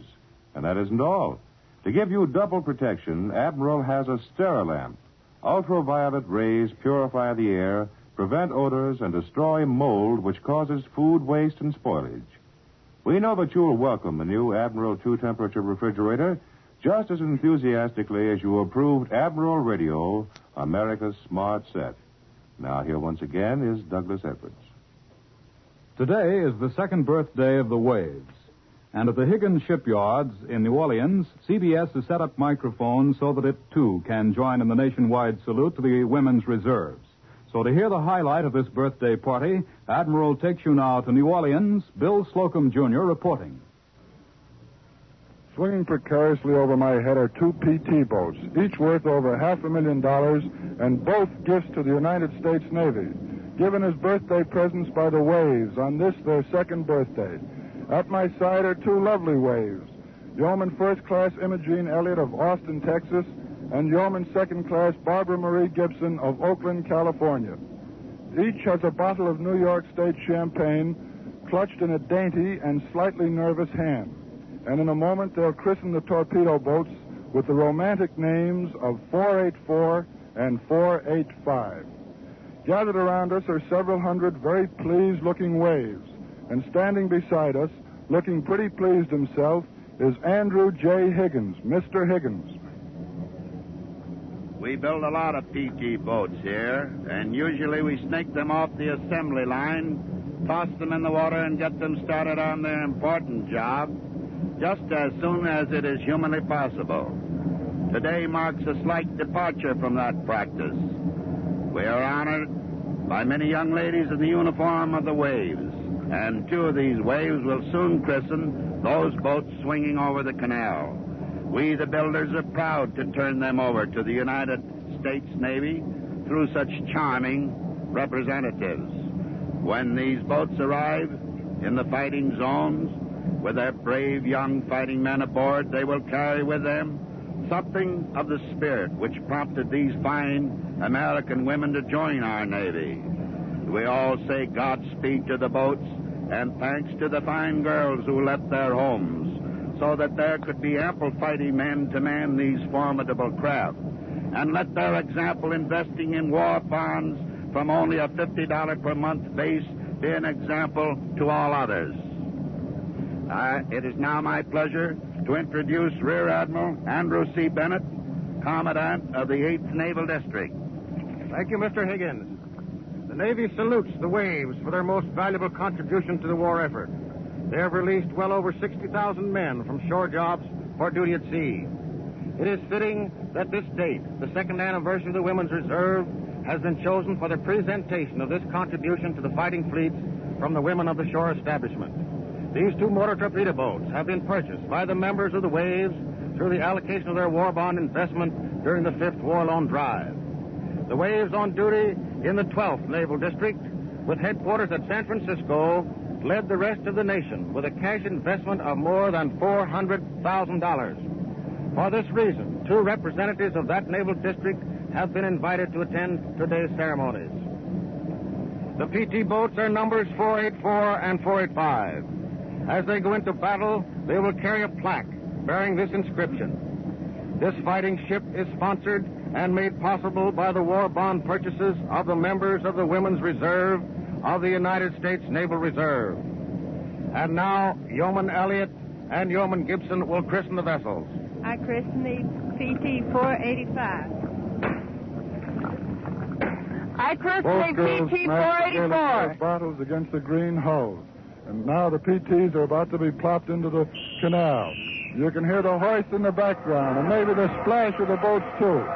Now a couple more PT boats race around in the narrow channel gathered here. I wish I could describe the look on the faces of all the Waves gathered here now. It's a half maternal, half martial look. A sort of look that says, there, you pretty darling little boats. Now go out and blow those Japs right out of the Pacific. I return you now to Admiral in New York. And speaking of the Japs, in the Central and Southwest Pacific, we're continuing to hit the Japanese and hit them hard. For more details in the war against Japan, Admiral, after a few seconds' pause, takes you to Pearl Harbor. Webley Edwards reporting.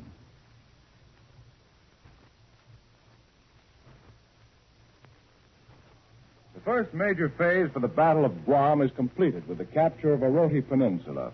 During the mop-up on the peninsula, our 10-mile front remained virtually unchanged. But patrol activity gave indication of further inland progress, with Orote and Opera Harbor as a now solidly held springboard. Marines on Tinian have pushed the enemy into the southern end of the island with strong advances, backed by 7th Air Force Thunderbolt fighter assistance. With me here is the Chief of Staff of the 7th Air Force, Brigadier General William J. Flood. General, will you tell us something of Air Force activities out yonder? 2 days after Isley Field on Saipan had been taken from the Japs, fighter planes of the 7th Air Force arrived. A few hours later, Thunderbolts made their first attacks. Shortly after that, a Jap counterattack attempted to retake the field and for a while held one end of it. But operations continued at our end, and the P-47s continued to land and take off until the Japs were driven out. Since then, these planes have bombed or rocketed Jap gun-in positions and strafed Jap troops to support American assault troops on Saipan and now on Tinian. Steadily across the Pacific, 7th Air Force heavy Liberator bombers, medium Mitchells, and gun fighters have proceeded or kept pace with invasion. General Flood, this vast theater of operations must present some unusual problems. Yes, the tremendous distances and the great stretches of water. You people in America cannot realize what it means to fight an air war over water. Over Europe, the majority of those men who are shot down are alive today and have an honorable status as prisoners of war. They can bail out. But there's no bailing out over the Pacific. You land your plane in the water and then get into a raft if you can. It isn't like the English Channel. That can be crossed in 10 or 15 minutes or even less. Over here, the Navy Air Wing and the 7th Air Force land-based planes fly over water for 10 or 15 hours. I've noticed, General, that the flyers and crews have a sincere feeling of confidence that if they should go down, they'll be rescued. They have, and that faith is based on the knowledge that everything humanly possible will be done. To the men of the 7th Air Force, as well as the Navy and Marine Airmen, the possibility of rescue after a crash is of the utmost importance. It is one thing to say that they heroically accept the challenges of these dread waters, knowing that if they crash, all is lost. They do accept the challenge, but it is with the hope, the confidence, that the Navy and the 7th Air Force will rescue them regardless of material cost if it is humanly possible to do so. Some miraculous rescues have been made by planes and ships, General. Often these boys had about one chance in a million of being saved. The men know these stories, and they know if they come down, they are not going to be left there alone and forgotten to die. Every man is a precious unit because he is needed to carry on this fight, and because we pray he may go home one day to those who are waiting for him. You have heard Brigadier General William J. Flood, Chief of Staff of the 7th Air Force. Thank you, sir. This is Webley Edwards in Hawaii. I return you now to Admiral in New York.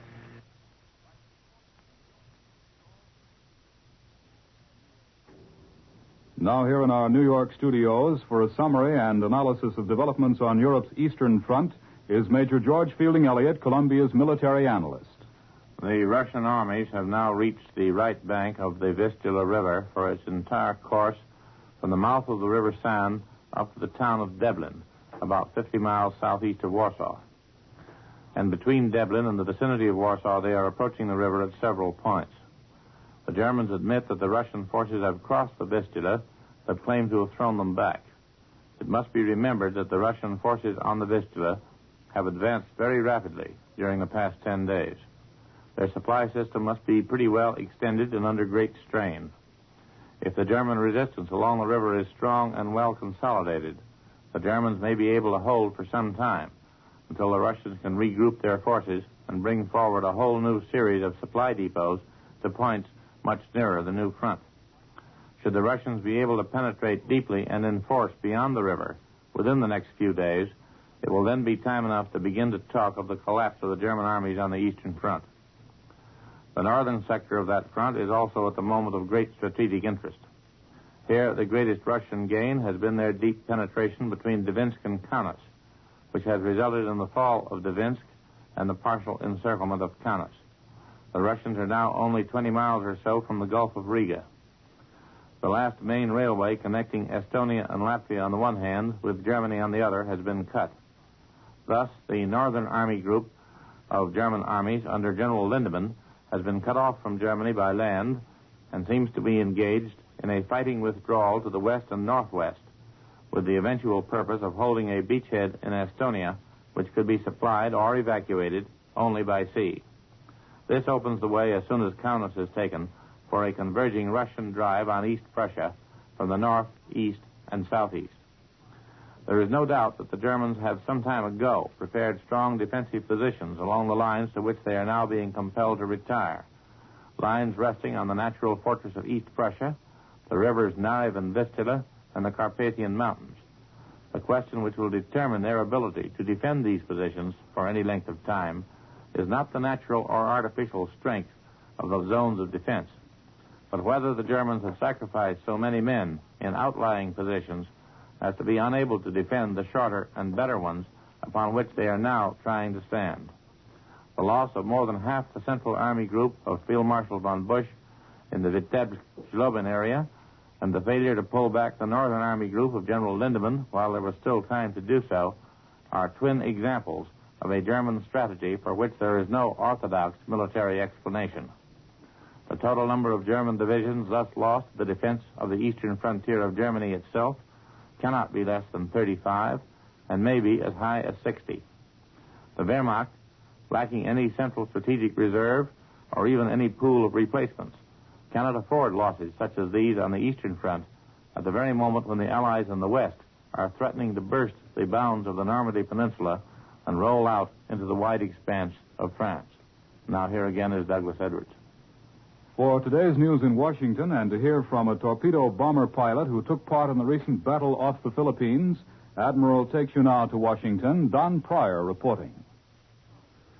There's talk in some diplomatic quarters here of a possible big blow-up in the Balkans in the near future. If Turkey comes into the war on our side, Bulgaria might topple suddenly, and after that, the rest of the Balkans conceivably could be knocked down like a row of 10 pins. Congress comes back to work next Tuesday, but only theoretically. Some of the leaders are worried about getting caught short with no adequate reconversion legislation when Germany falls. But in spite of the danger, there's not much promise of early action. Late one afternoon, not long ago, a flock of torpedo bombers from Task Force 58 caught up with a Jap fleet somewhere east of the Philippine Islands.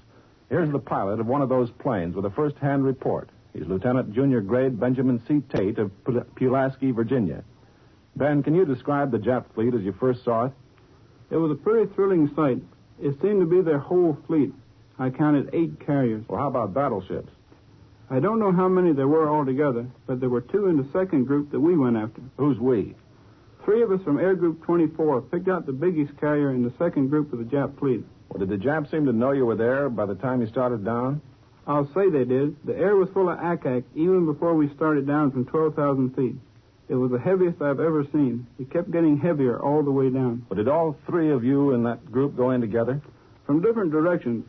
Lieutenant J.G. George Brown of Rochester, New York, the leader of our group, circled to the right and came in toward the bow of the carrier. I went straight down the middle, and Lieutenant J.G. Warren Omark circled to the left and came in toward the starboard amidships. The carrier was turning violently, but we had him pretty well boxed in. Well, and how did it work out? Lieutenant Brown landed the first torpedo just a few seconds before mine, and Lieutenant Omark dropped his immediately after. All 3 caught him squarely amidships. Well, how did you know exactly what happened? Well, when Brown went into his dive, part of his right wing was blown off by ack-ack, and his plane caught fire. It was so badly shot up and burned that Brown's gunner and radio operator jumped. They landed on the water right near the carrier and stayed there all night. They had a ringside seat. They saw the torpedoes hit and watched the carrier catch on fire, saw her shake from internal explosion, and watched her burn far into the night. The last they saw of her, she was standing bow down in the water with her screws high in the air. Well, how did they get back to tell that story? The Navy picked them up the next day. And what happened to Brown? He was lost. I picked him up later after we got away from the Japs and flew on his wing for a while to guide him in. But I finally lost him in the clouds. But in spite of being on fire with his crew gone and shot up pretty badly himself, he finished his run and torpedoed that carrier? That's right. I've never seen anything that could equal it. Well, that sounds as if it's worth the Congressional Medal of Honor at least. Well, now, how about you? How did you get that wound in your hand? My stick was shot off right above my hand just after I dropped my torpedo. It took away my trigger and my bomb release, but we got back all right, almost. We had to land in the water about 9:30 that night because we ran out of gas. They had all the fleet lit up for us, and we came down near a destroyer. We got into a rubber raft. Johnny Sawicki, radioman, flashed an SOS on his tiny waterproof flashlight, and the destroyer gave a Roger with their biggest searchlight. In a few minutes, they had us aboard in their best bunks on the ship. That's the story. Yes, that's the story of one Japanese carrier. And now I return you to Admiral in New York. Crews of American B-29 superfortresses reported today that they left a mass of flaming ruins in Anshan, Manchuria, Japan's second-largest iron and steel-producing center, in their raids against 3 major enemy objectives on Saturday. 2 superfortresses are missing after the widespread operations, which apparently confused the Japanese Air Command. In addition to Anshan, the big bombers hit Tangku, port of Tientsin, at the mouth of the Hai River, and the railway center of Qingshan, a junction of the Peiping to Hankow Railway. Only light fighter opposition and weak and inaccurate anti-aircraft fire was encountered over Anshan. Planes in other operations reported fighter opposition, but said it generally was dispirited, and the superforts either drove it away or ran away from it easily. 2 enemy planes probably were shot down, and 5 were damaged.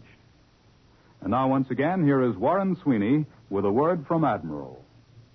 If it's good reception and smart style that will influence your purchase of a new post-war radio, then your choice will be Admiral.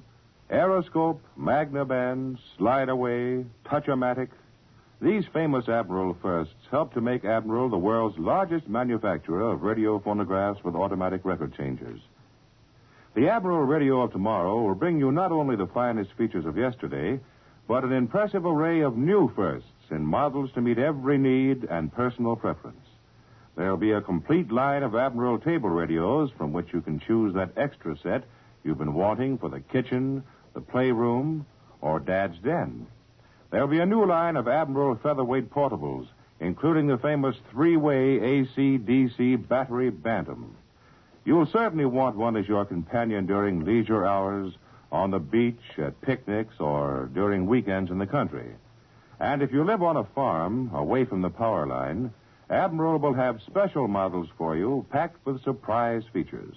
Yes, Admiral promises much, but the record shows that Admiral delivers much. That is why it will pay you to wait after Victory Radio. World News Today is brought to you each Sunday at this hour by Admiral Corporation, makers of Admiral Radio, America's Smart Set, and post-war makers of Admiral refrigerators, Admiral home freezers, Admiral electric ranges. Be sure to listen again next Sunday when Admiral brings you World News Today by shortwave, direct from leading news centers of the world. Warren Sweeney speaking. This is CBS, the Columbia Broadcasting System. WBBM, Chicago. World News Today, brought to you by Admiral Corporation in behalf of distributors and dealers all over America and in many foreign lands. By shortwave broadcast direct from important overseas stations and leading news centers of our own country, CBS reporters are waiting to bring you first-hand news from the world's political and battlefronts. Now, here's Douglas Edwards.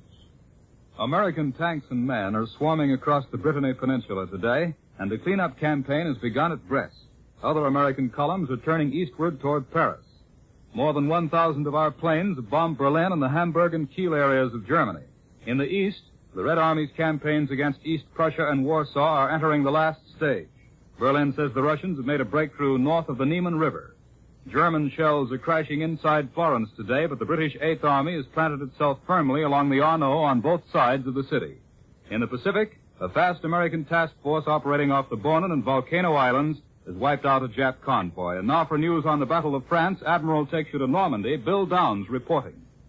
Senior British staff officers said tonight that the German 7th Army, assigned to hold the Allied troops within their Normandy beachhead, had suffered a major defeat, and that the events of the past 10 days had given the American, British, and Canadian forces in France their first big victory. This high staff officer said that since D-Day, the Allied troops in France had virtually eliminated 13 German divisions. and no army could stand to lose the number of prisoners alone that the Germans have lost to us without suffering a major defeat. The British staff officer paid special tribute to the American forces now roaming Brittany. The Americans have been remarkable in exploiting their gains through very tough country, he said. Then he added, we can learn a lot from them. This high British officer, who is in a position to know the complete picture of the war, painted the most optimistic picture that we have had since we've been here in France. He said that the Germans appeared to be establishing a series of fortress areas around the important Brittany ports, which the American forces are now threatening. The Germans are carrying out demolition in these ports. And in addition to a great land victory, the American tanks in Brittany also have won one of the war's greatest naval victories. The capture of the Brittany port will wipe out Hitler's main U-boat and E-boat bases and force a complete change of German naval strategy. However, the Germans are expected to fight bitterly for their now cut-off fortress ports. It is impossible to be anything but extremely optimistic at the present stage of the war, the officer said. And then he went on to give his reasons for this optimism. First, on the land front, the Russian advance is threatening Germany itself. In Italy, there are a series of unbroken victories that should continue. The Western Front is going like a house afire. And the resistance front inside occupied France is almost boiling over. You have heard from Bill Downs in France, and now Admiral takes you to CBS London, Richard C. Hottelet reporting. Spotlight is shifting to another part of the French battlefront tonight, to the area around Mayenne, Laval, and eastward, into which American forces are still pushing.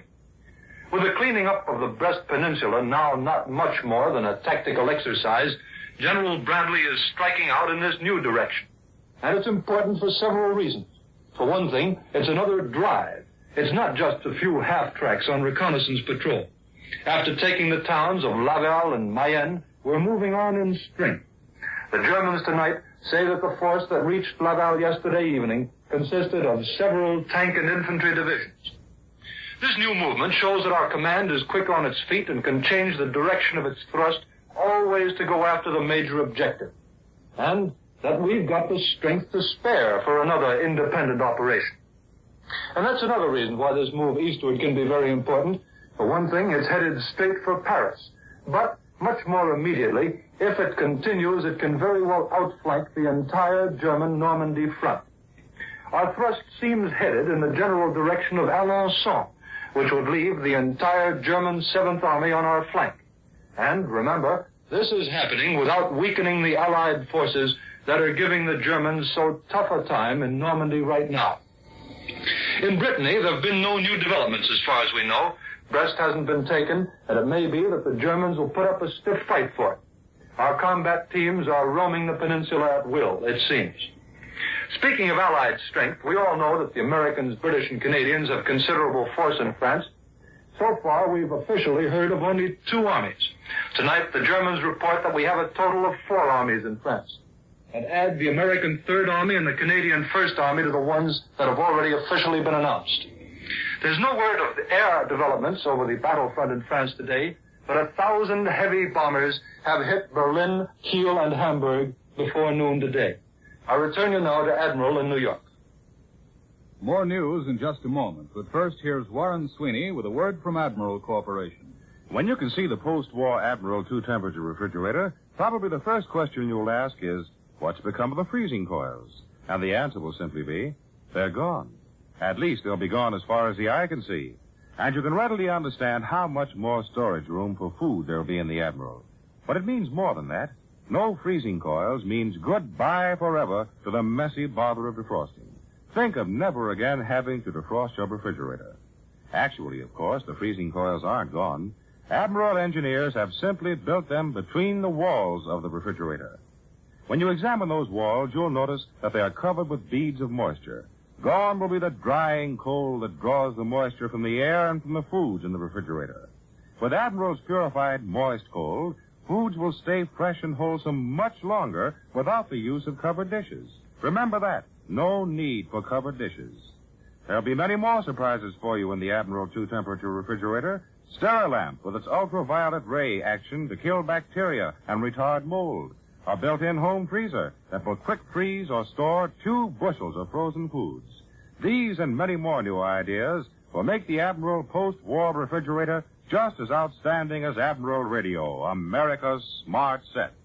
Now, here once again is Douglas Edwards. Within the past few hours, the Germans have been telling of a Russian breakthrough north of the Niemen River defense belt guarding the approaches to East Prussia. The enemy says that heavy battles are raging in that area, but he doesn't locate it further. We do know, however, that the Red Army is ripped into the German flanks guarding the East Prussian coast and the vital sector between Warsaw and Lomza, and that huge enemy pockets in the direction of Krakow have been liquidated. But now, to discuss with you the situation on the Eastern Front, here is Columbia's military analyst, Major George Fielding Elliott. The situation on the long Russian front has been more or less stabilized for the past 8 days, but now appears to be undergoing some change. In the Baltic states, there are signs that the supposedly trapped Northern German Army group under Colonel General Lindemann is now withdrawing on a broad front from the Narva Isthmus and the region of Lake Peipus. This, plus the German claim to have retaken the rail junction of Jelgava, south of Riga, may indicate a forthcoming attempt on the part of the Germans to break through the narrow Russian corridor running up to the Gulf of Riga in order to permit Lindemann's 20 to 25 good divisions to withdraw southwestward and join in the defense of East Prussia. If this proves true, it will mark a sharp reversal of the Hitler hold-everything strategy. On the East Prussian front, the Russians are advancing slowly against a German resistance which is termed fanatical. The Russians do not yet officially claim any crossing of the German frontier, though they are very close to it. The axis of the Russian advance seems to be directed toward the so-called Insterberg Gap between the river Niemen and the Masurian Lake. This is the traditional weak spot in the defense of East Prussia. In the Warsaw area, the Russians suffered a sharp check during the past week, their advance elements east and northeast of Warsaw running into heavy German resistance in front of the Narew River line. The Germans claimed that some Russian forces were cut off, but increased Russian pressure northwest of the town of Shadowsea seems to be restoring this situation and may soon again bring the Russian pressure directly against the east bank suburbs of the Polish capital. This is a position of considerable anxiety, for Polish underground resistance in Warsaw itself has flamed high, and we must hope that it is not premature. There has been no considerable Russian crossing of the Vistula River south of Warsaw, as far down as the confluence of the river San at the town of Sandomierz, which is still in German hands. Southwest of Sandomierz, however, the Russians have effected a crossing of the Vistula, which is, at the moment, beginning to threaten the old Polish capital of Krakow. In this region, a powerful German counterattack seems imperative if the Germans are to prevent the expansion of the Russian bridgehead and the eventual outflanking of the Warsaw area from the south. It remains to be seen whether Field Marshal von Model, the commander of the German forces in this area, disposes of sufficient force to deliver such a counterstroke.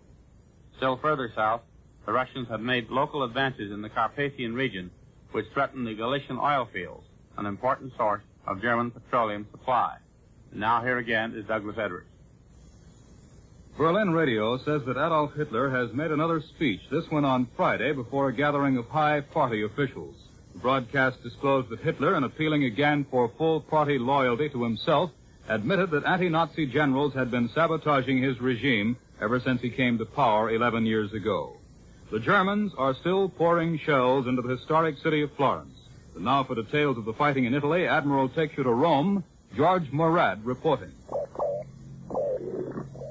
It's a beautiful summer evening in Rome, just before the dinner hour. The Borghese gardens are crowded with Allied troops, flirting with pretty Roman girls. People are promenading by the old Spanish steps. There's good food, music, and fairly good wine at the big hotels.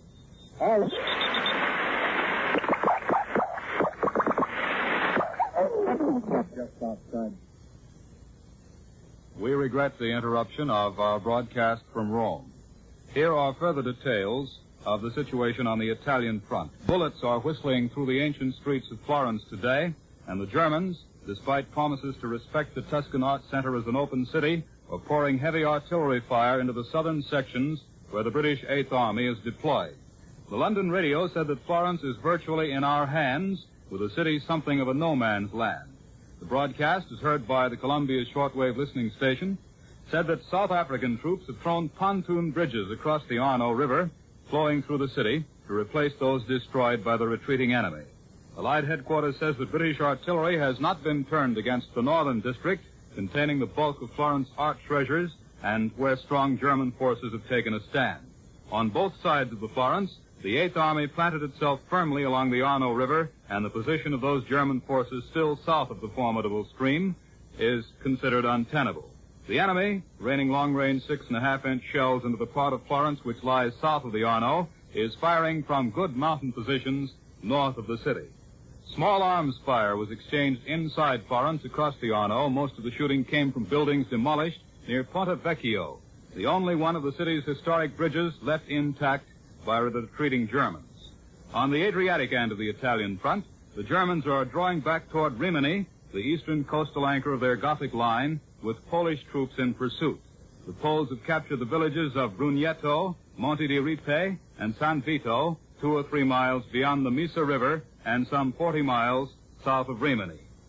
Bringing up their forces all along the line, the British have sent patrols into Empoli, some 15 miles west of Florence. From Florence westward to the sea, the stage is being set for the Battle of the Arno. On the western end of the river line, American patrols have crossed the stream and probed enemy positions, returning after several hours behind German lines. A German patrol trying to infiltrate American positions was wiped out. The Germans were firing on the southern sections of Pisa on the lower Arno with artillery and mortars. The Arno is a military obstacle of importance from Florence westward. The bed is 250 to 600 feet wide. Within Pisa and Florence, the river flows between masonry banks averaging about 20 feet in height. 8th Army units strengthening the Allied line between Florence and the Adriatic have seized Bibbiano in the upper Arno River Valley, about 27 miles east of Florence and nearby Monte Grillo. There has been a new naval engagement in the waters off Tokyo. For a first-hand report on this battle and an interview with the correspondent who has just returned from the Marianas fighting, Admiral takes you now to Pearl Harbor. Webley Edwards reporting.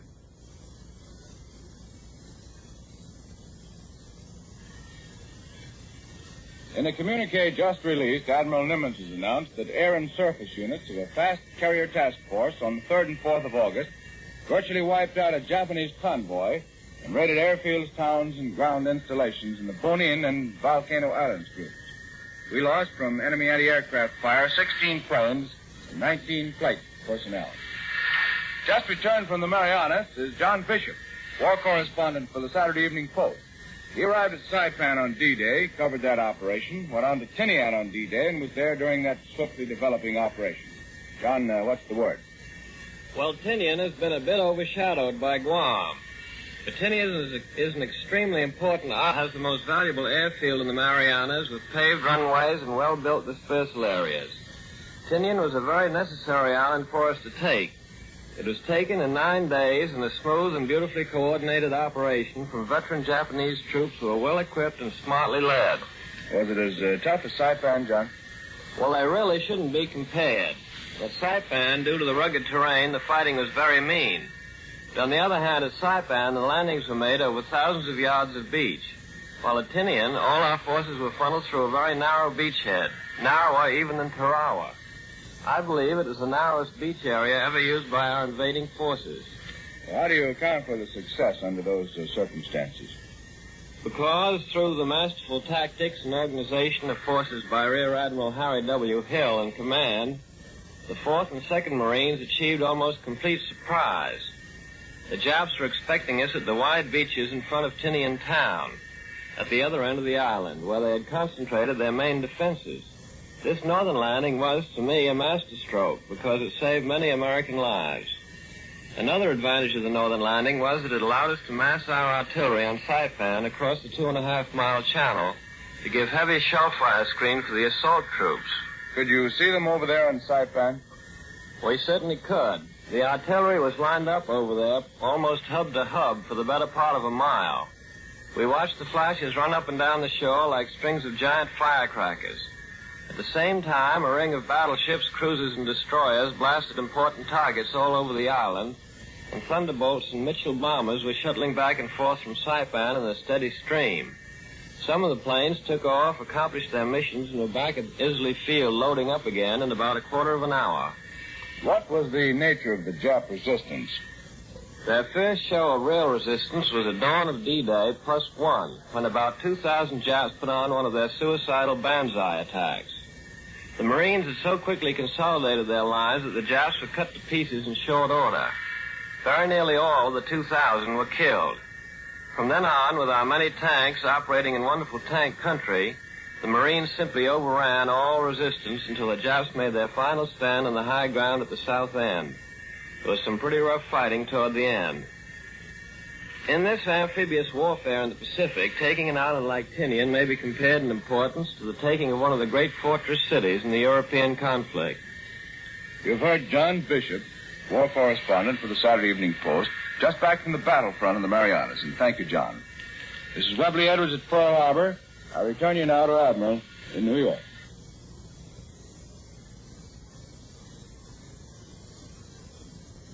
There is another item from the Pacific today. From Tokyo comes this grim piece of news. All Japanese civilians are soon to be armed to fight in defense of their homeland.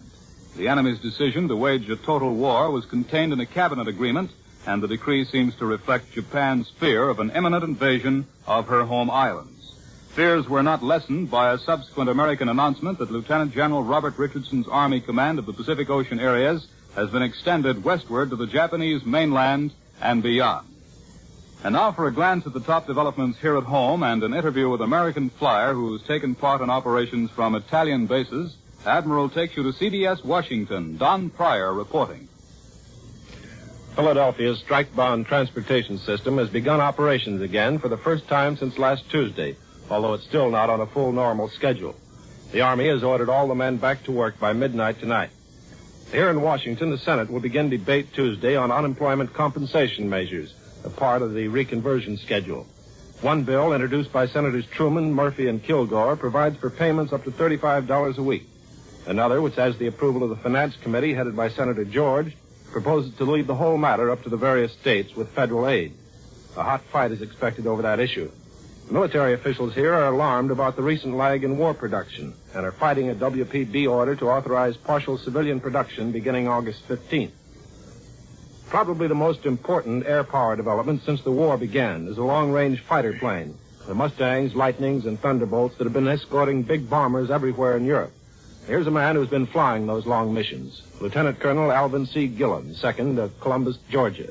What were you flying, Colonel? A Mustang, a P-51. Well, what was the longest flight you ever made? Well, I've been over the oil fields of Ploesti, Romania 4 times, and I've been to Vienna, Austria, Toulon, France, and Bucharest, Romania. Oh, where was your base? At Foggia in southeastern Italy. We moved down there after the beachhead was established at Anzio. We had to cover that first. Oh, yes. I want to ask some questions about that a little later. But first, how about these long flights? What impressed you most? By the time we got back from each flight, the thing that had impressed me the most was the seat. We were off in the air for 6 hours at a time. Otherwise, I guess the most impressive thing was the German flak. Around places like Ploesti and Vienna, it was so thick you could walk on it. Well, Colonel, just how can you stretch the range of a little fighter like the P-51 so that it will cover so much territory? Well, we use belly tanks for extra gas and drop them as soon as they're empty. And you still have enough left for a fight if necessary, huh? Oh, sure. And incidentally, the P-51's one of the sweetest fighters in the air and one of the toughest. One time over Toulon, I got a burst of flak in my motor. All the way home, I thought it would conk out any minute, but it never did. Well, Colonel, on an average long-range mission, about how many fighters would you have? Well, I could hardly tell you that, but I can say that we're flying P-51s. We always felt that we could take on just about any force that Jerry's cared to send up. We had 15 or 20. Did you run into very much fighter opposition? It was spotty, sometimes very light and sometimes plenty thick. Before we left the base, each of us would put a couple of dollars in a pot to be given to the highest scoring team when we got back. Well, we mentioned the Anzio beachhead a while ago. I suppose that was the most exciting job you've ever had, wasn't it? In some ways. Mostly it was hard work. Well, Colonel Gillum was in command of the only planes that operated from the beachhead when it was the most heavily bombarded spot in the world.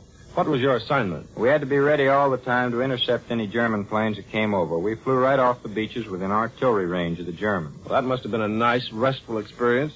Well, we didn't get much sleep, but then neither did anyone else. I'm grateful for the experience, though, because it opened my eyes to the hardships the infantry has to put up with and fight through. We usually have it pretty easy at our bases, and we seldom get a chance to see foot soldiers in their foxholes, always wet and dirty and always under fire. Gave us all the respect in the world for the plain GI. Did you get very much action at Anzio? Plenty, usually about 3 combat missions a day. We were flying British Spitfires in. The Germans were sending over the best they had. It was our job to keep them away from the beaches where our ships were unloading constantly. It was lively enough, all right. I flew practically 2/3 of my 90 missions while I was there. Well, now, after 13 months abroad, I suppose it's pretty good to get back with your wife and daughter for a while. Wonderful. Well, I return you now to Admiral in New York. In Montana, Major General Louis B. Hershey, the National Selective Service Director, has expressed the belief that all eligible high school boys in the nation will eventually be in the armed services, regardless of whether or not the war with Germany is ended. General Hershey told a news conference, "I can't speak for the Navy or War Department, but in my opinion, the high school youth of America who are militarily acceptable will see service in the armed forces after the war in Europe is cleaned up. There are a lot of doughboys and other American soldiers who've been in this thing for 4 years. I think, said Hershey, they'll be waiting to come back home. The general said there is little prospect of a rapid demobilization. It took 30 months at 1,000 men an hour to go from a little over 1 million men to a striking force of 11 million. Demobilization will be slow." And now, once again, here is Warren Sweeney with a word from Admiral. During the 7 years before Pearl Harbor, Admiral Corporation advanced from 52nd to 4th place in the production of radios for the home. That's a typically American success story with a surprisingly simple formula. Admiral has always given the buying public just what it wanted. When people complained about unsightly aerial and ground wires, Admiral designed a built-in aeroscope.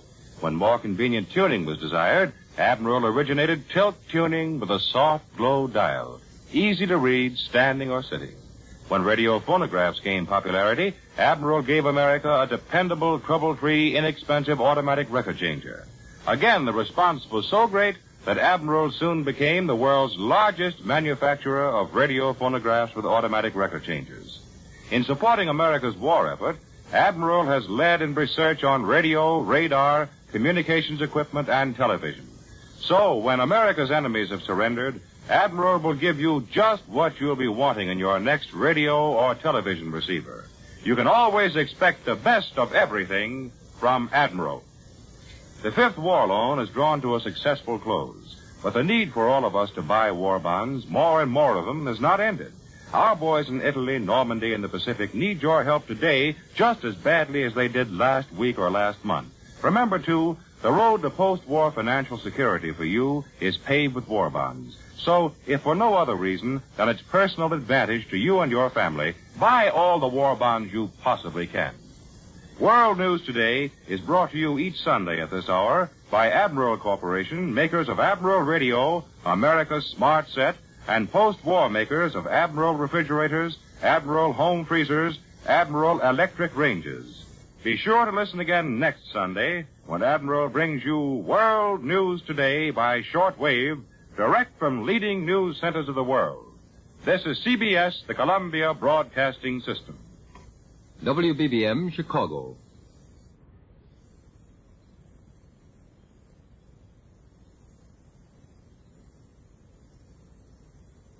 World News Today, brought to you by Admiral Corporation in behalf of distributors and dealers all over America and in many foreign lands.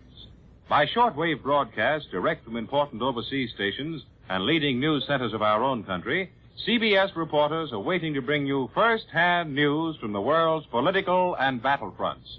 Now, here's Douglas Edwards. Supreme Allied Headquarters reports that the Americans have begun a general advance on a 30-mile front in France today with terrific support from the Air Command. There was also another heavy bombing of the southern French coast, the kind that in the past has preceded landing operations. On the eastern front, Berlin acknowledges that German troops are withdrawing at certain points from the Carpathian to the Baltic, and there are indications the Russians are about to step up the speed of their offensive once again. In Italy, the city of Empoli, west of Florence, has fallen to the Eighth Army without a fight. The Allies are rushing food and medical supplies to Florence, civilians, despite continual enemy sniping. In the Far East, Chongqing says heavy fighting is going on in the Hunan province in the southern suburbs of the rail city of Hengyang, where the Japs are trying to dislodge stubborn Chinese defenders. And now for news sent direct from overseas, Admiral takes you to London, Richard C. Hotelet reporting. the Germans are trying to pull their forces out of the Allied trap in western France today. Since yesterday afternoon, German infantry, armor, motor, transport, and horse-drawn equipment have been crowding the few remaining roads that lead out through the Falaise Gap. Something like 100,000 men and several hundred tanks are trying to get out. And all this time, during every hour of daylight, these choked roads have been bombed, machine-gunned, and hit by the rockets of all the medium and fighter bombers we could put into the air. Correspondents at the front have described the bombs cascading down from planes glistening in the sun. And the Germans' only protection has been the dust of their escape. The Germans indicate today that they not only have their 7th Army in this threatened area, but also their 5th. We don't know much about this 5th Army, except that it was raised in the West at the beginning of the war and then disbanded. Meanwhile, the gap through which the Germans are trying to escape is being narrowed down. The American column pushing north from Alençon is still operating behind a security curtain, but the Germans have made several admissions that reveal its progress. For one thing, the enemy says that it's pushed on several miles beyond Alençon toward Falaise. And another enemy report says that already Alençon is a base for strong concentrations not only of American armor and motorized equipment, but also of our infantry. There are now only about 30 miles of escape gap left for the Germans, and with this American strength in the area, we can be sure that it's in the process of being narrowed down right now. Up on the northern jaw of the trap, the Germans have been fighting desperately to prevent the British and Canadians from advancing on Falaise. So far, they've been successful, but they haven't been able to prevent our allies from cleaning out a German salient between the Orne and Blaise rivers. Here, British and Canadian and Polish forces now combined, and with German pockets cleared up, are putting on increasing pressure today. Although things are bad for the Germans, there's no sign yet that their withdrawal is a rout. Correspondents say that massed artillery and some tank formations are fighting determined rearguard actions, and that supplies for these troops continue to go in as the retreating columns seek a way out. Everywhere, the Germans seem to be fighting courageously. At the bottom of the bag, between Ville and Mortain, we have advanced on a wide front, taking the town of Saudeval. This is as much German withdrawal, though, as it is our advance. The Germans are racing against disaster. A message from von Kluge's headquarters says that the decisive battle of the entire invasion campaign may take place in the near future. And this seems to be true no matter what happens between Vire and Falaise. Our command is not losing sight of the possibility that the Germans may rescue some of their forces from the Allied trap. But rescue is hardly the right word, because they'll then be caught this side of the Seine. Already, General Eisenhower is taking steps to make sure that the German 5th and 7th Armies are caught and crushed in western France. He's trying to make the line of the Seine impassable both to the retreating Germans and to any reserves they have on the other side. Today, more than 1,250 heavy bombers blasted highways and railroads on both sides of the Seine from Paris down to its estuary. It certainly looks as if the Allied pincer movement is double-barreled. The Germans yesterday held a show of strength in Paris. What's described as a great many troops and full-field equipment paraded through the streets. The purpose, as the Germans explain it, was to show the Parisians who was still in charge. Apparently, the Parisians have been getting more and more exuberant with the approach of the Allies, and florists have been doing big business selling flowers to be thrown at our troops as they march into the capital. I return you now to Admiral in New York. More news in just a moment, but first here's Warren Sweeney with a message from Admiral Corporation. Radio has done more to stimulate the appreciation of good music than any other medium. Admiral Corporation is proud of the part it has played in America's musical life. The needs of war now occupy Admiral's full efforts in producing vital radar and electronic equipment. When peace returns, however, you can have a new Admiral radio in your home. Some of these fine new models of Admiral radios and radio phonographs will provide the matchless reception possible only with FM. When the practicability of television has been proved, Admiral television sets will open the door to an entirely new world of enjoyment.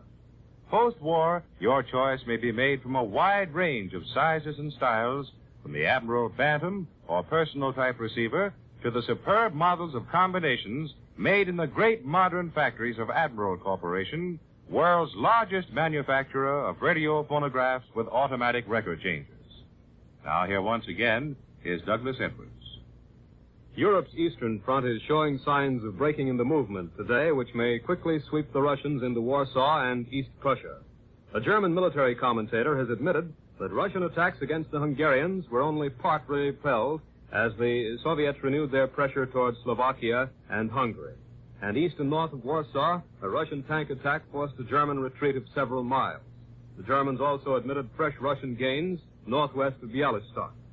And now for a summary of the military situation in that part of the world, here is Columbia's military analyst, Major George Fielding Elliott. Activities on the Russian front continue to center along the frontiers of East Prussia and in the area southwest of Sandomierz, where the Russians are trying to widen and deepen their bridgehead over the upper Vistula River. Let's take a quick look at this front from north to south. In the extreme north, we find the Russians widening the corridor, which cuts off the German army group of General Lindemann in Estonia and Latvia. Early last week, Lindemann made one rather feeble attempt to break out, which failed. On the western flank of this corridor, the Russians are now pushing toward the Baltic coast, evidently with the purpose of taking Libau and Memel and then swinging southward to attack the northern frontier of East Prussia along the river Niemen. On the eastern approaches to East Prussia, very strong German counterattacks have checked the Russian advance opposite the Insterberg Gap between the river Niemen and the Masurian Lake. Round to the southwest, the Russians from the direction of Bialystok are making slow but on the whole steady gains in the direction of the fortress of Ossowiec, which guards the East Prussian frontier in this sector. East of Warsaw, the Russians are working their way northwestward from the general area of the town of Shadowsea and are approaching the strong German positions along the Narew River. They do not appear to have reached the river anywhere on this part of the front. The fight of the Polish underground forces in Warsaw is still going on, but no help appears to be reaching them, and it is doubtful whether they can be given effective support unless the Russians can break down the eastern defenses of the Polish capital within the next few days. Farther south along the Vistula, there is no very great activity until the area of Sandomierz is reached. Southwest of that town, the Russians are making their greatest threat at the moment. They have a deep bridgehead on the western side of the Vistula, and they are extending it toward the road junction city of Kielce and toward the old Polish capital of Krakow. The latter is probably the direction in which the Russians are chiefly interested, as the road to Krakow is also the road to the great industrial district of Silesia, now one of the major pillars of the German war effort.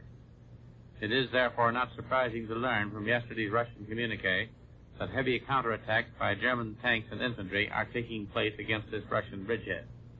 Still farther south, along the Carpathian foothills, the Russians have made local advances.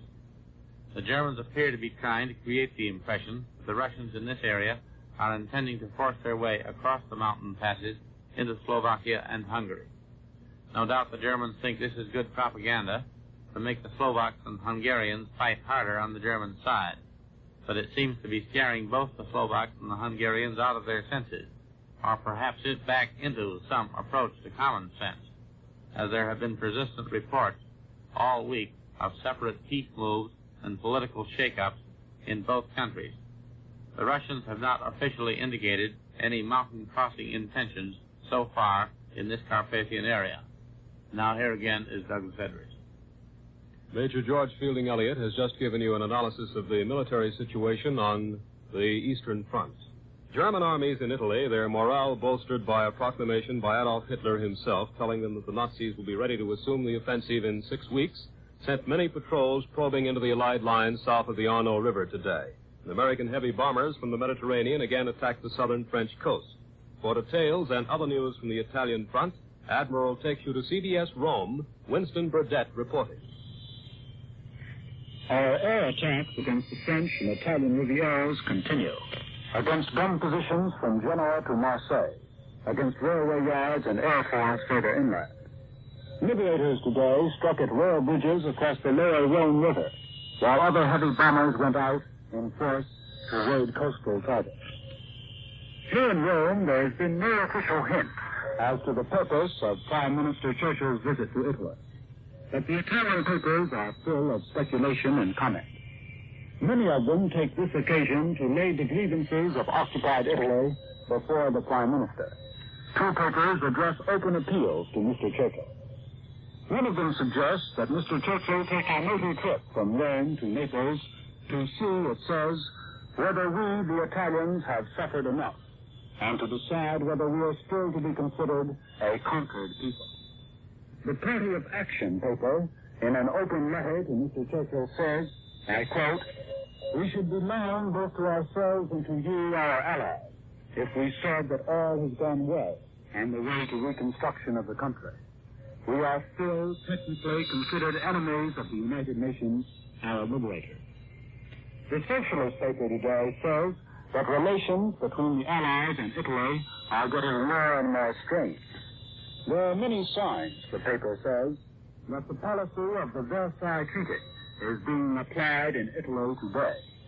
In denouncing these signs, which may have fatal results, we socialists feel that we are doing our duty as Italians, as Democrats, as Europeans. As you see, political comment in the papers here is very candid, often very bitter. Nearly every day we read statements just as strong as these. The anti-fascist Italians who are thinking seriously about Italy's future are profoundly discouraged by our policy. Their leaders have a genuine desire to restore democracy in Italy. But after 20 years of fascism, they sometimes lack confidence in their ability to do the job. But this is not the only reason for their sense of frustration. The present Italian government has no real power. It must turn to the Allies for approval of every slightest thing it wants to do. It must get our permission to name a new prefect or department head or any senior civil or military officer. On the central issue of the monarchy versus the republic, we have asked the Italian government to wait until after the war. But events do not wait. Blocks form and forces begin to roll, and already Republican parties on the one hand and royalist groups on the other are beginning to close ranks and prepare for what seems today must be an inevitable conflict.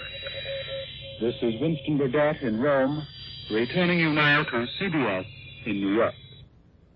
For a summary of the situation in the Pacific and an interview with a Marine from Hoboken, New Jersey, who had quite an experience on Guam, Admiral takes you to CBS Pearl Harbor. Webley Edwards reporting.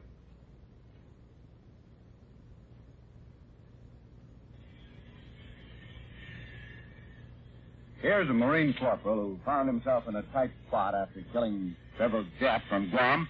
Played dead for 6 hours. He's here with me now, his arm and shoulder harnessed up, but otherwise looking like the pride of Hoboken, New Jersey, his home city. Marine Corporal Fred Hoffman, Jr. Corporal, the story starts when you were sent out on a forward post during the advance at Guam. Is that right? That's right. They told us to dig in the best we could, and in case the nips tried to come through, we were supposed to stop them. The four of us scooped out a shell hole and found some lumber and corrugated iron through the roof, and then we crawled in and got set for the night. I had the second watch. It must have been an hour later when I looked up and saw a nip staring me right in the face. Having a 45 in my hand, I stuck it out right at him. The muzzle must have been only a foot from his face. He just kept staring at the pistol and at me. How do you figure he didn't do anything to stare at you? Crazy, I guess. Anyway, I let 5 shots go right in his kisser and he dropped. Then I turned around and yelled to the guys, but everybody was already awake. No sooner had I turned back around than there was another nip right alongside the first one. I shot him with a carbine. Then we heard a lot of commotion out in front. We looked out and saw about 15 nips, maybe more, there in the moonlight. We didn't shoot because they'd see our fire, and anyway, we figured to wait for them to come up and we could pick them off one at a time. They start coming at you? Everything was quiet for a while, and then they tossed a grenade and it hit the front protection and didn't do any damage. Mickey Kuzniak, the section leader, handed me a grenade and says, heave it out. I heaved it, and we heard a lot of moans, so I must have got quite a few of them. Then they threw another one at us, but it hit outside again. Then they all came charging at a hole, yelling like hell. They came right up and then kept running around like a bunch of kids, yelling all the time. Then one of them rolled a grenade in, and Mickey hollered, "Grenade in the hole." What'd you do then? I rolled quick on my side to protect my face and went off onto my right shoulder. Tripped me up, and then I felt the blood oozing out. Did it surprise you that you could take a grenade without being killed? Oh, I thought it was Tom. I whispered down to Mickey, and I said, I think I'll be gone in about 5 minutes. Mickey said, stay in there, Fred. Then I thought that if I lay in such a way to keep from losing blood, I might live, so I didn't move. They nipped through another grenade, and this one took off the corrugated iron roof. Then they came up and jumped up and down on the 2x4s and yelled, but they didn't come in. They must have thought we were all four dead. Anyway, I had the idea of playing dead, and when one nip reached down and jabbed me with the butt of his rifle, I stayed with my eyes open and didn't move. He jabbed the bayonet into the legs of the runner, Ziak, and I think he was stunned from the grenade. Anyway, he didn't move either. Then the nips took off. Did he take off for good? Not all of them. They tossed another grenade, but it landed outside, and two of them stayed. We could hear them talking, so we kept on playing dead. We could signal back and forth by squeezing. About 4:30, the Japs started retreating back through. When they glanced in, I kept staring, and they passed on by. You didn't dare use the phone, I guess. Right. We figured they'd hear us talking, and also it would be suicide for anybody to come up for us right then. About 5:30, we decided the Japs had retreated, and we phoned. In half an hour, medical corpsmen and stretcher bearers were up with plasma in a jeep. Were you glad to see them? Are you kidding? We near burst out crying. We were so glad.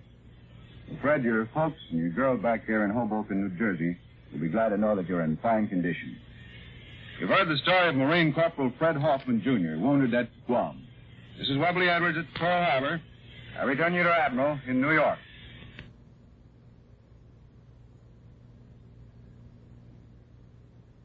For Homefront news and an interview with the skipper of a Navy Night Patrol Bomber Squadron, Admiral takes you now to CBS Washington. Don Pryor reporting.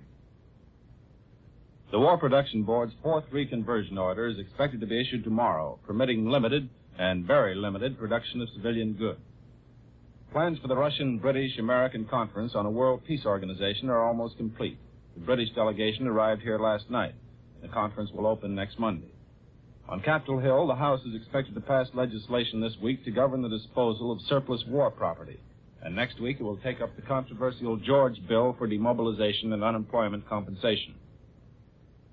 Just as a reminder that there's still a war in the South and Southwest Pacific, here's Lieutenant Commander Eugene P. Rankin, USN, of Sapulpa, Oklahoma, the skipper of Rankin's Raiders, a famous Black Cat squadron of Navy patrol bombers. He and his men have just come back after 7 months of hard flying with one of the finest records in the Navy. Commander Rankin, how many hours of flying did you say your squadron did out there? About 7,500, and 4,500 of those were at night. Of course, flying at night is the principal job of the Black Cats. And just what is a Black Cat? It's a Catalina flying boat painted jet black. The Black Cat was originated at Guadalcanal to fly night search missions looking for the Tokyo Express, to keep the Japs on Munda and other islands awake by dropping bombs, empty beer bottles, pieces of junk, and anything else that was handy. My squadron was the third Black Cat outfit to go out. By that time, the job had changed quite a lot. Well, how do you mean it had changed? By that time, the Tokyo Express had been pretty badly mauled. So our principal job was to find Jap barges and knock them out along the coast of Bougainville, and finally all the way up through New Ireland and Cavien. We also spotted for bombardments, flew cover for convoys and task forces, and in general kept the Japs stirred up as much as possible. Was all of your combat flying at night? Oh, no. During the last 2 months of 1943, we flew mostly search missions both day and night. Our real Black Cat operation started in January when we perfected a system of teamwork with the PT boats and destroyers. Well, how did that work? Well, I'll give you an example. One dark night, Lieutenant S.L. Lanier of Besma, Alabama, ran into 4 Jap barges and a gunboat off the coast of Bougainville. He called the PTs, which were patrolling off the shore, and they answered, "Roger, be right over there in about 2 minutes." Meanwhile, the Black Cat strafed the barges, trying to slow them down. When the PTs got there, they joined in the fight. But the Black Cat's port engine was shot out by the gunboat, and 2 of the PTs were pretty badly damaged. Between them, they sank 3 of the barges, and they couldn't finish the job. Lanier had to fly 75 miles back home on one engine, but meanwhile, he called in the destroyers, and the next day they polished off the gunboat. Well, that's real teamwork. Commander, is that kind of thing still going on in the Solomons? Oh, yes. There are still 30 or 35,000 Japs around there, you know. Of course, they're getting a little punch-drunk by now, I guess. Toward the end, we were flying all the way up to New Britain, New Ireland, and Cavien. We covered the landings at Emerald. With Catalinas? Yes, all the way from Emerald. That's a long way. We kept that up for 5 weeks, covering the task forces, the landings, and the convoys. We would take off at 3 in the afternoon and get back at noon the next day. And Commander Rankin says that the only stop they made on that trip was one at Green Island to refuel. For all that, and despite 100 other close shaves and adventures that we haven't time now to tell, Lieutenant Commander Rankin and his Rankin's Raiders never lost a single plane or a single man in 7 months of flying. That's a record to be proud of. I return you to Admiral in New York. From Portland, Oregon, comes word that after escaping capture on Jap-held Guam for 31 months, Chief Radio Man George Ray Tweed was nearly killed by a Jap sniper on Saipan after his rescue by an American battleship. Tweed and a Marine captain were riding along a dusty road when machine gun bullets whizzed past Tweed's ear so close that he had to feel to make sure it was still there. They scampered to cover by the roadside, where two embarrassed Marines were very happy to see them. Marines asked, "Would you mind sticking around for a while and maybe taking a crack at the bushes where the sniper is?" Tweed, a crack shot, was delighted. He hates Japs with a vehemence startling when one knows his natural modesty and quiet good humor. He said, "I got a good bead on the bushes and was just waiting for a movement when some men who had circled around behind him blew his head off. Then he was a good Jap." Tweed says if the Navy assigns him back to sea duty, he'll ask for the Central Pacific again. One more item. In China, fighting in Hunan province has raged with undiminished fury today, with the Japanese in possession of the vital rail city of Hongyang. Heavy fighting is reported in and around the perimeter of province towns on the north and south of the city, where the Chinese hope to forestall Japanese conquest of the Canton to Hankow Railway. And now, once again, here is Warren Sweeney with a word from Admiral. We've been talking for some months about the Admiral two-temperature refrigerator to be presented to America after victory has been won. But the other day, someone asked, "What do you mean, a two-temperature refrigerator?" Well, we thought it was self-explanatory. Two-temperature means simply that there will be two completely different temperatures in the two separate compartments of the Admiral refrigerator, a temperate, moist cold in the spacious, regular compartment, and a dry, Arctic cold in the home freezer compartment. The first compartment, with its purified, moist cold, is for the storage of foods that require above-freezing temperatures. This compartment will have no space-stealing, frost-collecting coils to rob the moisture from foods, and it will need no defrosting ever. And foods will stay fresh and appetizing without covered dishes. The second compartment is a built-in home freezer for quick freezing your own foods or for storing commercially frozen products. This is what we mean when we say the Admiral two-temperature refrigerator is the first major advancement in home refrigeration in many years. And behind it is all the know-how, all the prestige, and the precision production methods of the makers of Admiral Radio, America's smart set. If America is to prepare enough nurses to maintain essential civilian nursing services and meet the future needs of the armed forces, the U.S. Public Health Service must enroll 60,000 cadet nurses this year. You may write to U.S. Cadet Nurse Corps, Box 88, New York City, for full information. Answer your country's call. Be a cadet nurse. World News Today is brought to you each Sunday at this hour by Admiral Corporation, makers of Admiral Radio, America's smart set, and post-war makers of Admiral refrigerators, Admiral home freezers, Admiral electric ranges. Be sure to listen again next Sunday when Admiral brings you World News Today by shortwave, direct from leading news centers of the world. This is CBS, the Columbia Broadcasting System. WBBM. Dr. Benjamin Ordway is the kindly but shrewd crime doctor. His methods of tracking down a criminal are almost uncanny. In just about 30 seconds now, our ship will drop, and these 19 men will walk out onto Dutch soil. You can probably hear the snap as they check the lashing on the static line. We're throttled back now. There goes. You hear them shout? 3, 4, 5, 6, 7, 8, 9, 10, 11, 12, 13, 14, 15, 16, 17, 18. There they go. Every man out. I can see their chutes going down now. Every man clear. They're dropping just beside a little windmill near a church, hanging there very gracefully. Seem to be completely relaxed, as I said a moment ago, like nothing so much as khaki dolls hanging beneath a green lampshade. You see one man go down just north of the little road. The whole sky is filled with parachutes. They're all going down so slowly, it seems as though they should get to the ground much faster. World News Today, brought to you by Admiral Corporation in behalf of distributors and dealers all over America and in many foreign lands. By shortwave broadcast direct from important overseas stations and leading news centers of our own country, CBS reporters are waiting to bring you first-hand news from the world's political and battlefronts. Now, here's Douglas Edwards.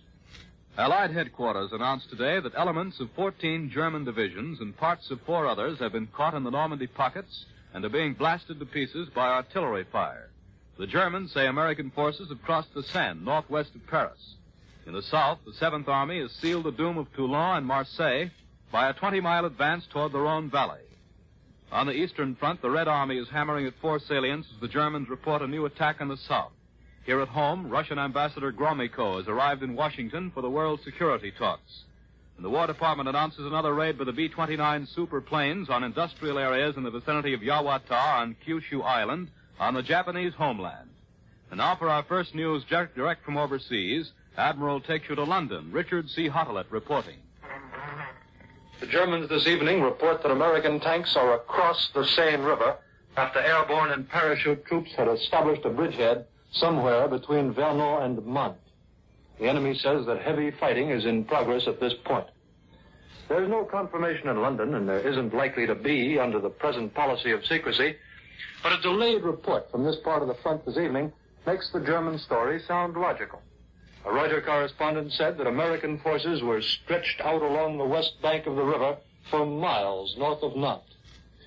Standing on a bit of high ground, he said he could see the river's great loop bend, and our air forces harassing the fleeing enemy on the roads leading to the river, on barges as he tried to get across, and on the roads on the other side. This part of the Seine is a logical place for a crossing because of the great loop that juts eastward deep into enemy territory. But we'll have to wait for official confirmation before we base too many hopes on the German report. The Reuters correspondent goes on to say that General Patton's forces had reached the Seine here to cut the escape route of the Germans fleeing eastward toward the river from the Falaise trap. And it looks more as if General Eisenhower's immediate intention is to complete the destruction of von Kluge's 7th Army. Already, the Falaise trap is being liquidated. It was revealed in London this evening that the pocket contains the bulk of the combat elements of 14 divisions and parts of 4 other divisions. There's no more German resistance anywhere west of the town of Côte, and Allied forces are meeting up and down the line. British troops joined the Americans in Argentan today. But the Germans are still fighting in a smaller pocket between Côte and Chambois. There's no sign of mass surrender, and although the British took something like 1,000 prisoners today, the Germans still seem to have some striking power left. They're still trying to fight their way out of the encirclement to safety. They withdrew as much as they possibly could from the western part of the pocket and grouped it eastward into a striking force. With this, they've been fighting their way northeastward between Troyes and Chambois. Tonight, it was stated in London that they had made slight progress. But German losses have been heavy. Guns, tanks, and transport have been abandoned in bulk. One group of 1,000 vehicles jammed together was found in the Gouffin forest north of Argentan. Still, it appears that some enemy troops are already getting away. They're reported to be crossing the Seine in fairly considerable numbers at between 12 and 20 organized crossing points downstream from Vernon. They're using barges, pontoons, and anything they can lay their hands on. At one point, they're said to be swimming the river. Luckily for them, the weather hasn't been very good again today, but even so, our low-flying fighters and fighter bombers have been harassing the enemy. Up on the northern flank of the Normandy front, Canadian forces have been pushing along the coastline. But they've also been sending an arm out toward Lisieux to help cut off the German retreat. They're within 7.5 miles of the town and have captured the hamlet of Livarot. There's no more word from the eastern flank of the French front, the one that runs north from Orléans. The Germans report us at various places in relation to Paris and have even floated a trial balloon through neutral correspondents in Berlin to the effect that American columns have entered the French capital. This is probably as much to whip up false hopes on our part as it is to get some information as to where we really are. As far as we can judge from London, it looks more as if we were out to wipe out the rest of the German forces within reach rather than rush into Paris. I return you now to Admiral in New York. And now for a summary of the fighting in southern France and an interview with two American lieutenants from Chicago, Admiral takes you to CBS Rome. Winston Burdett reporting. Our troops in southern France today are circling far inland into the fastnesses of the Maritime Alps to the northeast, around Toulon and on toward Marseille to the west. A spectacular advance has carried them onto the heights above the Durance River, a main tributary of the Rhone. Before them, the highways of southern France branch out to Aix, to Marseille, to Avignon. And still, there is no first-class enemy opposition in sight. What resistance there is on the coast around Toulon, we are merely sidestepping, and already our flying columns are well to the north of Marseille. At the other end of the invasion front, we are now well into the Maritime Alps, and at last report, we're still moving fast. There are probably very few Germans up in that bare mountainous country, which in peacetime was familiar to painters and seers, but which today belongs to the French partisans. Whether the 7th Army is going to head straight for Marseille, we don't know. We are streaming now from the beachhead in many directions, and there is no hint of where the main drive will aim. It may take a surprising turn. Our bombers are going out ahead of us every day to pound bridges and roads and viaducts up and down the Rhone Valley. Their most spectacular raid last week was the one on Friday on the former French warships in Toulon Harbor. Spectacular because the flak was the heaviest our raiders have encountered in many weeks, and because, despite that, bomb photo interpreters gave it a rating of 100% for accuracy. Here in the studio is the pilot of the lead ship of one of the B-25 Mitchell formations that hit Toulon, and his bombardier. The pilot is Lieutenant Frank M. Fury, the bombardier, Lieutenant Robert W. Joyce. They both hail from Chicago, Illinois. And here you have quite a rough ride, Frank. We certainly did. The sky over Toulon was black with flak. Big dancing purple. I happened to look up twice during the bomb run, and there were clouds of black smoke ahead of us. We rode right through them. Another time, just 20 seconds before the bombs were away, a shell exploded under us and jolted the plane off to the right. But I kicked the controls back, and we got back onto our course on time. And I understand you hit those ships. Yes, but Bob here had as much to do with that as I did. How was the bombing, Bob? Well, it had to be good, because our formation fell with its bombs off the lead ship, and our ship was leading. The target, as you know, was a French warship that the Germans had been using to shell our troops coming over from the beachhead. The four of them, a battleship, a cruiser, a destroyer, and a submarine, were lined up the entrance of the inner port. Our bombs went right down the middle and hit all four. Frank here was hit by flak while flying the bomb run. Badly hit, Frank? Just a scratch. Bob was hit, too. As a matter of fact, four of us were.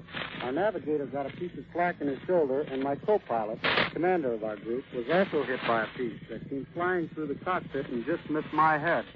It was really a miracle that we got out of it so well. The Jerry's had our course and had our altitude. They put 23 holes in the nose of our plane, another 25 in the wings and fuselage. They put holes in 3/4 of the B-25 Mitchell that took part in that raid, but they didn't bring a single one of us down. Could you see your bomb strike, Bob? No, I couldn't. As soon as our bombs were away, I had to go back to give first aid to our group commander. He was rather badly hurt in the arm. But during the run, I could see the guns flashing from the French battleship. A blanket of flak bursting below. It wrapped us all the way in, followed us all the way out again to sea. But I'm sure we did the job. We completely wrecked at least one big turret with dual guns, 13 inches, on that battleship. Thanks a lot, Bob and Frank. This is Winston Burdett in Rome, returning you now to Admiral in New York. More news in just a moment, but first here's Warren Sweeney with a message from Admiral Corporation. When you're entertaining, do you ever have enough ice cubes to last out the evening? No doubt friend husband has often had to make a special trip to the corner or over to the ice plant to get those extra ice cubes that you must have. Well, when victory has been won and you own an Admiral 2-temperature refrigerator, your ice cube worries will be over, for you can freeze a whole bushel of them, 400 ice cubes at almost unbelievable speed. And you can store them in the built-in home freezer so they'll be always available. And the dry cold prevents them from sticking together, so that you can get just the number you want without having to break them apart. Of course, the primary purpose of the built-in home freezer in the Admiral 2 temperature is the quick freezing and storing of frozen foods. Its ample capacity permits the storage of 2 bushels of frozen foods, and it's easy to see how it will simplify your meal planning problems with a variety of frozen food always at hand. Add to this the features of Sterilamp for killing bacteria and retarding mold, no defrosting, no covered dishes, and you can understand why the Admiral 2 temperature will be just as popular as its famous companion product, Admiral Radio, America's smart set. Now, here once again is Douglas Edwards. Columbia's shortwave listening station here in New York heard a British broadcast report that General de Gaulle, accompanied by General Alphonse Juin, has arrived in Cherbourg. There have been reports during the week that de Gaulle would join the first American forces to enter Paris. The Russians were driving hard today to outflank Warsaw from the north. Bitter fighting is going on near Praga, only 7 miles northeast of the Polish capital, where the Red Army now has the initiative. Premier Stalin, in a special order of the day honoring the Soviet Air Force, has announced that Russian airmen now have complete domination in the air over Germany. He said Russian flyers have destroyed 50,000 enemy planes since the war began. And now here in our New York studio to discuss with you the situation on the Eastern Front is Columbia's military analyst, Major George Fielding Elliott. The Germans appear to be stiffening their defense all along the Russian front from the Gulf of Riga down to the middle Vistula. A powerful German counterattack has been launched against the railway junction of Cholye, with the probable intention of checking the Russian encircling movement swinging down toward the Niemen River and the northeastern frontier of East Prussia. This attack also tends to draw off some of the reserves of General Chernyakhovsky's army group from the direct attack on East Prussia from the eastward, where the Russians have reached, but not so far as has been reported, crossed the German frontier. There seems no doubt that the Germans are prepared to make a desperate defense of East Prussia and are almost fanatically resolved, come what may, to prevent, if they can, an actual invasion of what they call holy German soil. In the vicinity of Warsaw, repeated German counterattacks have so far checked Russian attempts to fight their way into Praga, the east bank suburb of the Polish capital. While within Warsaw itself, the Polish underground forces are still maintaining some of their positions against heavy German assaults, aided to some extent by supplies dropped by British airmen. Farther south, the Russians are making their only real gains of the moment. They have taken the historic town of Sandomierz, perched high on the western bank of the Vistula at the junction of the River San. This has enabled them to widen considerably the shoulders of their penetration beyond the Vistula and to encircle a group of 3 German divisions which was engaged in counterattack against this Russian bridgehead. The Russians are now resuming their efforts in the direction of the important road center of Kielce.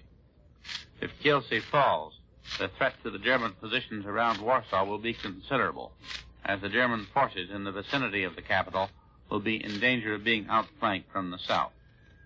Perhaps the most notable feature of the fighting on the Eastern Front during the past month has been the stiffening of the German resistance all along the line after the tremendous Russian victory in White Russia during the last week of June and the steady Russian advances during most of July, advances which toppled stronghold after stronghold, cut off a whole German army group in the Baltic states, and brought the Russians to the borders of East Prussia, to the gates of Warsaw, and to the line of the Vistula River, south of Warsaw.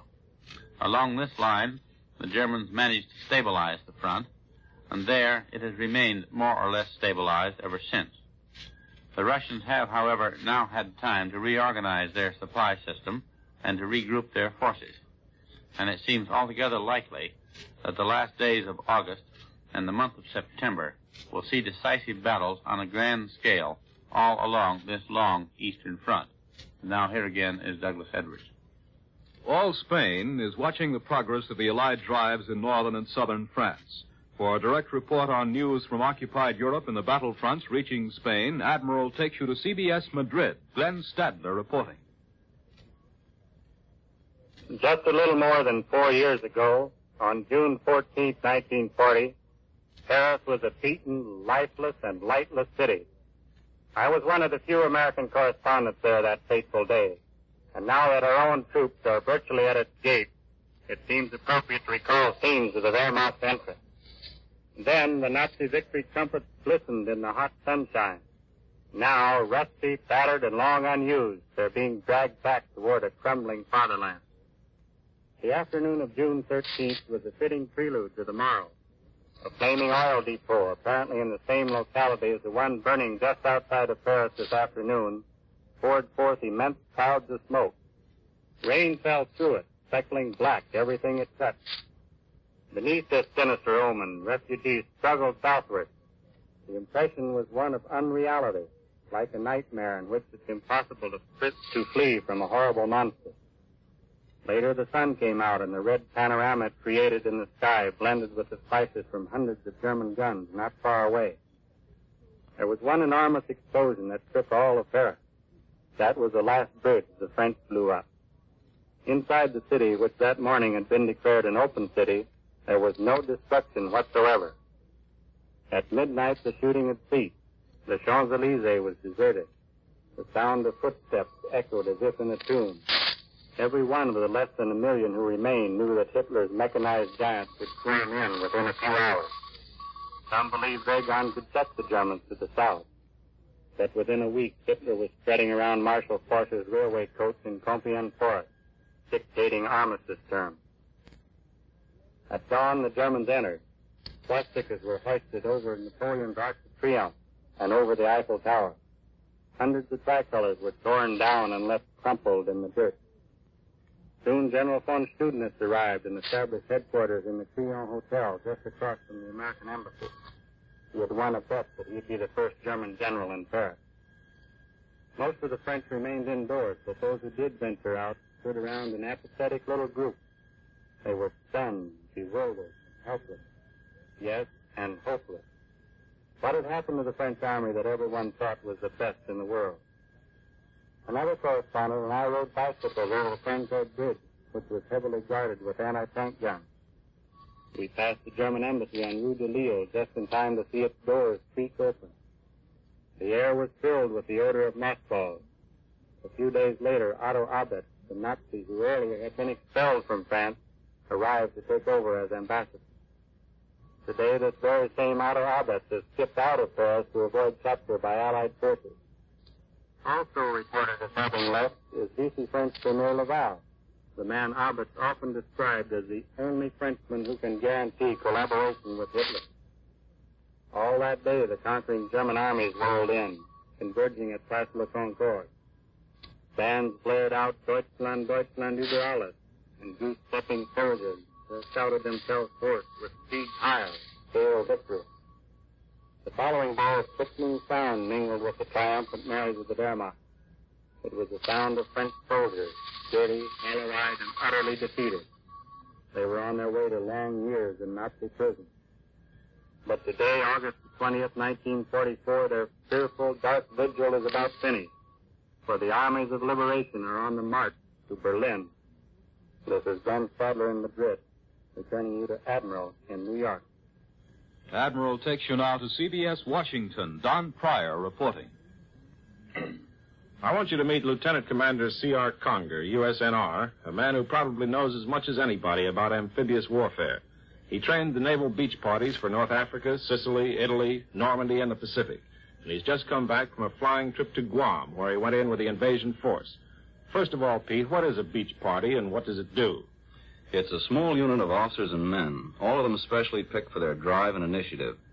They're the connecting link between the Navy afloat and the Army and Marines ashore.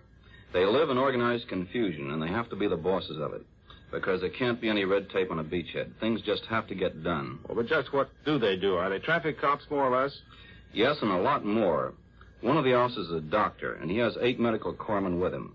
He goes in with one of the early waves just as soon as he can get ashore and sets up a first aid and evacuation station.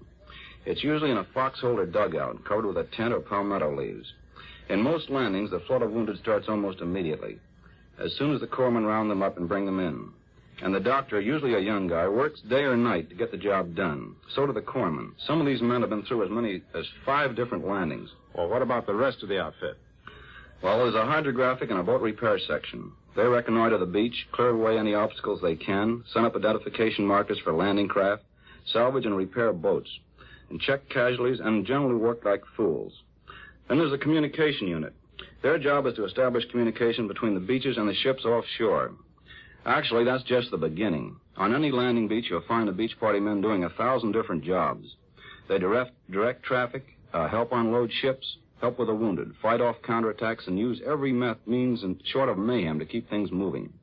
They're the expediters of the beachhead. Well, where do you get men like that? That's hard to answer. You've seen men like them on construction jobs, men who believe in what they're doing and believe in themselves so thoroughly that nothing can stop them. They get the job done regardless of who or what gets in their way. They're not always big men or fine physical specimens. In fact, you'll find tiny little men wading in through the surf towards the enemy beach with tremendous load on his back. Now, that'll be a beach party man. Well, they must be pretty well trained, Pete. Yes, they are. If you hike 5 or 10 miles every day for a while with a full pack on your back, work for hours and water up to your waist, and in the meantime sleep in the open and eat cold food, you're bound to get tough if you can take it.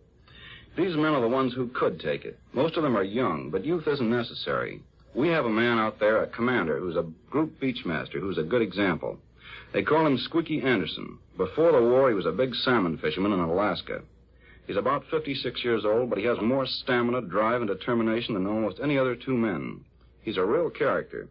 You'll find him out there running around in old Sherlock Holmes' hat with a pair of green shorts, working like a fool day and night, and getting everybody else to work the same way.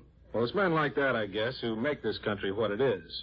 And I guess it's men like that whose country this ought to be. The latest news here in Washington is that Soviet Ambassador Gromyko, who's chairman of Russia's delegation to the Four-Power World Peace Organization conference, which opens tomorrow, arrived from Moscow a couple of hours ago in a big Soviet transport plane. That completes the roster for the opening talks between Russia, Britain, and the United States. China will be brought in later, when conferences with Russia have been completed. Donald Nelson, War Production Chief, and Major General Patrick Hurley are being sent to China by President Roosevelt, supposedly to lay the economic groundwork for intensification of the war against Japan. I return you now to Admiral in New York. In the Southwest Pacific, the bombing of a 1,500-ton Japanese freighter transport, which was left sinking off Davao, the second-largest city of the Philippines, was announced in a headquarters communique today, which also revealed that Allied patrol planes now have the island of Mindanao, the largest of the Philippines, under constant surveillance. And now, once again, here is Warren Sweeney with a word from Admiral. We know that many of our listeners plan to build a new home or remodel their present ones when the war is won. In most cases, this will include new furniture. Well, there'll be an Admiral radio in a superbly styled cabinet to complement the decorative plan you have in mind. Admiral will keep up its tradition of fine cabinets to add grace and charm to any surroundings. If it's period designs you want, Admiral will have them. If your choice runs to the more modern, there'll be an Admiral to suit your taste. And you can be assured of getting enduring construction as well as matchless beauty.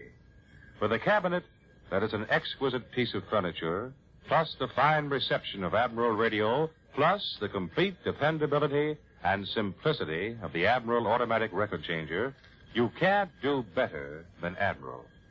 And they're built for the world's largest manufacturer of radio phonographs with automatic record changers. If the farmers of America are to meet the huge production goals for this year, they must have part-time help from millions of people who haven't previously done farm work. All types of laborers are wanted, men and women, boys and girls, no matter where you live. Prevailing wages will be paid. Whether it's for a few days or a few weeks, be part of the U.S. Crop Corps. America needs your help. World News Today is brought to you each Sunday at this hour by Admiral Corporation, makers of Admiral Radio, America's smart set, and post-war makers of Admiral refrigerators, Admiral home freezers, Admiral electric ranges. Be sure to listen again next Sunday when Admiral brings you World News Today by shortwave, direct from leading news centers of the world. This is CBS, the Columbia Broadcasting System. WBBM, Chicago. World News Today, brought to you by Admiral Corporation in behalf of distributors and dealers all over America and in many foreign lands. By shortwave broadcast direct from important overseas stations and leading news centers of our own country, CBS reporters are waiting to bring you first-hand news from the world's political and battlefronts. Now, here's Douglas Edwards. The Allies are giving the Germans a steady drubbing as the enemy retreats toward the Reich. General Patton's armored columns have made new advances between the Marne and Seine rivers. In southern France, Toulon is now completely ours, and the Allied bag of German prisoners has passed the 23,000 mark. Paris is swinging back to normalcy, despite some enemy sniping and a bombing attack by the Luftwaffe. General de Gaulle narrowly escaped death or injury yesterday when thousands of Parisians were thrown into panic by wild flurries of gunfire during a parade. On Europe's eastern front, Soviet troops are moving deeper into Romania. The Hungarian underground radio has called for revolt in Hungary. In Italy, the Germans are falling back toward the Gothic line, and Polish troops have driven a strong bridgehead across the Metaura River near the Adriatic. And in the Pacific, Allied naval air forces have carried out a heavy attack on Sumatra. Admiral Mountbatten's headquarters announces that Allied carrier-borne planes carried out a heavy attack on Jap installations on the western coast of Sumatra last Thursday. They hit a cement plant, 2 vessels, wharves, warehouses, and a railway yard. The Japs didn't try to intercept the Allied surface units either during or after the attack. 1 plane was lost. The official German news agency D&B says the Japanese are evacuating Manila. A broadcast recorded in London by the Associated Press said the town of Manila is being evacuated, and a number of restrictions on passenger traffic have been issued by President Jose Laurel, head of the Japanese puppet government in the Philippines. And now Admiral takes you direct to Paris. Allied troops continue to pour over the Seine above and below Paris. Only at scattered points are the Germans fighting rearguard actions to hold us up. The main movement of the German forces in France is northward and eastward toward Germany. West of Paris, we now have 3 bridgeheads across the Seine. There's the American one at Mont-Gassicourt, which is being expanded in the face of not much more than sporadic artillery fire. There's the British one at Vernon, already 3 miles deep, and the Canadian bridgehead at Pont de l'Arche, 10 miles south of Rouen. These bridgeheads are the possible starting points for still another German pocket. At least Berlin seems to think that the Allies' next move is to drive to the sea and cut off everything north of Rouen and Le Havre. Even if this doesn't happen right away, the Germans fleeing over the Seine and out of that area will find we're running right alongside of them, nudging them with high explosives. Already, bombers and fighter bombers are ranging over the whole area by day, bombing columns and the fuel dumps they need to move. And fast mosquitoes are scourging them by night. Back on the left bank of the Seine, the Germans are still trying to fight their way across the river. They've only got a small pocket left, only a few square miles, completely surrounded by the Canadians who are hacking away at their rear guards. Most of the Germans are trying to get away up the narrow Seine loop to Rouen. Here, the river flowing around them makes them a perfect target. And in today's beautiful weather, our medium and fighter bombers have been sending their bombs down into closely packed German transport. The Germans are getting men back over the Seine, but they'll have to be completely reformed and re-equipped if they're to stand again and fight. There's no indication that they can do this much before the German border.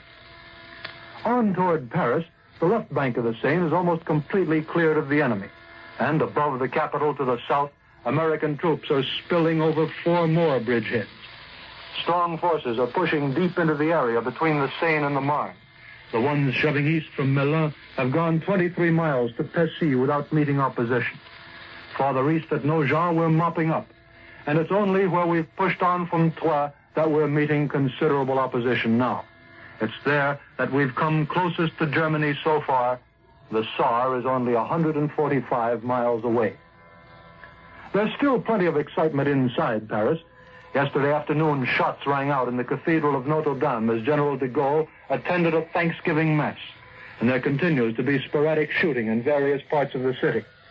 The Germans seem to have fairly strong groups of snipers in the northern and northeastern suburbs. Today, General Eisenhower arrived in Paris, and his first words were to praise the spirit of French resistance. Inside the city, the authorities are trying to hasten things back to normal. 3,000 tons of American food are promised daily for the next 6 weeks. Cans of meat, flour, fats, condensed milk, and chocolate will be coming in. but it's still only a fraction of the need. The meat ration is a half a pound a week. But normality isn't far off. Already, the first bicycle race has been arranged for the Vincennes Velodrome tomorrow. While France is striving to return to normal, Germany is moving more rapidly toward crisis. Goebbels is trying to keep his people at work in the face of the catastrophic news coming in from all fronts. But this afternoon, the military catastrophe was brought much closer to home. For the first time, RAF heavy bombers have bombed Germany by daylight in strength.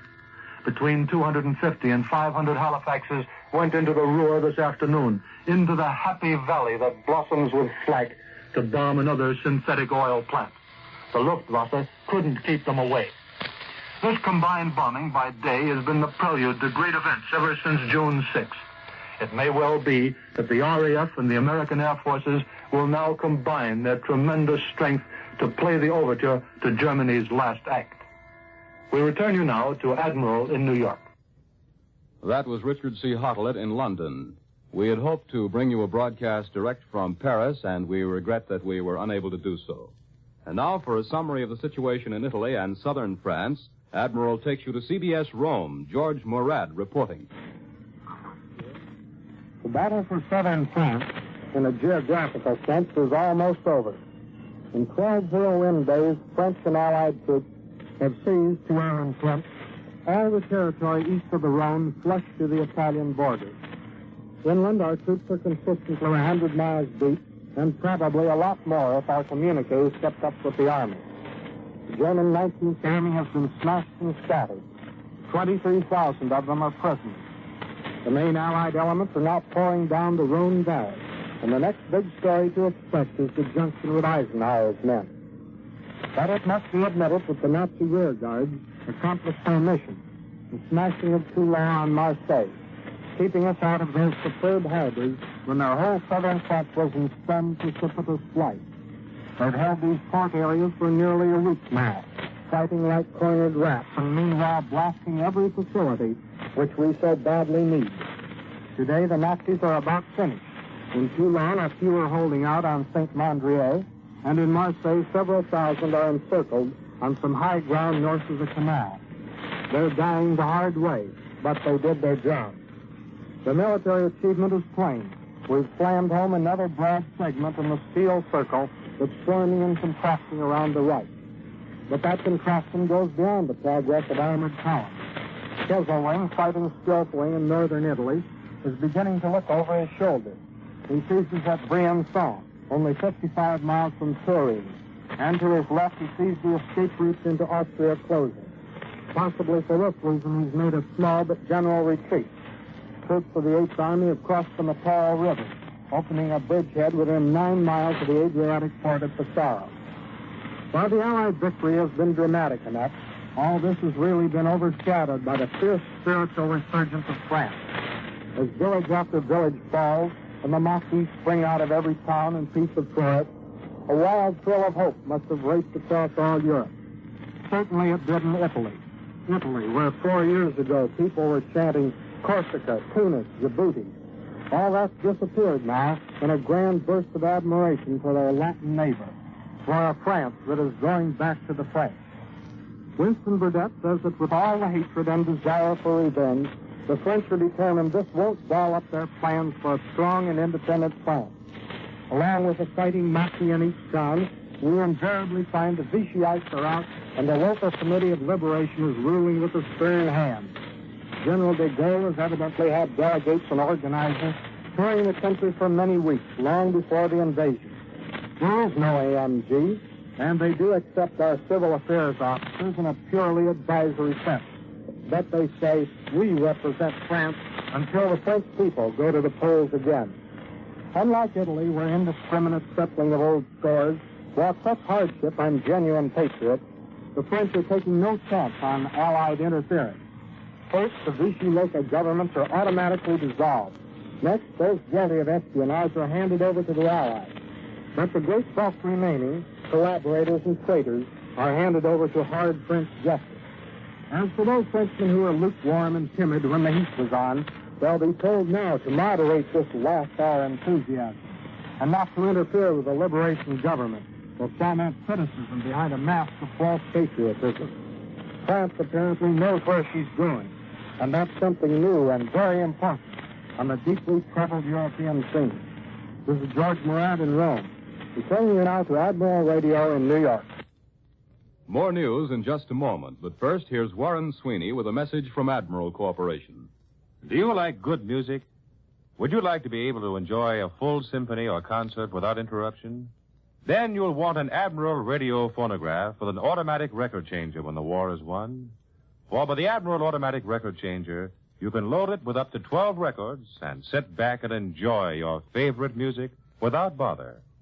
Admiral Corporation is the world's largest manufacturer of radio phonographs with automatic record changers, which is proof in itself of their excellence. And only Admiral has Slide Away. With Slide Away, there is no lid to lift. You simply open the cabinet doors, and out comes the complete phonograph turntable and automatic record changer, easy to reach, convenient to load and unload.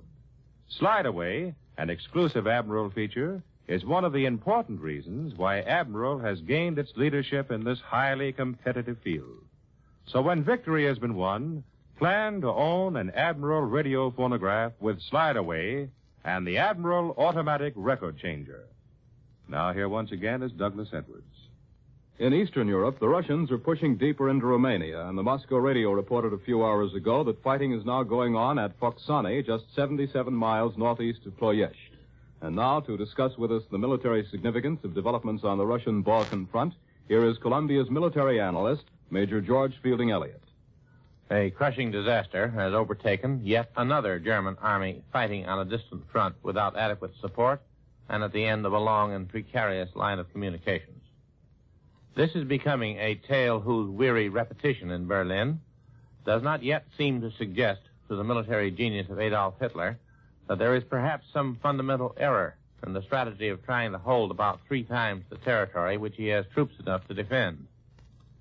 Stalingrad and Tunisia were warnings enough for ordinary common sense, but not for the Hitlerian intuition. The loss of the 4th Army in White Russia, the smashing of the 10th and 14th Armies in Italy and their reduction to half their former strength, the cutting off of the 16th and 18th Armies in the Baltic States, the destruction of the 7th Army in Normandy, and the present precarious condition of the 19th Army in southern France and of the 15th Army on the Pas-de-Calais coast have followed in grim succession. Now the 6th and 8th Armies have been broken in Romania. Hitler is still trying to hold distant positions, which he is no longer strong enough to defend. Apparently, the 6th and 8th Armies in Romania, forming an army group under the command of Colonel General Schorner, originally had a strength of 34 divisions of all types, that is, German divisions. Of these, 12 divisions have been shifted north into Poland under the necessities of the moment. That leaves 22 German divisions in Romania, of which 2 are armored divisions. Most of these troops were holding a line from Bender on the Dniester River across the Prut Valley through Kishinev and Yasi to the Siret River and the Carpathian Mountains. This line has now been broken through by a Russian drive southward between the Prut and the Siret, and it has also been outflanked by a Russian thrust over the Dniester below Bender. The result is that the German troops on the left wing have been driven back to the Foxani-Galatz gap between the mountains and the delta of the Danube, while those on the right wing, some 12 out of the 22 German divisions, have been cut off and surrounded. The extent of the German disaster is pointed up by the fact that in just one day, yesterday, the Russians report the capture of 31,000 German prisoners. The Romanians were so impressed by the Russian blows that they have changed sides and appear to be joining the Russians against the Germans. Bucharest is said to be cleared of German forces, which means that the rail communications of the German troops holding the Foxani-Galatz gap are virtually severed, and Russian troops are reported fighting inside Foxani itself. Now here again is Douglas Edwards. The French report that all organized German resistance has ended in southwestern France. And now for a report from Spain, Admiral takes you to San Sebastian. Glenn Stadler reporting. The French-Spanish frontier is now clear of German troops. French officials here in San Sebastian received the news which was the dramatic climax of the 2-year occupation of the rugged Pyrenees border. The scene of this final disengaging movement was about 80 miles east of here and 30 miles south of the famous Shrine of Lourdes. 3 companies of Wehrmacht officers and soldiers commandeered automobiles and at the point of Tommy guns forced French chauffeurs to drive them over the frontier where they surrendered to Spanish authorities and were interned.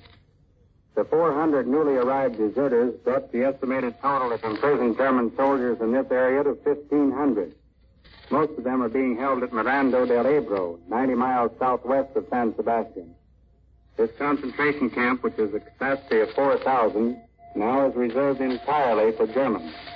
In the past 4 years, tens of thousands of refugees fleeing from the Nazis have passed through Miranda. The last French internees were removed from the camp 3 days ago to make room for Germans. 80 Frenchmen were leaving just as the first groups of Germans arrived. It was a red-letter day for the French, even though they still had days of internment yet before their release could be arranged. 80 voices raised to stirring pitch, and the Marseillaise burst forth over the encampment. It drowned out the noise of weary German soldiers dragging their equipment toward the bunkhouses. This afternoon, reports from across the frontier say that all is calm. Yesterday at the International Bridge, however, a Vichyite was treated by a Spanish doctor for a bullet wound in the leg. He had tried to escape. In the areas around Hendaye, Saint-Jean-de-Luz, and Biarritz, food is plentiful. The liberated French are dining on food abandoned by the disengaged Germans. Thousands of tins had been piling up in Hendaye warehouses for weeks. They were destined for Nazi consumption, but it seems that trains just wouldn't run. French crews always had found something wrong. Broken axles, missing nuts and bolts. And anyway, if they did manage, at strong Nazi insistence, to get a locomotive stoked up, the tracks were impassable because of Maquis sabotage. German authorities became more and more exasperated, but the French just shrugged their shoulders and laughed up their sleeves. Then, the day after the German withdrawal, broken axles seemed to mend themselves. Lost nuts and bolts were easily found, and railroad tracks miraculously became serviceable again, just as if tucked into place by some great unseen giant. In reality, of course, that giant was the French underground, now working in the free open air after 4 bitter, repressive years of Nazi occupation. Now, here's a neat report from the International Bridge. The American ambassador, Mr. Hayes, crossed into France this afternoon to pay his respects to the FFI commander in Hendaye. He then returned to San Sebastian. And this is Glenn Stadler in San Sebastian, returning you to Admiral in New York. For news on the home front and an interview with the officer commanding the training of our assault landing troops, Admiral takes you to CBS Washington, Joe McCaffrey reporting. I would like you to meet an Army officer who took a page out of the training books of the Nazis, then tossed in a generous share of American organizing genius and fired it back at the Germans themselves. This is Colonel Paul W. Thompson of the Corps of Engineers, who has been brought back to the States in accordance with the policy of having officers with combat experience on duty in the Chief of Staff's Operations Division. Colonel Thompson was commanding officer of the U.S. Assault Training Center in England, where the assault forces which took part in the Normandy landings on D-Day were trained. Colonel, suppose you tell us where you picked up some of your best background on assault work. I served in Germany with our military attaché during the time the Nazis were building up their army. There I observed the German methods of assault against permanent land fortifications. Later, our own engineers at Fort Belvoir took these German methods, improved on them, and adapted them to American equipment and armament. In England, we took the final step by adapting our assault technique to the special problems of an amphibious assault against the coastal fortifications of western France. Tell us something about the training of our assault forces in England, Colonel. Well, the initial step was to establish the U.S. Assault Training Center. That was in February of 1943, 16 months before D-Day. The Assault Training Center was located on the western coast of England, where the beaches and tides are very similar to those of Normandy. Establishing the center was quite a job, because we had to reproduce the fortifications and obstacles which we knew existed or would exist across the channel. Then we took standard American combat teams, infantry, artillery, engineers, and all, and we trained them in the details of the landing assault action ahead. For example, we had to alter the normal infantry platoon formation because the standard naval assault landing craft, the LCVP, holds only 30 soldiers. The basis of our training was this 30-man assault section. How long did it take to train, say, a regiment, Colonel? About 3 weeks. I should add that the units which came to us already had been through either actual combat or the amphibious training centers in this country. The units were good when we got them. Were the units completely trained and ready for D-Day when they left your assault training center? No.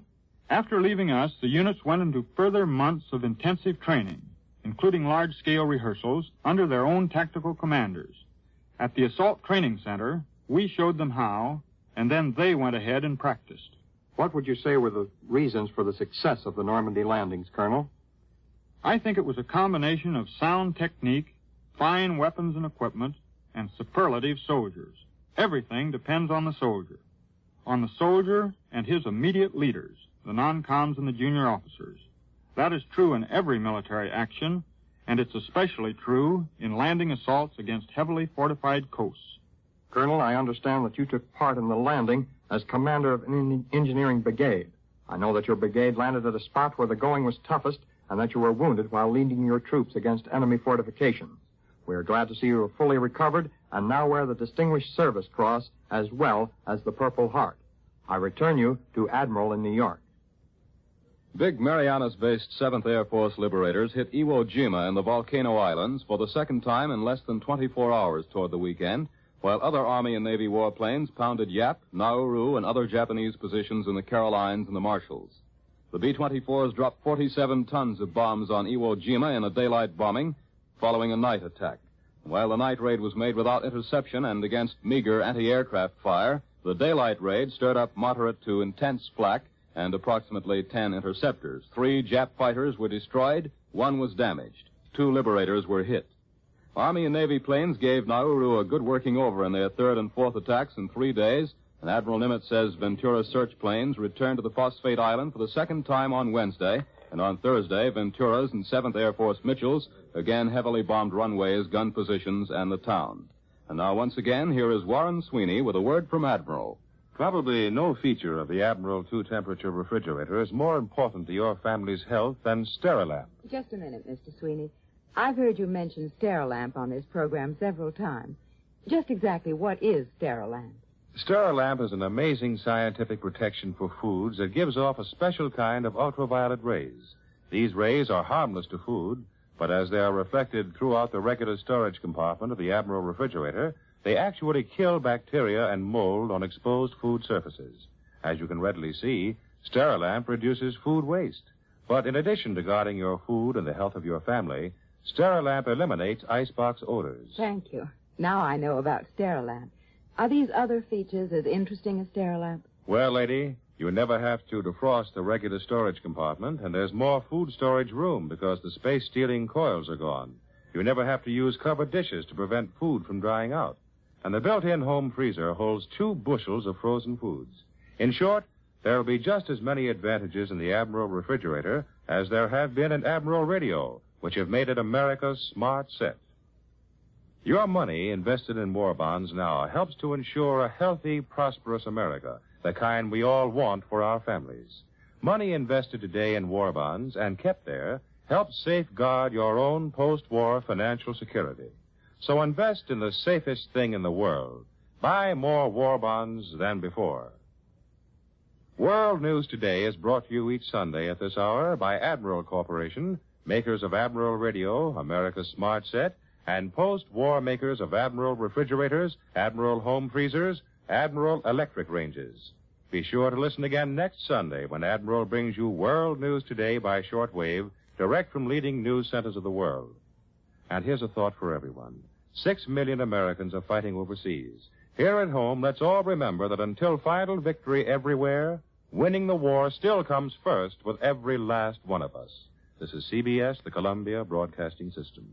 WBBM Chicago. The most sensational action has been the attack on General de Gaulle while he was attending a service at Notre Dame Cathedral. BBC war correspondent Robert Reed was recording a description of the scene when the attack began. And in this dispatch that follows, You'll hear the shots of the snipers. The general's now turned to face the square in this huge crowd of Parisians. He's being presented to people.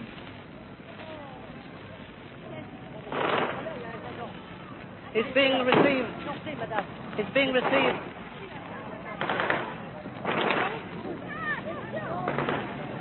Even while the general is marching into the cathedral. Well, that was one of the most dramatic scenes I've ever seen.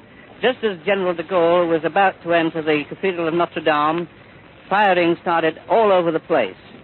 I'm afraid we couldn't get you the noise of that firing because I was overwhelmed by a rush of people who were trying to seek shelter, and my cable parted from my microphone. But I fell just near General de Gaulle, and I managed to pick myself up. General de Gaulle was trying to control the crowds rushing into the cathedral. He walked straight ahead into what appeared to me to be a hail of fire from somewhere inside the cathedral, somewhere from the galleries up near the vaulted roof. But he went straight ahead without hesitation, his shoulders flung back, and walked right down the central aisle, even while the bullets were pouring around him.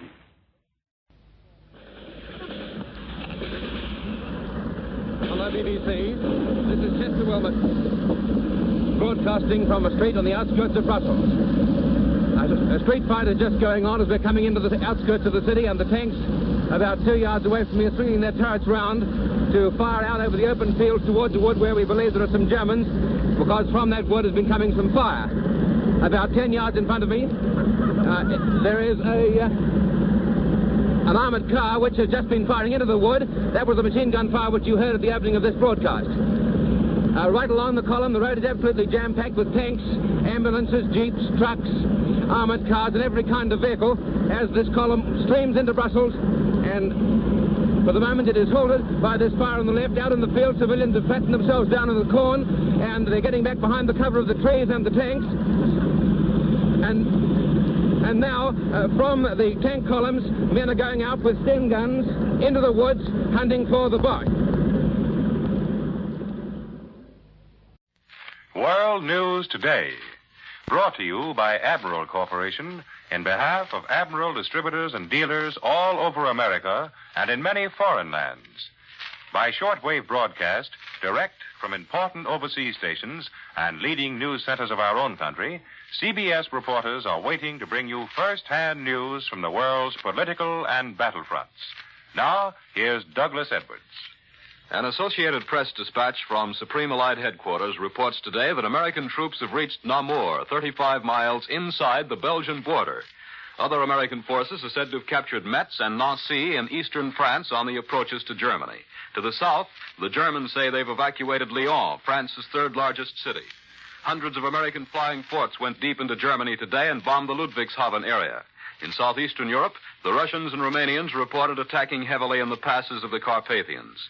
On the Italian front, the 8th Army has widened the breach in the Gothic Line, and the 5th Army is driving on beyond Pisa.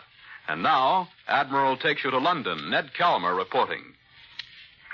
For Britain, this 5th anniversary of the declaration of war has been a day of national prayer. And to a country that's been through what this one has, national prayer is no mere official phrase.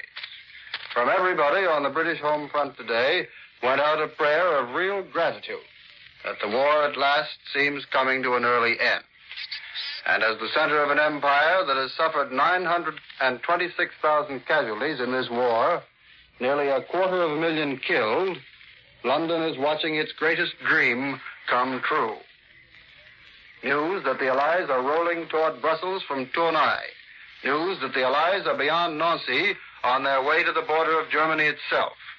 News that the Germans have pulled out of Lyon and may be pulling out of the Gothic Line and have abandoned all hope of standing on the Maginot Line and perhaps the Siegfried Line as well. Just how soon the end will come, the British don't yet know. But a people who've waited for 5 years can wait a little longer. The qualified observers among them, however, don't believe the Germans can keep on taking it once they've retreated to their own frontiers and the great mass of Allied air power previously directed against targets outside Germany is concentrated on German soil. Hitler and Goebbels may talk every day about fighting to the last, one of these observers says, but no nation can fight when its weapons are knocked out of its hands. The house that Hitler built beyond his frontiers is already tumbling into ruin. Finland and Bulgaria, for all practical purposes, are just about out of the war. Slovakia and Croatia are in full revolt. Hungary is not expected to stay in much longer, with the Russian army standing at her frontier. If the German High Command originally planned to hold the line of the Carpathians and the Galati Gap, that plan has had to be scrapped. But as military men in London see it, granting that the Germans can hold their present line down through Poland to Transylvania, and from there around to the Brenner Pass, and from there around to the Rhine, the enemy will still have some 1,600 miles of defenses to hold against the Allies. And that, in the general British view, is far too much for the remaining German manpower. With her Romanian oil gone, with her Lorraine iron no longer available, and cut off from all her raw material resources, Germany is not expected here to be able to fight on into the winter.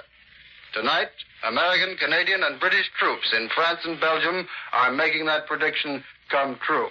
In all likelihood, their movements in most sectors are far ahead of the actual official report from Allied Supreme Headquarters here in London. And the main reason for that is that SHAEF never makes an official announcement of a town's capture until after the infantry have moved into that town and secured it beyond a question of a doubt of its being retaken. But our armored columns may have passed through the town as much as 2 days earlier, and then driven on or past the objective toward new objectives farther afield. This accounts for the time lag, which often results in confusion for the listening or reading public, but actually is due to a commendable caution on the part of SHAEF, which sees to it that when you finally get the news officially, it's news that will stick. I return you now to Admiral. We'll have more news in just a moment, but first, here's Warren Sweeney with a message from Admiral Corporation. The new, finer Admiral automatic record changer is the product of years of painstaking research and is a triumph of modern engineering skill. Because the Admiral changer has always been simple and trouble-free in operation, it can be easily understood why Admiral has become the world's largest manufacturer of radio phonographs with automatic record changers. The new Admiral changer will change records far more quickly than was heretofore thought possible. An entirely new electronic tone arm will exert so little pressure and wear on your favorite records that they will last almost indefinitely. There'll be a new depth and beauty of tone, too. Your records will be safe in the new Admiral changer with little chance of chipping or breaking them. When the war has been won, it will be a thrilling experience for you to load your new Admiral with 10 or 12 records and then just relax and hear them flawlessly played without going near the instrument. Yes, after the war, the radio phonograph with the best of everything will be Admiral. Now, here is Douglas Edwards. Correspondents in the Brest area say a stubborn suicide army of 15,000 German soldiers, sailors, and Marines has turned the siege of the great French port by the Americans into a forgotten battle hundreds of miles behind the front. The price is high in human life for American troops storming Nazi defenses and may be as costly as any piece of territory in France. Major General Hermann Ramke, the fanatic commander of the crack German 2nd Paratroop Division, is directing the defense with a raggle-taggle army, including trapped U-boat crews whose submarines float harmlessly in their pens. German anti-aircraft gunners have been thrown into the line with Marines and infantry sprinkled with Ramke's paratroopers along a wide arc, completely sealing off the port city. And now for a summary of the battle in southern France and Italy, Admiral takes you to CBS Rome. Winston Burdett reporting. German rear guards are fighting now to keep open the last escape routes northward from Lyon. The enemy's garrison troops in the city, along with remnants of the 19th Army, are clearing out with whatever transport they can lay their hands on. Beyond Lyon to the northeast, American forces crossed the Rhone 3 days ago. 2 days ago, they clashed with German armor 20 miles above the city. It's a safe guess that our spearheads are a good deal further north by now. The fact is that American forces have been operating around Lyon for a week. Last Wednesday, I visited this sector. In the back room of a hotel in a little town which the Maquis had liberated, we found the headquarters of the French Patriot forces that were operating in the hills ahead of us. The Maquis had captured this town a week before. When our troops arrived last Sunday, the French partisan commander was able to give them a complete report on how many Germans there were in Lyon, how many Germans were passing through the city, where the enemy's batteries were, where the German commander had his headquarters. On all the main highways out of Lyon, the French had established roadblocks, very primitive affairs, consisting of overturned tractors and farmers' carts covered by one or two machine guns. The French partisan commander said he thought the Maquis could seize Lyon, but would never be able to hold it, because the Germans had plenty of tanks, and the partisans' only answer to a tank is a grenade or sometimes a bazooka. Every day, the French commander sent his agents into Lyon to get information about the Germans. As we talked, one of his most valued agents came in. She was a 19-year-old girl. She had just returned from one of her daily missions by bicycle inside the city. At the Maquis headquarters, we talked of German war criminals. The French officers wanted to know what would become of the men who ordered French villages burned to the ground, who ordered French civilians shot, beaten, and tortured to death. The French have not forgotten those crimes. They are afraid that the criminals are safe from punishment now as prisoners of war in American hands. The Maquis has agreed to hand over its prisoners to us, and it has done so regularly. Of course, there have been exceptions. In notorious cases, the partisans have dealt with the Germans themselves because they do not trust us to do so. They know that the worst criminals, the German officers of highest rank, are the ones who receive the most respectful treatment. Captured generals leave France by plane, and whenever possible, they take their personal staff along with them. The partisan chief of staff said to me, the punishment of war criminals is something that sounds good in the speeches of Roosevelt and Churchill, but it will never be done. The French are bitter about this. It's impossible to expect them to be otherwise, if being a prisoner in Allied hands is the mean of This is Winston Burdett in Rome, returning you now to Admiral in New York. And here in our New York studio to discuss with you the situation in southeastern Europe is Columbia's military analyst, Major George Fielding Elliott. On the greater part of the Russian front, there hasn't been much movement for several days. The Germans appear still to be holding open a narrow corridor along the shores of the Gulf of Riga, and they're defending the frontiers of East Prussia successfully, for the time being at least. They're also containing the Soviet bridgeheads on the western bank of the Vistula River. Only northeast of Warsaw do the Russians claim any considerable gains, and there they are retaking ground which was lost to the German counterattacks that took place during August. Of course, all this will change. It won't last because as soon as the Russians get set, overcome their supply difficulties, and regroup their forces, we shall unquestionably see, and probably very soon, a crushing series of Russian offensives along this front. Meanwhile, in Romania, the Russians are pushing rapidly ahead, and it is to this theater that the greatest immediate interest attaches because of the threat thus presented to the whole German fabric of domination in the Balkan Peninsula. The Russians are now engaged in overrunning the wide plains between the Carpathian Mountains and the river Danube, the plains of the ancient Principality of Wallachia. They are already deployed along several hundred miles of the Bulgarian frontier, though reports that the frontier has actually been crossed by Russian troops remain unconfirmed. There are also reports, likewise unconfirmed, that Russian and Romanian troops have crossed the mountains into Transylvania, thus threatening the whole central plain of Hungary, and that the Germans are evacuating Yugoslavia and Greece. But while these rumors are flying about, there is a sort of central support for them, because the Russian invasion of the Danubian area does threaten, to the north, the Germans in Hungary, to the west, the Germans in Yugoslavia and the communications of the German forces in Greece, and to the south, what is left of German power in Bulgaria. The Bulgarians are reported anxious to get out of the war. The Yugoslav patriot armies have been called upon for renewed exertions, and the Hungarian political pot is boiling. Moreover, with the tide of Allied power rolling thunderously into Belgium, and with the Red armies in the east gathering their strength for a new series of mighty blows, the Germans have need of every German soldier they can muster for a last-ditch stand in the defense of German soil. Hence, it is by no means improbable that they will withdraw their troops from other theaters, as indeed high Allied authority has already predicted. And one of those theaters may well be the Balkan Peninsula, where there are some 20 to 25 German divisions which certainly could be used elsewhere to better effect.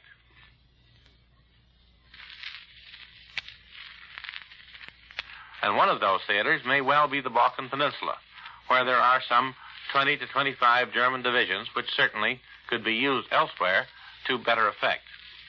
It's quite probable that the British will not desire to see the liberation of Greece and Yugoslavia entirely accomplished by the Russians, as relations between London and these two nations have historically and traditionally been very close. Hence, there's the additional possibility that the German departure from the Balkans may be hastened by an Allied effort from the Mediterranean side. What is clear in all this rather confused picture of Balkan turmoil is just this one point. The days of German domination in that trouble-torn peninsula are over. Now, here again is Douglas Edwards. And here's a bulletin from Supreme Headquarters. General Eisenhower today sent 3 messages to the Low Countries. One to the Belgians telling them their hour had struck, one to the Germans in Belgium warning against atrocities, and the third to the Dutch telling them not yet to attempt any mass uprising. This summer, the Civil Air Patrol, working in cooperation with the Army Air Forces, has given 9,000 young Americans a taste of pre-flight training. 3 of these youngsters are winding up their course, flying in a Liberator bomber somewhere over Long Island with a CBS reporter. Admiral takes you now some 4,000 feet above Long Island. Bill Slocum, Jr., reporting. 3 bug-eyed young Americans, none of them yet 18, have just succeeded in elbowing Captain Emile Duplank and me into a corner of this B-24's flight deck, so that their view of the miracles occurring just below us is uninterrupted. These miracles, and I suppose the kids are right, they are a little miraculous, are the manipulations of the pilot and co-pilot who are making this 4-motored monster purr through the air at about 200 miles per hour, some 4,000 feet up. These youngsters have just finished a week of pre-flight training under the Air Force's very wise program, which enables air-minded boys to find out just what it's all about before attempting to become flying cadets. The Civil Air Patrol has voluntarily taken over the ground training end of the job, and the Army has furnished the gear. I will probably get slugged now, but I'm going to take the chance and ask one of the intense young men a question. Bill Davis, have you ever flown before? Yes. Talkative boy, isn't he? Ever been in anything this big? No, sir. Just small CAP planes. Boy, this Liberator is really an airplane. Yes, these 4 motors will carry a lot of bombs a long way. Aircraft power plants are engines, sir. You never call them motors. Oh, thank you, my boy. Thanks very much. Captain Duplank, a Mitchell Field pilot, is along with us to answer questions. And it might be a good idea if I let him talk to this trio of junior birdmen. Captain? Say, Russ Heath, take a quick look at that instrument panel and tell me our altitude, airspeed, and force. We're just over 4,000 feet, sir. Our indicated speed is 190 miles an hour, and the heading is 240 degrees, although actually we are circling Mitchell Field. That's right. Captain Duplank, sir, if 2 engines cut out, could this big plane stay up? Well, that always depends on the load. But with this light load, I'm sure it could. Captain, if the hydraulic system controlling the heavy landing gear went bad, could you crank the wheels down like on lighter planes? Yes, but it's a long, tiresome job. So always check your landing gear before calling the tower for landing instructions. Yes, sir. Our young men are again intent upon the pilot below. So I'd like to ask you a question, Captain. Do these kids like to fly? Do they? They love it. And they'll be good pilots someday. I've flown dozens of them, and I think every boy had read 4 more books on flying than I had. They asked some very embarrassing questions at times, though. Yes, I noticed that. Say, Louis Sickle, why did you volunteer for this week of very little flying and a lot of hard work? Because I want to be a pilot. If the war is still on when my time comes, I want to get into the Air Forces. If it's over then, I want to get into commercial aviation. I figure with this training, I'll have a slight edge over other kids. I wish you could see these youngsters sitting here some 4,000 feet in the sky. I used to see kids look at Babe Ruth the way these boys look at DePlank and Colonel Loren Briggs, our pilot. This next generation is a generation of airmen, and I guess there's nothing for us old gaffers to do but stand on the sidelines and hope for a chance to yell, "Hey there, son, why don't you get yourself an automobile?" I return you now to Admiral in New York. And now for news of the home front and an interview with a Coast Guardsman who has helped in rescue work in the English Channel. Admiral takes you to CBS Washington. Don Pryor reporting. The latest word on Capitol Hill is that congressional leaders are planning now to adjourn by September 15th. And they might make it because an agreement is in sight on reconversion legislation. Donald Nelson, incidentally, is the current betting favorite here for the job of directing demobilization. But that's not yet definite. Well, that's the news today in Washington. To military men, the most amazing thing about our success in the invasion of Europe is not the swift advance of our armies. It's the fact that almost all of the men and materials for such a drive have been supplied across an open beach. It's taken a constant flow of ships back and forth across the English Channel, almost literally a bridge of ships. And overhead, of course, a bridge of wings in the air. Inevitably, in such an operation, there are lots of accidents. Boats overturn. Planes sometimes fail to get back, and their crews land in the sea. But most of them are rescued, because all that was planned for in advance. To tell you that story, here's Chief Bosun's mate, Glenn R. Vliet of Baltimore. Go ahead, Glenn. Start at the beginning. Well, I was with a flotilla of sub-busters in the Coast Guard. We'd been patrolling for some time down in the Caribbean. Well, that was a very famous flotilla, incidentally, and they had a lot to do with cutting down Hitler's U-boat fleet. But that's another story. What happened then? All of a sudden, they loaded all of our boats onto ships and took us over to England. And since the invasion, we've been doing rescue work in the Channel. Incidentally, how big is a sub-buster? 83 feet. It's just a little boat with one officer and 13 men, but it can do a lot of work. Well, apparently so. Just what did you do? Well, as you said, our principal job was rescue, but we did convoy work, too, and lots of other odd jobs. How many men did your flotilla rescue? Oh, I don't know. About 1,100 up to the time I left. Mostly soldiers? Yes, most of them young guys. Well, they must have been pretty glad to see you, weren't they? They never said much. They were glad to get out of the water, of course, but they were pretty mad about getting dunked before they had a chance at the beachhead. And they were all anxious to get back in. Were many of them badly wounded? Only a few. We sent those back to England. The rest of them went right on into Normandy. Incidentally, did you ever get to the beachhead? With crutches. Oh, yes, I forgot to mention that. Glenn just got out of the hospital. In fact, if he hadn't been wounded, we wouldn't even have him here today. He'd be over there still pulling men out of the ocean. Tell us what happened, Glenn.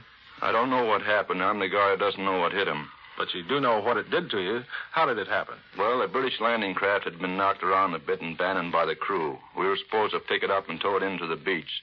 There was a bad storm at the time. We came alongside, and I put a man aboard to make a line fast to the sandpost, when all of a sudden something hit me in the knee. You don't know what? No, probably shrapnel, I guess. There was some firing in along the shore, whatever it was. It spun me around like a top and knocked me down. And then what? That was that. The gunner's mate gave me first aid, and I lay in my bunk for the next 2 days while we rode out the storm. My knee was laid wide open. Then they transferred me to an LCI where a young Navy doctor stretched me out on the mess table and sewed me up. From there I moved to an LST, then to an evacuation station on the beachhead, and finally back to England on another LST. And eventually back home. Would you like to go back, Glenn? Gosh, yes. I had a letter the other day from one of my buddies written from Cherbourg. From what he says, I'd like to go ashore in France, standing up. Well, you made it possible for a lot of other guys to do that, and I hope you can. I return you now to Admiral in New York. In the Pacific, American liberators have loosed another 110 bomb raid on Davao in the southern Philippines, and they destroyed 38 Japanese planes in the process. It was the heaviest American raid so far on any Philippine target. So suddenly did the Americans strike that the Japanese were able to mount only 9 fighter interceptors. One of these was shot down. The other 37 planes were caught on the ground. 2 American planes were lost to Japanese ack-ack. Installations and the excellent airfield at Davao were the principal targets of the bombers. General MacArthur, in announcing the Davao strike, revealed that an even heavier raid, a 137-ton attack, was staged at the same time on Palau Island, which lies along the sea route his forces may use when they invade the Philippines. Previously, the Tokyo radio had announced the Davao raid. It claimed that there were 40 liberators over the important port city, which was populated largely by Japanese before the war. The Japanese radio also said that a Pacific Fleet task force shelled the Bonins. The enemy said they were bombed heavily on Thursday and Friday. There's been no Allied confirmation of these reports. In Burma, Allied forces driving the Japanese southward now control more than 20,000 square miles, nearly a tenth of the country's total area. They've all but completed potentially useful lines of communication cutting across great barriers of the terrain from India to the China frontier. Americans, British, Imperials, and Chinese have an east-to-west line now, looking southward down all the Burma valleys which form the neutral lines of communication. They've gone a long way toward solution of what Admiral Lord Louis Mountbatten, the Supreme Commander in Asia, recently called a logistical nightmare. And now, once again, here's Warren Sweeney with a word from Admiral. Have you ever prepared a fresh vegetable plate? And I mean fresh. With vegetables picked months ago and frozen hard as billiard balls, or eaten meat months old, but as fresh and even more tender than the day it was bought? These things will be common to your daily life when you can own a new peacetime Admiral two-temperature refrigerator. The Admiral built-in home freezer will make possible many practical and economical ideas for more gracious living than you have ever dreamed of. There'll be many other exclusive Admiral features, too. Purified moist cold will prevent foods from wilting or drying without the use of covered dishes. Sterilamp will utilize ultraviolet rays to kill bacteria, retard the growth of mold, and to eliminate offensive icebox odors. And last, but certainly not least, the space-stealing coils will be gone, doing away with the regular, messy job of defrosting. Yes, the ready acceptance that America has given Admiral Radio, America's smart set, will be duplicated for the Admiral two-temperature electric refrigerator. Military and essential business travel is now at a new all-time high. Troop movements, furlough and casualty travel, and war production activity must still have first call on our nation's transportation systems. So please don't travel unless it is absolutely necessary. Pleasure travel must wait for victory. World News Today is brought to you each Sunday at this hour by Admiral Corporation, makers of Admiral Radio, America's smart set, and post-war makers of Admiral refrigerators, Admiral home freezers, Admiral electric ranges. Be sure to listen again next Sunday when Admiral brings you World News Today by shortwave, direct from leading news centers of the world. This is CBS, the Columbia Broadcasting System. WBBM, Chicago. Good books provide much consolation for wounded servicemen confined to hospitals and rest camps overseas. Help them by sharing with them some of the books you've enjoyed reading. Send books to the British War Relief Society, 30 North Michigan, Chicago 2, Illinois. You are listening to the WBBM Air Theater, Wrigley Building, Chicago. World News Today, brought to you by Admiral Corporation in behalf of distributors and dealers all over America and in many foreign lands. By shortwave broadcast direct from important overseas stations and leading news centers of our own country, CBS reporters are waiting to bring you first-hand news from the world's political and battlefronts. Now, here's Douglas Edwards. The Americans have driven into Luxembourg at 2 points today, and Allied gains are reported from other sectors of the western battlefront. More than 1,000 American warplanes were out this morning, smashing a German transport behind the Siegfried Line. In the Mediterranean, the British Eighth Army is fighting a tough battle with the Germans on the Adriatic side of the Italian front. But the Americans have pushed into the outskirts of the Gothic Line. Marshal Tito's headquarters comes up with a rather contradictory bit of news that Allied land forces are not operating in Yugoslavia, as reported earlier in the week. And now for a first-hand account of the fighting in Western Europe, Admiral takes you to CBS Paris, Charles Collingwood reporting. The Allied armies in Western Europe are fighting their way toward Germany through 3 countries, France, Belgium, and Luxembourg. We have really entered Luxembourg after days of premature reports, and Holland seems likely to be added to the list as our troops approach its boundary. All along the line, the Germans are putting up a stubborn resistance as they try to hold us off from Germany. But we continue to move forward closer and closer to the right. The closest point so far is the town of Tours in Belgium, 10 miles southeast of Liège and less than 20 miles from the German border. In the Ardennes forest, we continue to make progress. In the Moselle Valley, we're fighting in Liverdun above Toul and trying to expand our hard-won bridgeheads across the Moselle. As a whole, The picture today is that the German army is trying to pull itself together for a defense of the fatherland and fighting savagely while our armies are getting into position and carefully preparing an attack against Germany and the Siegfried Line. In Paris, the political news is the reconstruction of General de Gaulle's government. The great political fact here is the resistance, which is not a party, but a state of mind. And most of the new men in the government represent the militant groups who fought for France from within. These are the men whom France looks to as her future leaders. And even if we aren't familiar with their names, the French are Bigot, Paradis, Titien, Lacoste. And the French, who are an historically minded people, have a respect for continuity and tradition. So in the new government, there is old Jules Geneny, an elder statesman, president of the Senate, the Commons, and he stands for the continuity of the French democratic tradition. The new French government will have its trials and difficulties, but it is soundly based on the spirit and experience of the French people.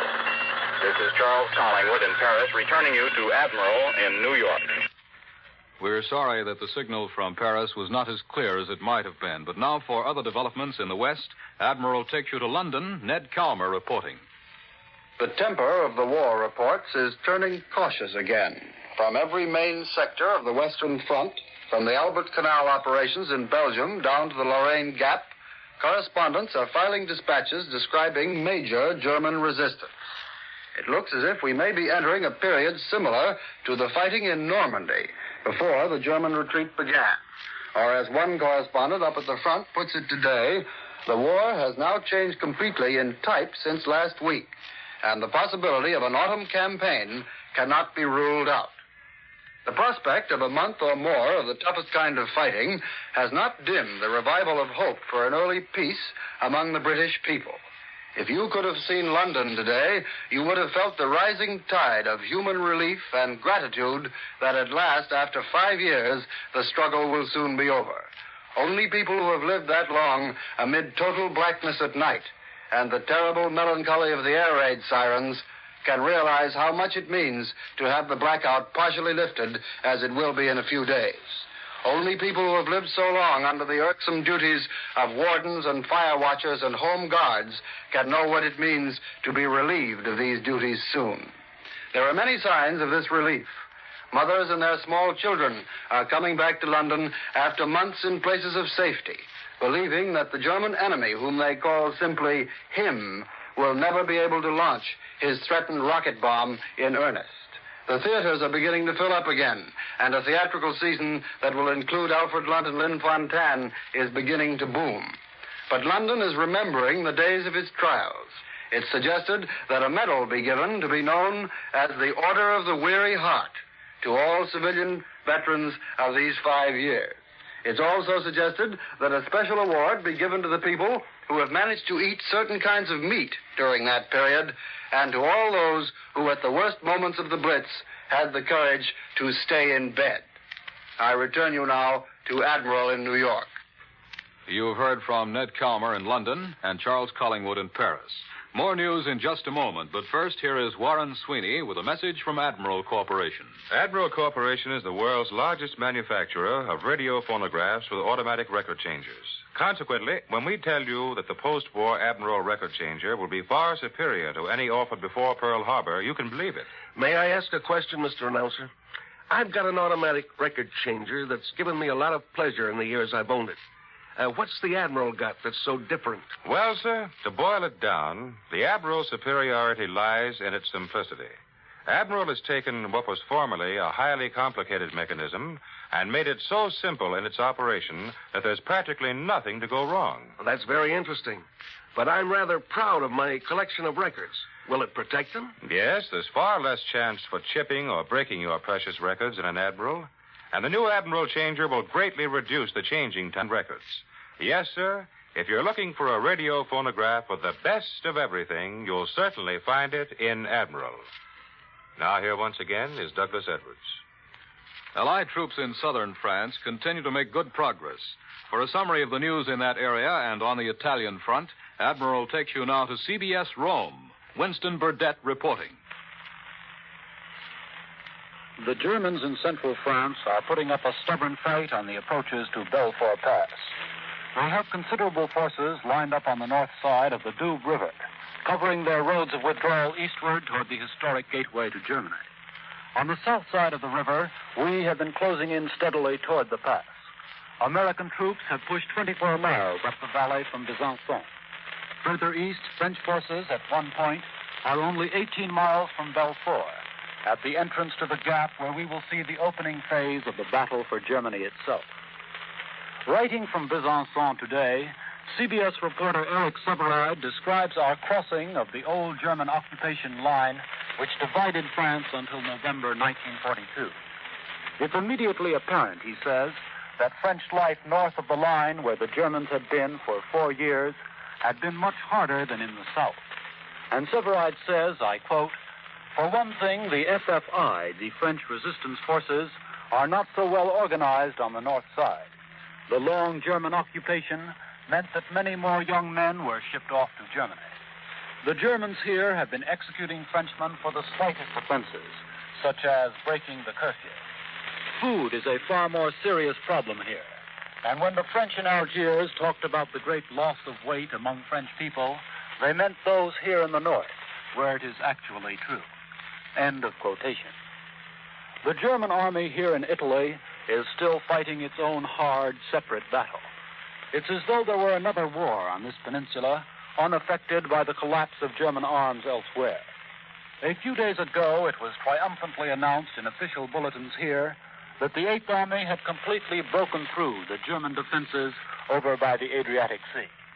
This was described as a decisive victory. It was expected that the Eighth would smash right through to the plain and roll up the entire German line. It was not expected that the Germans would be able to improvise defenses on the few ridges ahead of us and there, behind the so-called Gothic line, stop our offensive dead. But that is what has happened. Once again, the battle in Italy has not gone according to plan. In the narrow gap by the Adriatic, the Germans have moved in many guns, many tanks, all of their frontline mobile reserves, the elements of 7 divisions, including 2 Panzer divisions. To the Fifth Army further west will fall the difficult task of trying to breach the German defenses by frontal attack over the mountains. Whatever is happening on other fronts, German resistance is not breaking here. They are still making us fight a battle for nearly every ridge and pay for every mile of our advance in Italy. This is Winston Burdett in Rome, returning you now to Admiral in New York. The Moscow radio reported today that in August, 1,800 enemy aircraft were shot down on the Soviet-German front, the highest number during the summer offensive. The CBS shortwave listening station recorded the broadcast, which said that in the past few weeks, the war in the air has been focused in 3 areas: in the Baltic, Romania, and the Black Sea, and in the Warsaw sector. The Luftwaffe has concentrated big formations in the Baltics and the districts bordering East Prussia. Focke-Wulf's 190 used as fighter bombers are being sent over in groups of 100 and 150. And now here in our New York studio to discuss with us military events in the Balkans and Russia is Columbia's military analyst, Major George Fielding Elliott. Certainly the most important Russian accomplishment of the past week has been knocking Bulgaria not only out of the war as a German ally, but back into the war again as a belligerent on the Allied side.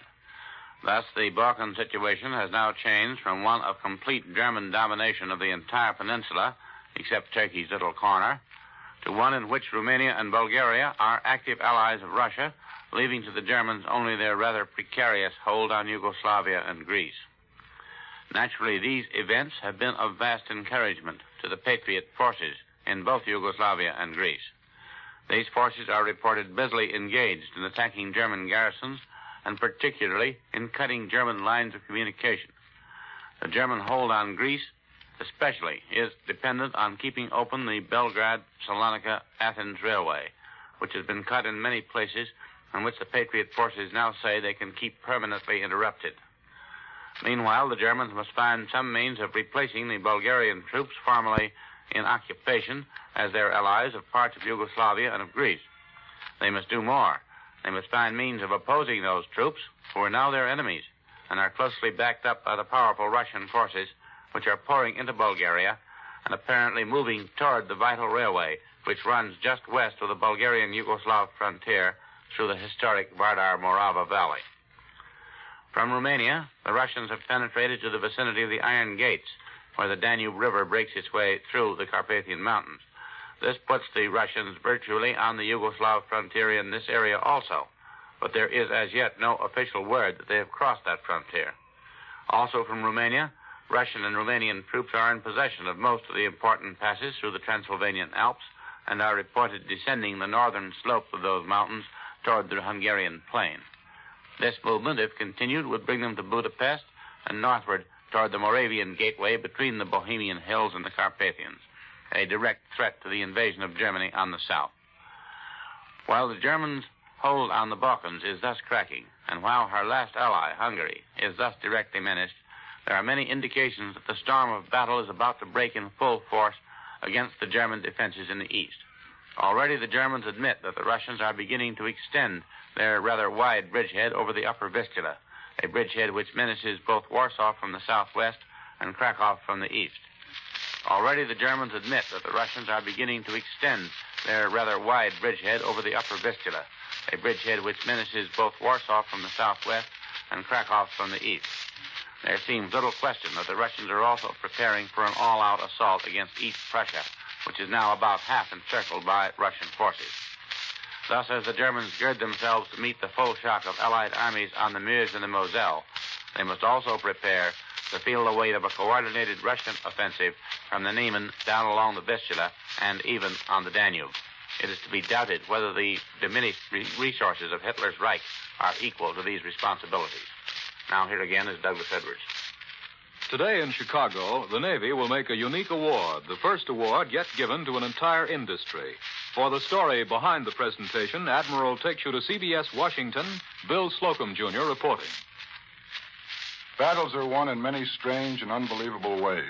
Many a ship still sails and fights because some, in fact thousands, of patriotic women were willing to part junior with a neighbor and go off to the wars to the best of their ability. The United States Navy recognizes this as a fact, self-evident or not, so today at Wrigley Field in Chicago, some 50,000 radio and radar workers of the Midwest will sit in on a unique celebration, the awarding by the Navy of the first material certificate of achievement to an industry or a section of an industry. This unprecedented award will be given formally to the Radar Radio Institute of Chicago, Incorporated, which consists of 65 various manufacturing groups which have banded together for the duration to share one another's personnel and production achievements. Rear Admiral Claude A. Jones, USN, Deputy Chief of the Office of Procurement and Material, thinks this is a well-deserved award, and he has accepted our invitation to talk about it today. Admiral Jones. The radio and radar people of Chicago have done a fine job. They have solved many problems which still plague other industries. When they needed more women workers, the Institute conducted a campaign that can be, well, a model for other industries. Admiral, I understand that a woman wasn't safe on the Chicago streets while that employment campaign was underway. Pretty near. The industry had agents all over town asking women if they'd like to work on this secret and delicate radio equipment. Shoppers were stopped leaving stores, and if the woman claimed she had to get her purchases home, why, the agent would say, "Madam, we'll send your stuff home in a taxi. You just climb in this bus, and we'll have you working in a couple of hours." And they did, too. This secret radar equipment is obviously very difficult to discuss from coast to coast. Just how valuable in the war effort is this great secret weapon? First, radar is unquestionably the greatest scientific development of this war. Last year, the British were willing to accept the loss of 41 planes as well worth the eradication of the city of Peenemünde, because there the Germans were engaged in research, development, and construction of radio location equipment. By attacking such an objective, future raids in Germany were deemed safer, and the heavy loss in planes was deemed a small price for the damage inflicted on enemy defenses. What is your opinion of peacetime radar, Admiral? For security reasons, I can only say radar will have many uses.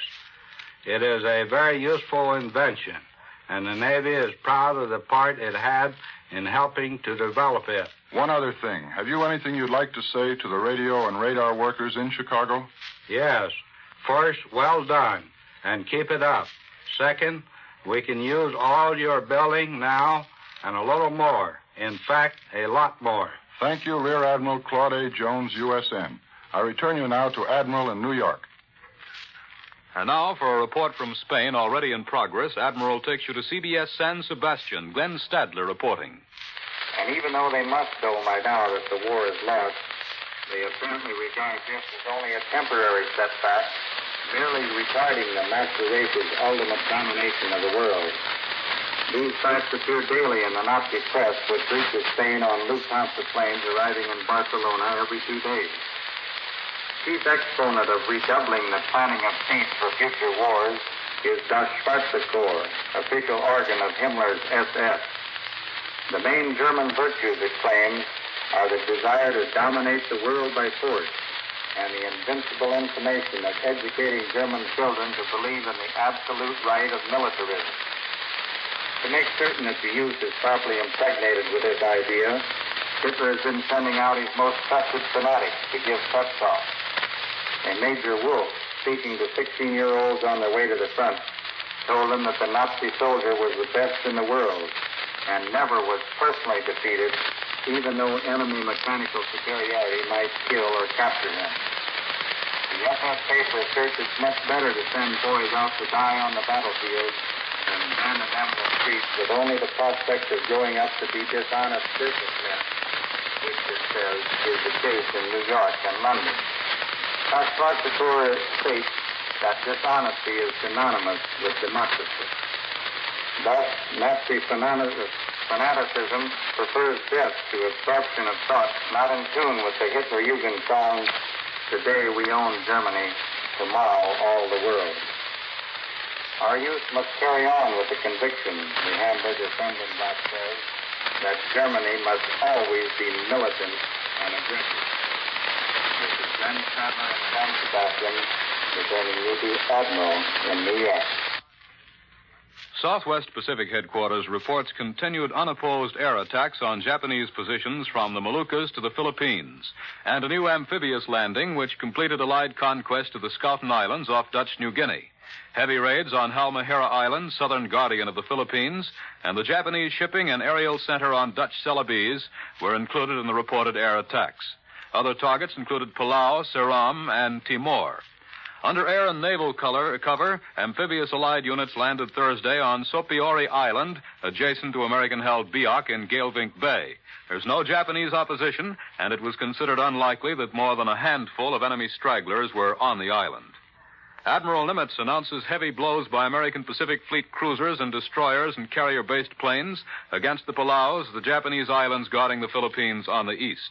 The big guns of the Navy were directed against the Palaus on Wednesday, and it was a follow-up attack to the blow delivered the day before by swarms of carrier fighter planes and 90-ton bomb assaults by Southwest Pacific land-based bombers.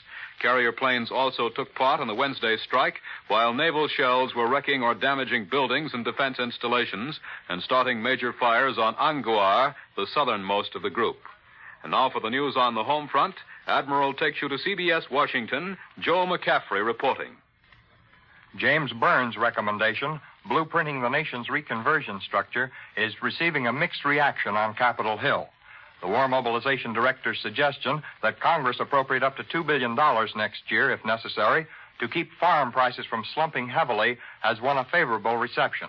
Senator Russell declares Congress has made a solemn commitment to the farmers to maintain the price of basic commodities at 90% of parity for 2 years after the war. And, continues Russell, we've got to keep that promise no matter what it costs. The reaction was not so favorable, however, to the proposal for an unemployment compensation schedule of $20 a week for 26 weeks. Lawmakers say there is little chance that Congress, having rejected it once, would reconsider the unemployment plan. Opinions here indicate that Burns's recommendation for repeal of the excess profits tax after Japan is defeated will receive congressional support. Post-war repeal of the excess profits tax on corporations has been advocated a long time in Congress and is backed by some of the most influential men on the tax writing committees. In his broad program for meeting post-war problems, Burns suggested that when Germany is defeated, many of the present economic controls be lifted, and that there be a return to the 40-hour week. Labor has endorsed this hours cutback, but both the CIO and AFL is already on record in many quarters as believing that workers should have a higher base pay. They are beginning a campaign to obtain for workers the same pay for a 40-hour week that they have been receiving for 48 hours. I return you now to Admiral in New York. Southeast Asia Command Headquarters announced today that the 5th Indian Division has gained more ground on the Teetim Road.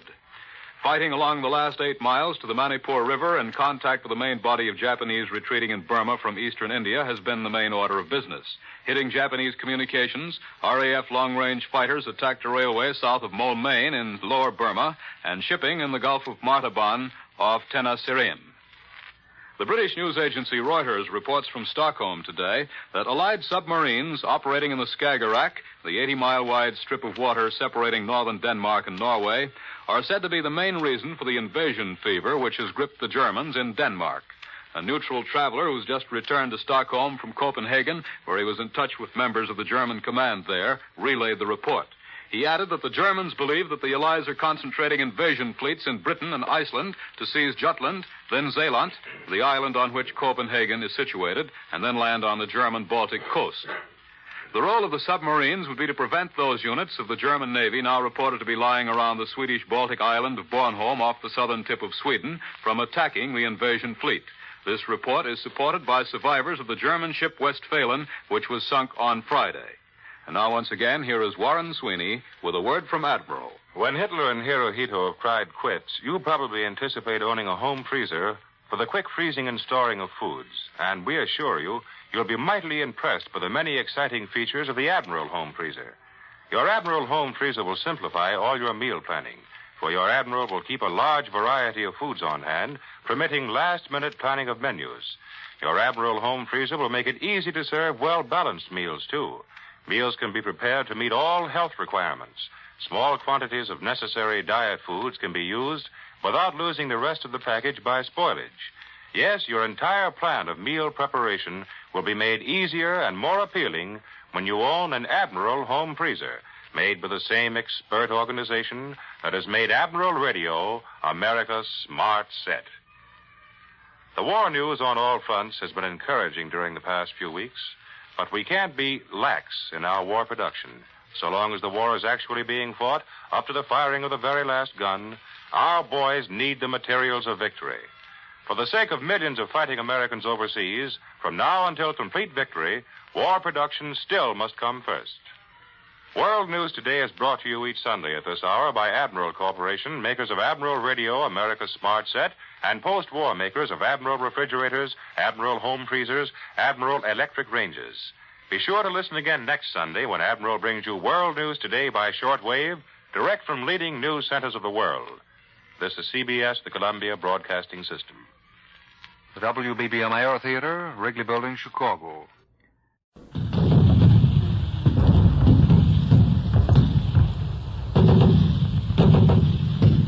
Just a few minutes ago, the fighter cover showed up, and right behind them came those lovely supply planes that you can hear up above us now. Yesterday and this morning, our supplies came, and they were dropped in the wrong place. The enemy got them. But now these planes have come over, and they've dropped them right dead over us. Everybody is cheering and clapping, and they just can't give vent to their feelings about what a wonderful sight this is. All these bundles and parachuted packages and ammunition are coming down here all around us, through the trees, bouncing on the ground. The men are running out to get them, and you have no idea what this means to us to see this ammunition and this food coming down here where the men can get it. They're such fighters that if they can only get the stuff to fight with, it's a wonderful thing. It's a shame when they can't get the stuff to fight with. You can hear the kind of flight that those planes are flying through. It's Absolutely like hail up there.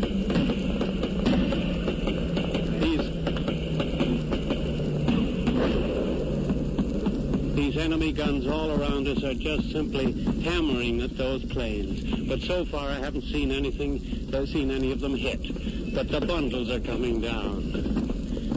The parachutes are coming down. That's all that these men ask. News today, brought to you by Admiral Corporation in behalf of Admiral distributors and dealers all over America and in many foreign lands. By shortwave broadcast direct from important overseas stations and leading news centers in our own country, CBS reporters are waiting to bring you first-hand news from the world's political and battlefronts. Now, here's Douglas Edwards. There are no additional details on the Supreme Headquarters announcement that British General Dempsey's forces, with reinforcements of men and material by air, have made limited contact with the British Airborne Division in Holland. But the Second Army still is fighting to enlarge and strengthen that contact. The RAF has bombed the Rhineland in great strength in a continuation of the Allied air offensive. Romanian sources say the Russians have crossed into Hungary. Allied troops in Italy have driven the Germans from the entire northern end of the Gothic line and are sweeping into the Po Valley. And Tokyo says American planes have again raided the Philippines.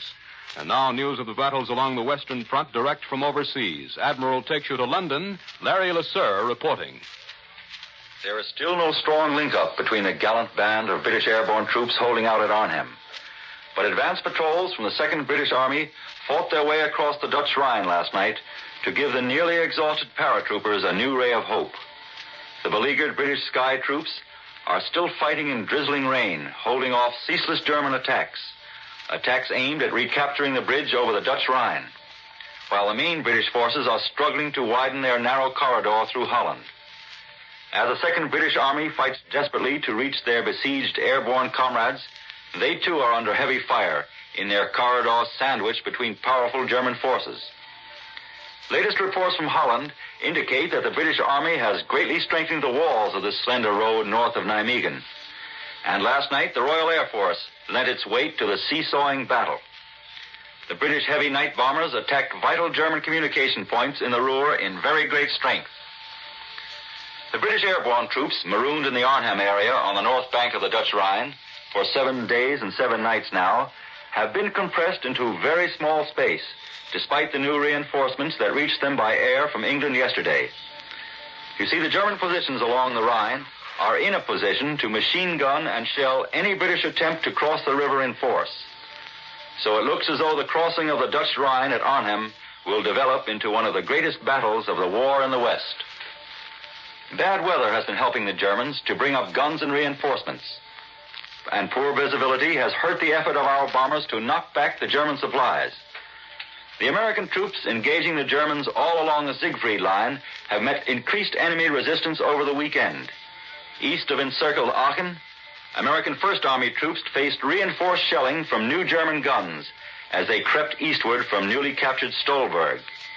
In the Nancy area, the Germans managed to build up a considerable force of tanks to counterattack General Patton's Third Army troops. The German blow was gathering momentum when thunderbolts of the 9th Air Force roared up to the scene. Despite low clouds and bad visibility, the Thunderbolt pilots swooped low to skip bomb the 100 German armored vehicles. The enemy tanks and armored cars countered with heavy fire at the German planes, or rather at the American planes. But finally the attack was broken up, and the undamaged German tanks and cars withdrew to the protection of a forest. The American Thunderbolts circled the forest, bombed it, and then raked it with cannon and machine gun fire until their ammunition was exhausted. The German Air Force itself appeared in some strength yesterday in an attempt to break up the Allied airborne relief operations in Holland. The German pilots took advantage of cloud cover when engaged by our protecting fighters. But Thunderbolts broke up one large German formation near Nijmegen, knocking down 19 out of 30 German planes without loss to themselves. And this is Larry LeSueur returning you now to Admiral. More news in just a moment. First, here's Warren Sweeney with a message from Admiral Corporation. Admiral Corporation, the leader in research on radar, television, communications equipment, and FM, will be able to give America many more Admiral firsts when victory is won. I know that Admiral Radio is America's smart set. But what is Admiral doing about television? Well, naturally, in a thing as big as television, there are many problems confronting both manufacturers and broadcasters to make television workable and within reach of America's millions of people. But Admiral research in engineering and production has made the name Admiral the last word in smart, convenient, economical home radios. You can depend on Admiral for home television, too. Will it be possible to get a television set built right into a radio-phonograph combination? Oh, I guess it's not giving away any trade secrets to tell you that. Eventually, you'll be able to get television in a wide range of models combined with radio or with a radio phonograph. And the new television and radio sets will reflect all the established Admiral skills and inventiveness. And they'll be built in the same great modern factories of Admiral Corporation, world's largest manufacturer of radio phonographs with automatic record changers. Now, here once again is Douglas Edwards. CBS correspondent Eric Severide in a cable from southern France says General de Gaulle has arrived on the French front after a triumphal tour through provincial cities of northeastern France. Severide says de Gaulle was met with an unfailing enthusiastic reception everywhere. He said this was proof that he has everyone's support in the interim of reorganizing the French government. And Severide's cable continues, 6,000 citizens of Besançon stood for 2 hours in the drizzle waiting for him yesterday. Tremendous cheers greeted his shouted declaration that we are not yet finished. Part of the Patria, our Alsace and our Lorraine, is still in enemy hands, but we will drive on the enemy's homeland. De Gaulle, who's learned much of the art of politics and now gestures freely, speaks confidently and colloquially, told the people that France's alliances and friendships with the outside world would help her only in the measure that the people of France, with their own hearts and bands, rebuilt the country and remake it materially, morally, and politically so that France can again take its place in the world. Allied troops in Italy have overturned the entire eastern end of the German Gothic line. For details of that development, Admiral takes you to CBS Rome. Winston Burdett reporting. The 8th Army today is slowly fanning out from the southeast corner of the Po Valley Plain along the main highways leading to Ravenna and Bologna. The Germans have not yet begun a general withdrawal on this front. They are still being pushed back in stiff fighting, and the 8th is still building up its striking force for its next lunge northward. We hope to destroy a sizable part of the German army in the next stage of the battle. The 5th Army is now 15 miles from Bologna, well past the great watershed of the Apennines, past the battered and broken defenses of the Gothic line. Between our two breakthroughs, there are Germans, several divisions of them, still fighting in the mountains. And it is hard to see how they can all get out in time, or how they can fight a mobile campaign down in the valley, with their insufficient transport and with our undisputed power in the air. We are expecting rapid developments on the Balkan front also in coming weeks. Today, reporters here in Rome talked with the Greek Minister of Information. The entire Greek government is ready to go to Greece immediately upon its liberation by Allied troops, and the minister said that he thought this would be very soon. On the eve of that event, he made several important declarations. He said that the Greek government demands unconditionally and without discussion the restitution by Bulgaria of all Greek territories and place in Macedonia which Bulgarian troops are now occupying. He said that Greece would also demand certain revisions of her pre-war frontier with Bulgaria. He said finally that the Greek people have suffered economically more than any other in this war, through the destruction of some 1,300 towns and villages by the Germans, through undernourishment and the diseases that come of undernourishment. Any normal relief effort, the minister said, would be wholly insufficient to meet the situation in Greece today. This is Winston Burdett in Rome, returning you now to Admiral in New York. Bucharest reports that Romanian and Russian troops have entered Hungary. For a summary of the situation on the Eastern Front, Admiral takes you now to CBS Moscow, Lee White of the Chicago Daily News Foreign Service, reporting. The Red Army today is mopping up in Estonia, where the shattered Germans appear to be cut off from any hope of ever getting home. Most of the larger German ships that were taking part in the evacuation have been sunk. According to this morning's supplement to last night's Soviet communique, 11 transports loaded with German troops have been sunk in the past 48 hours, either by bombers or by torpedo planes. It appears to be the nearest thing to Dunkirk that the Germans have yet been made to suffer. 3 loaded transports totaling 22,000 tons were sunk in the harbor of Tallinn. And off Pjarnu, before its capture yesterday, Soviet bombers and torpedo planes attacked an evacuation convoy, sinking a 17,000-ton liner and 3 other smaller ships. Here in Moscow, the people are getting ready for what appears to be a long, hard winter. It's a common sight to see long lines of trucks, mainly trolley trucks converted to run on electric current, distributing logs throughout the city to be chopped up for firewood. There's plenty of coal down in the Donbass region, but there isn't any way to get it up here. There aren't enough railroad cars and motor trucks to go around. But nobody seems to be complaining. Most people seem to be warming themselves in the thought that the war is almost over and that next year, certainly, there'll be enough fuel to go around. Speaking of the end of the war, one sign of it is the way buildings in Moscow are being repaired. The university, just beyond the American embassy, was somewhat battered by a number of bombs that fell nearby. But it was never repaired for lack of manpower, and because there was always the chance that Moscow might be bombed again. But now that danger has almost disappeared. The buildings of Moscow University have been completely redecorated and newly painted in cream and white. Even the blackout is a little less black than it used to be. It's black enough, of course, between midnight and dawn when there isn't any light at all. But until midnight, you now see perhaps 10 or a dozen lights, where before you only saw 2 or 3. I return you now to New York.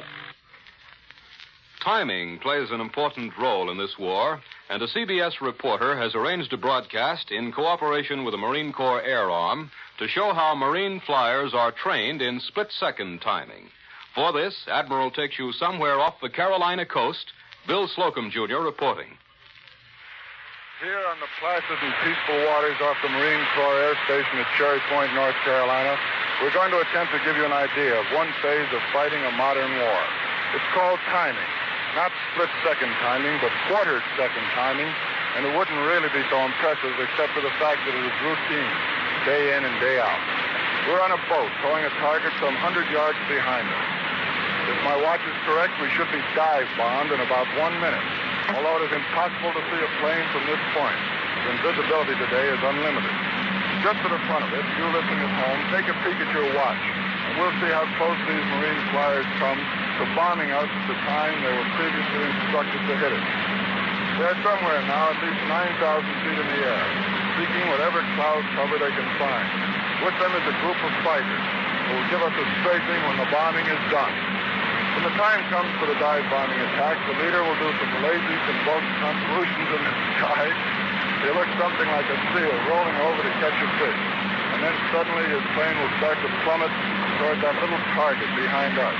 He'll fall pretty near 8,000 feet. That's about 1.5 miles in 15 seconds. When he's about 1,000 feet above his target, a tiny little bomb, which grows until it looks like a cannon, will fall lazily away from the plane.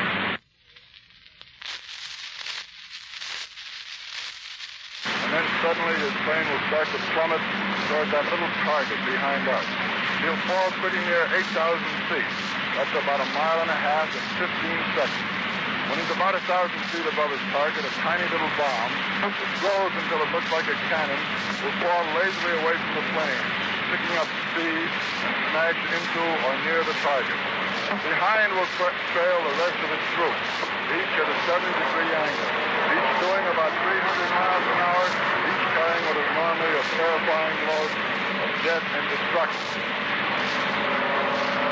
They're coming in now and dropping their bombs. Let's look through.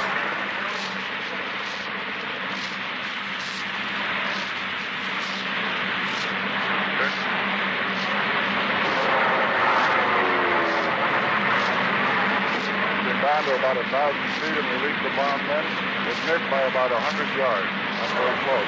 Here's another.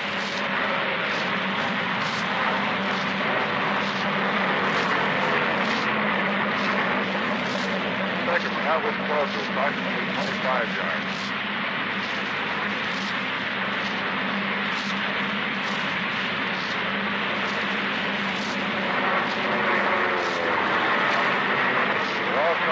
dropping bombs that are landing close to our target, but so far none has hit the target.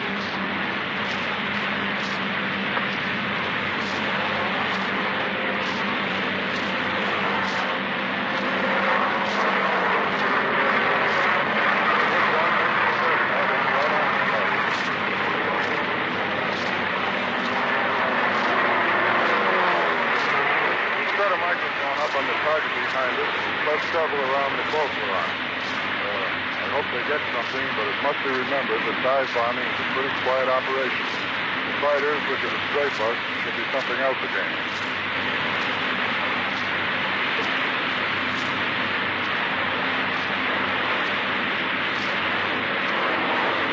They're coming in at us from all angles. It's difficult to describe their descent because we don't know where they'll come from.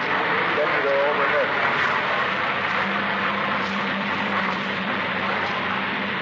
Well, there you have it. Fighters and dive bombers completing their training at the Cherry Point Marine Corps Air Station, demonstrating something of the timing as it is practiced in this very best run of all wars. Miles of space, thousands of feet of altitude, astronomical airspeed, all drops with a complete combination.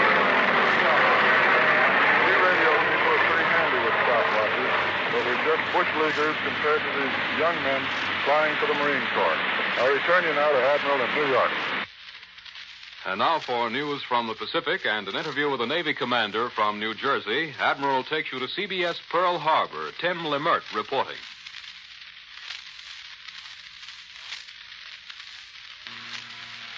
Fighting on Palaleo continues to be static as Marines are slowly pushing the enemy toward the north end of the island. About 3/4 of this island in the Palaus is now in our hands.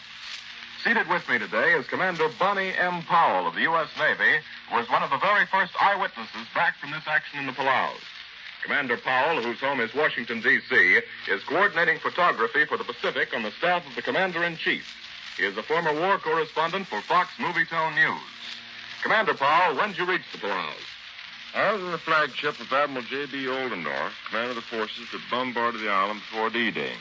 We caught sight of Petaloo at dawn 3 days before the landing, when all our ships started to lay down their barrage. For those 3 days and nights, ships were given no rest as we poured thousands of tons of the island. From battleships, cruisers, destroyers, and planes, from those wonderful CVEs to baby flat tops. Some of those old battleships are just the thing for pre-invasion shelling as they laid to off the island with their engines stopped and pumped everything they had into the enemy defenses. They're really what you'd call floating artillery. All the time that we were shelling, the Avengers and Wildcats were shoving back and forth, strafing and dropping bombs with terrific effect, while at the same time searching for enemy strong points. What were some of the many targets chosen? It'd be hard to pick out any specific ones because, as far as I could see, anything that constituted a probable defense position was attacked. However, to answer that, I might say that the higher ground, that is literally honeycombed with thousands of caves, at the same time extremely well wooded, was singled out for the greatest shelling and bombardment. First, the trees, some of which were 10 feet in diameter, have to be cleared away so that the caves can be seen and strong defensive positions cleared out. The toughest of these were the hills commanding the northern part of the airstrip, from which the Japs fired their mortars and artillery. Which of the beaches were you on? Yellow, 1, 2, and 3, which turned out to be the toughest spots when the Marines went in. What was the story on D-Day? Well, before each hour, everything opened up, pouring all they had into the beaches and islands. Then at each hour -5, all firing stopped, and the Marines went in on the ducks and LVTAs. Heading the assault were the LCIs, gunboats that could come right up the reef and let go with guns and rockets. Everywhere you looked was a mass of boats, and from all the firing, the smoke and dirt, almost obscured the entire island. It was a sight that's impossible to describe, although some of the ducks stuck on the reef and others were hit. Most of them got in. Did you see the invasion of Angar? Yes. I flew over on a naval observation plane at each hour and saw the initial landing, which went very well. One of the strangest sights was the fact that although we flew over Angar at treetop level, we couldn't see a Jap gun or a sign of habitation. The Japs are masters at concealment. What about future progress on Palaleo? Progress may be slow, as we will deal with the Japs as it suits us. while waiting for more supplies to be brought in. To knock out the fortified positions in limestone hills. Thank you, Commander Bonnie M. Powell. This is Tim Lamert in Pearl Harbor. I return you to Admiral in New York.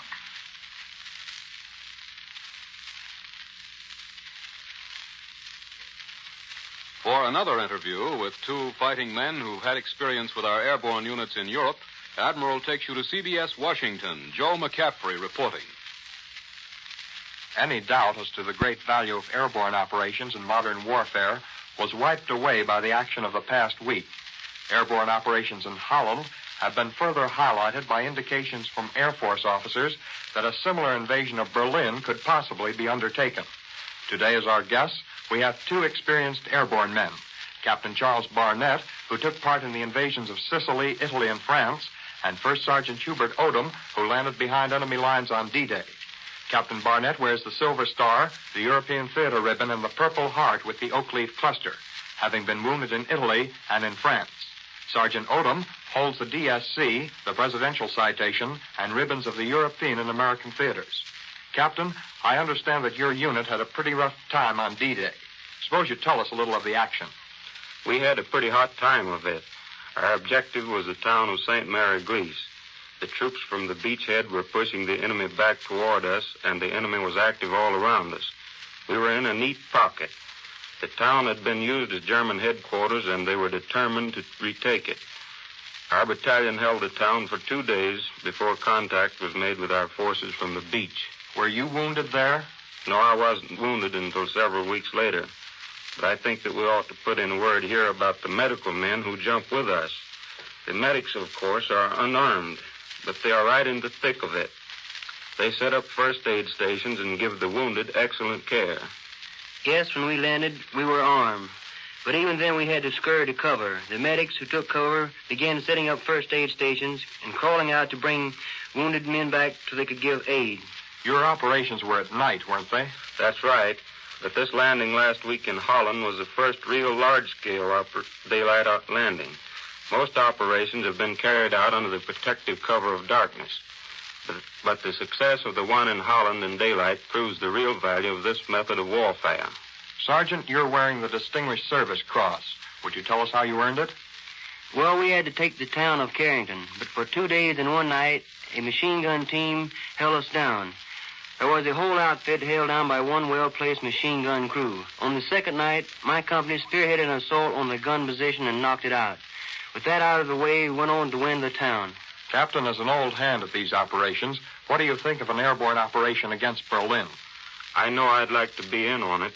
Of course, such an operation would have to be on a massive scale, and you can't attempt anything like that unless your land troops are near enough to reach a junction with your outfit within a reasonable amount of time. I take it that both of you are well sold on paratroop and airborne outfits.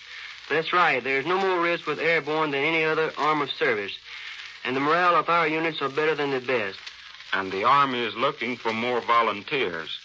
So any man that wants to get in and can pass the physical examination will be accepted.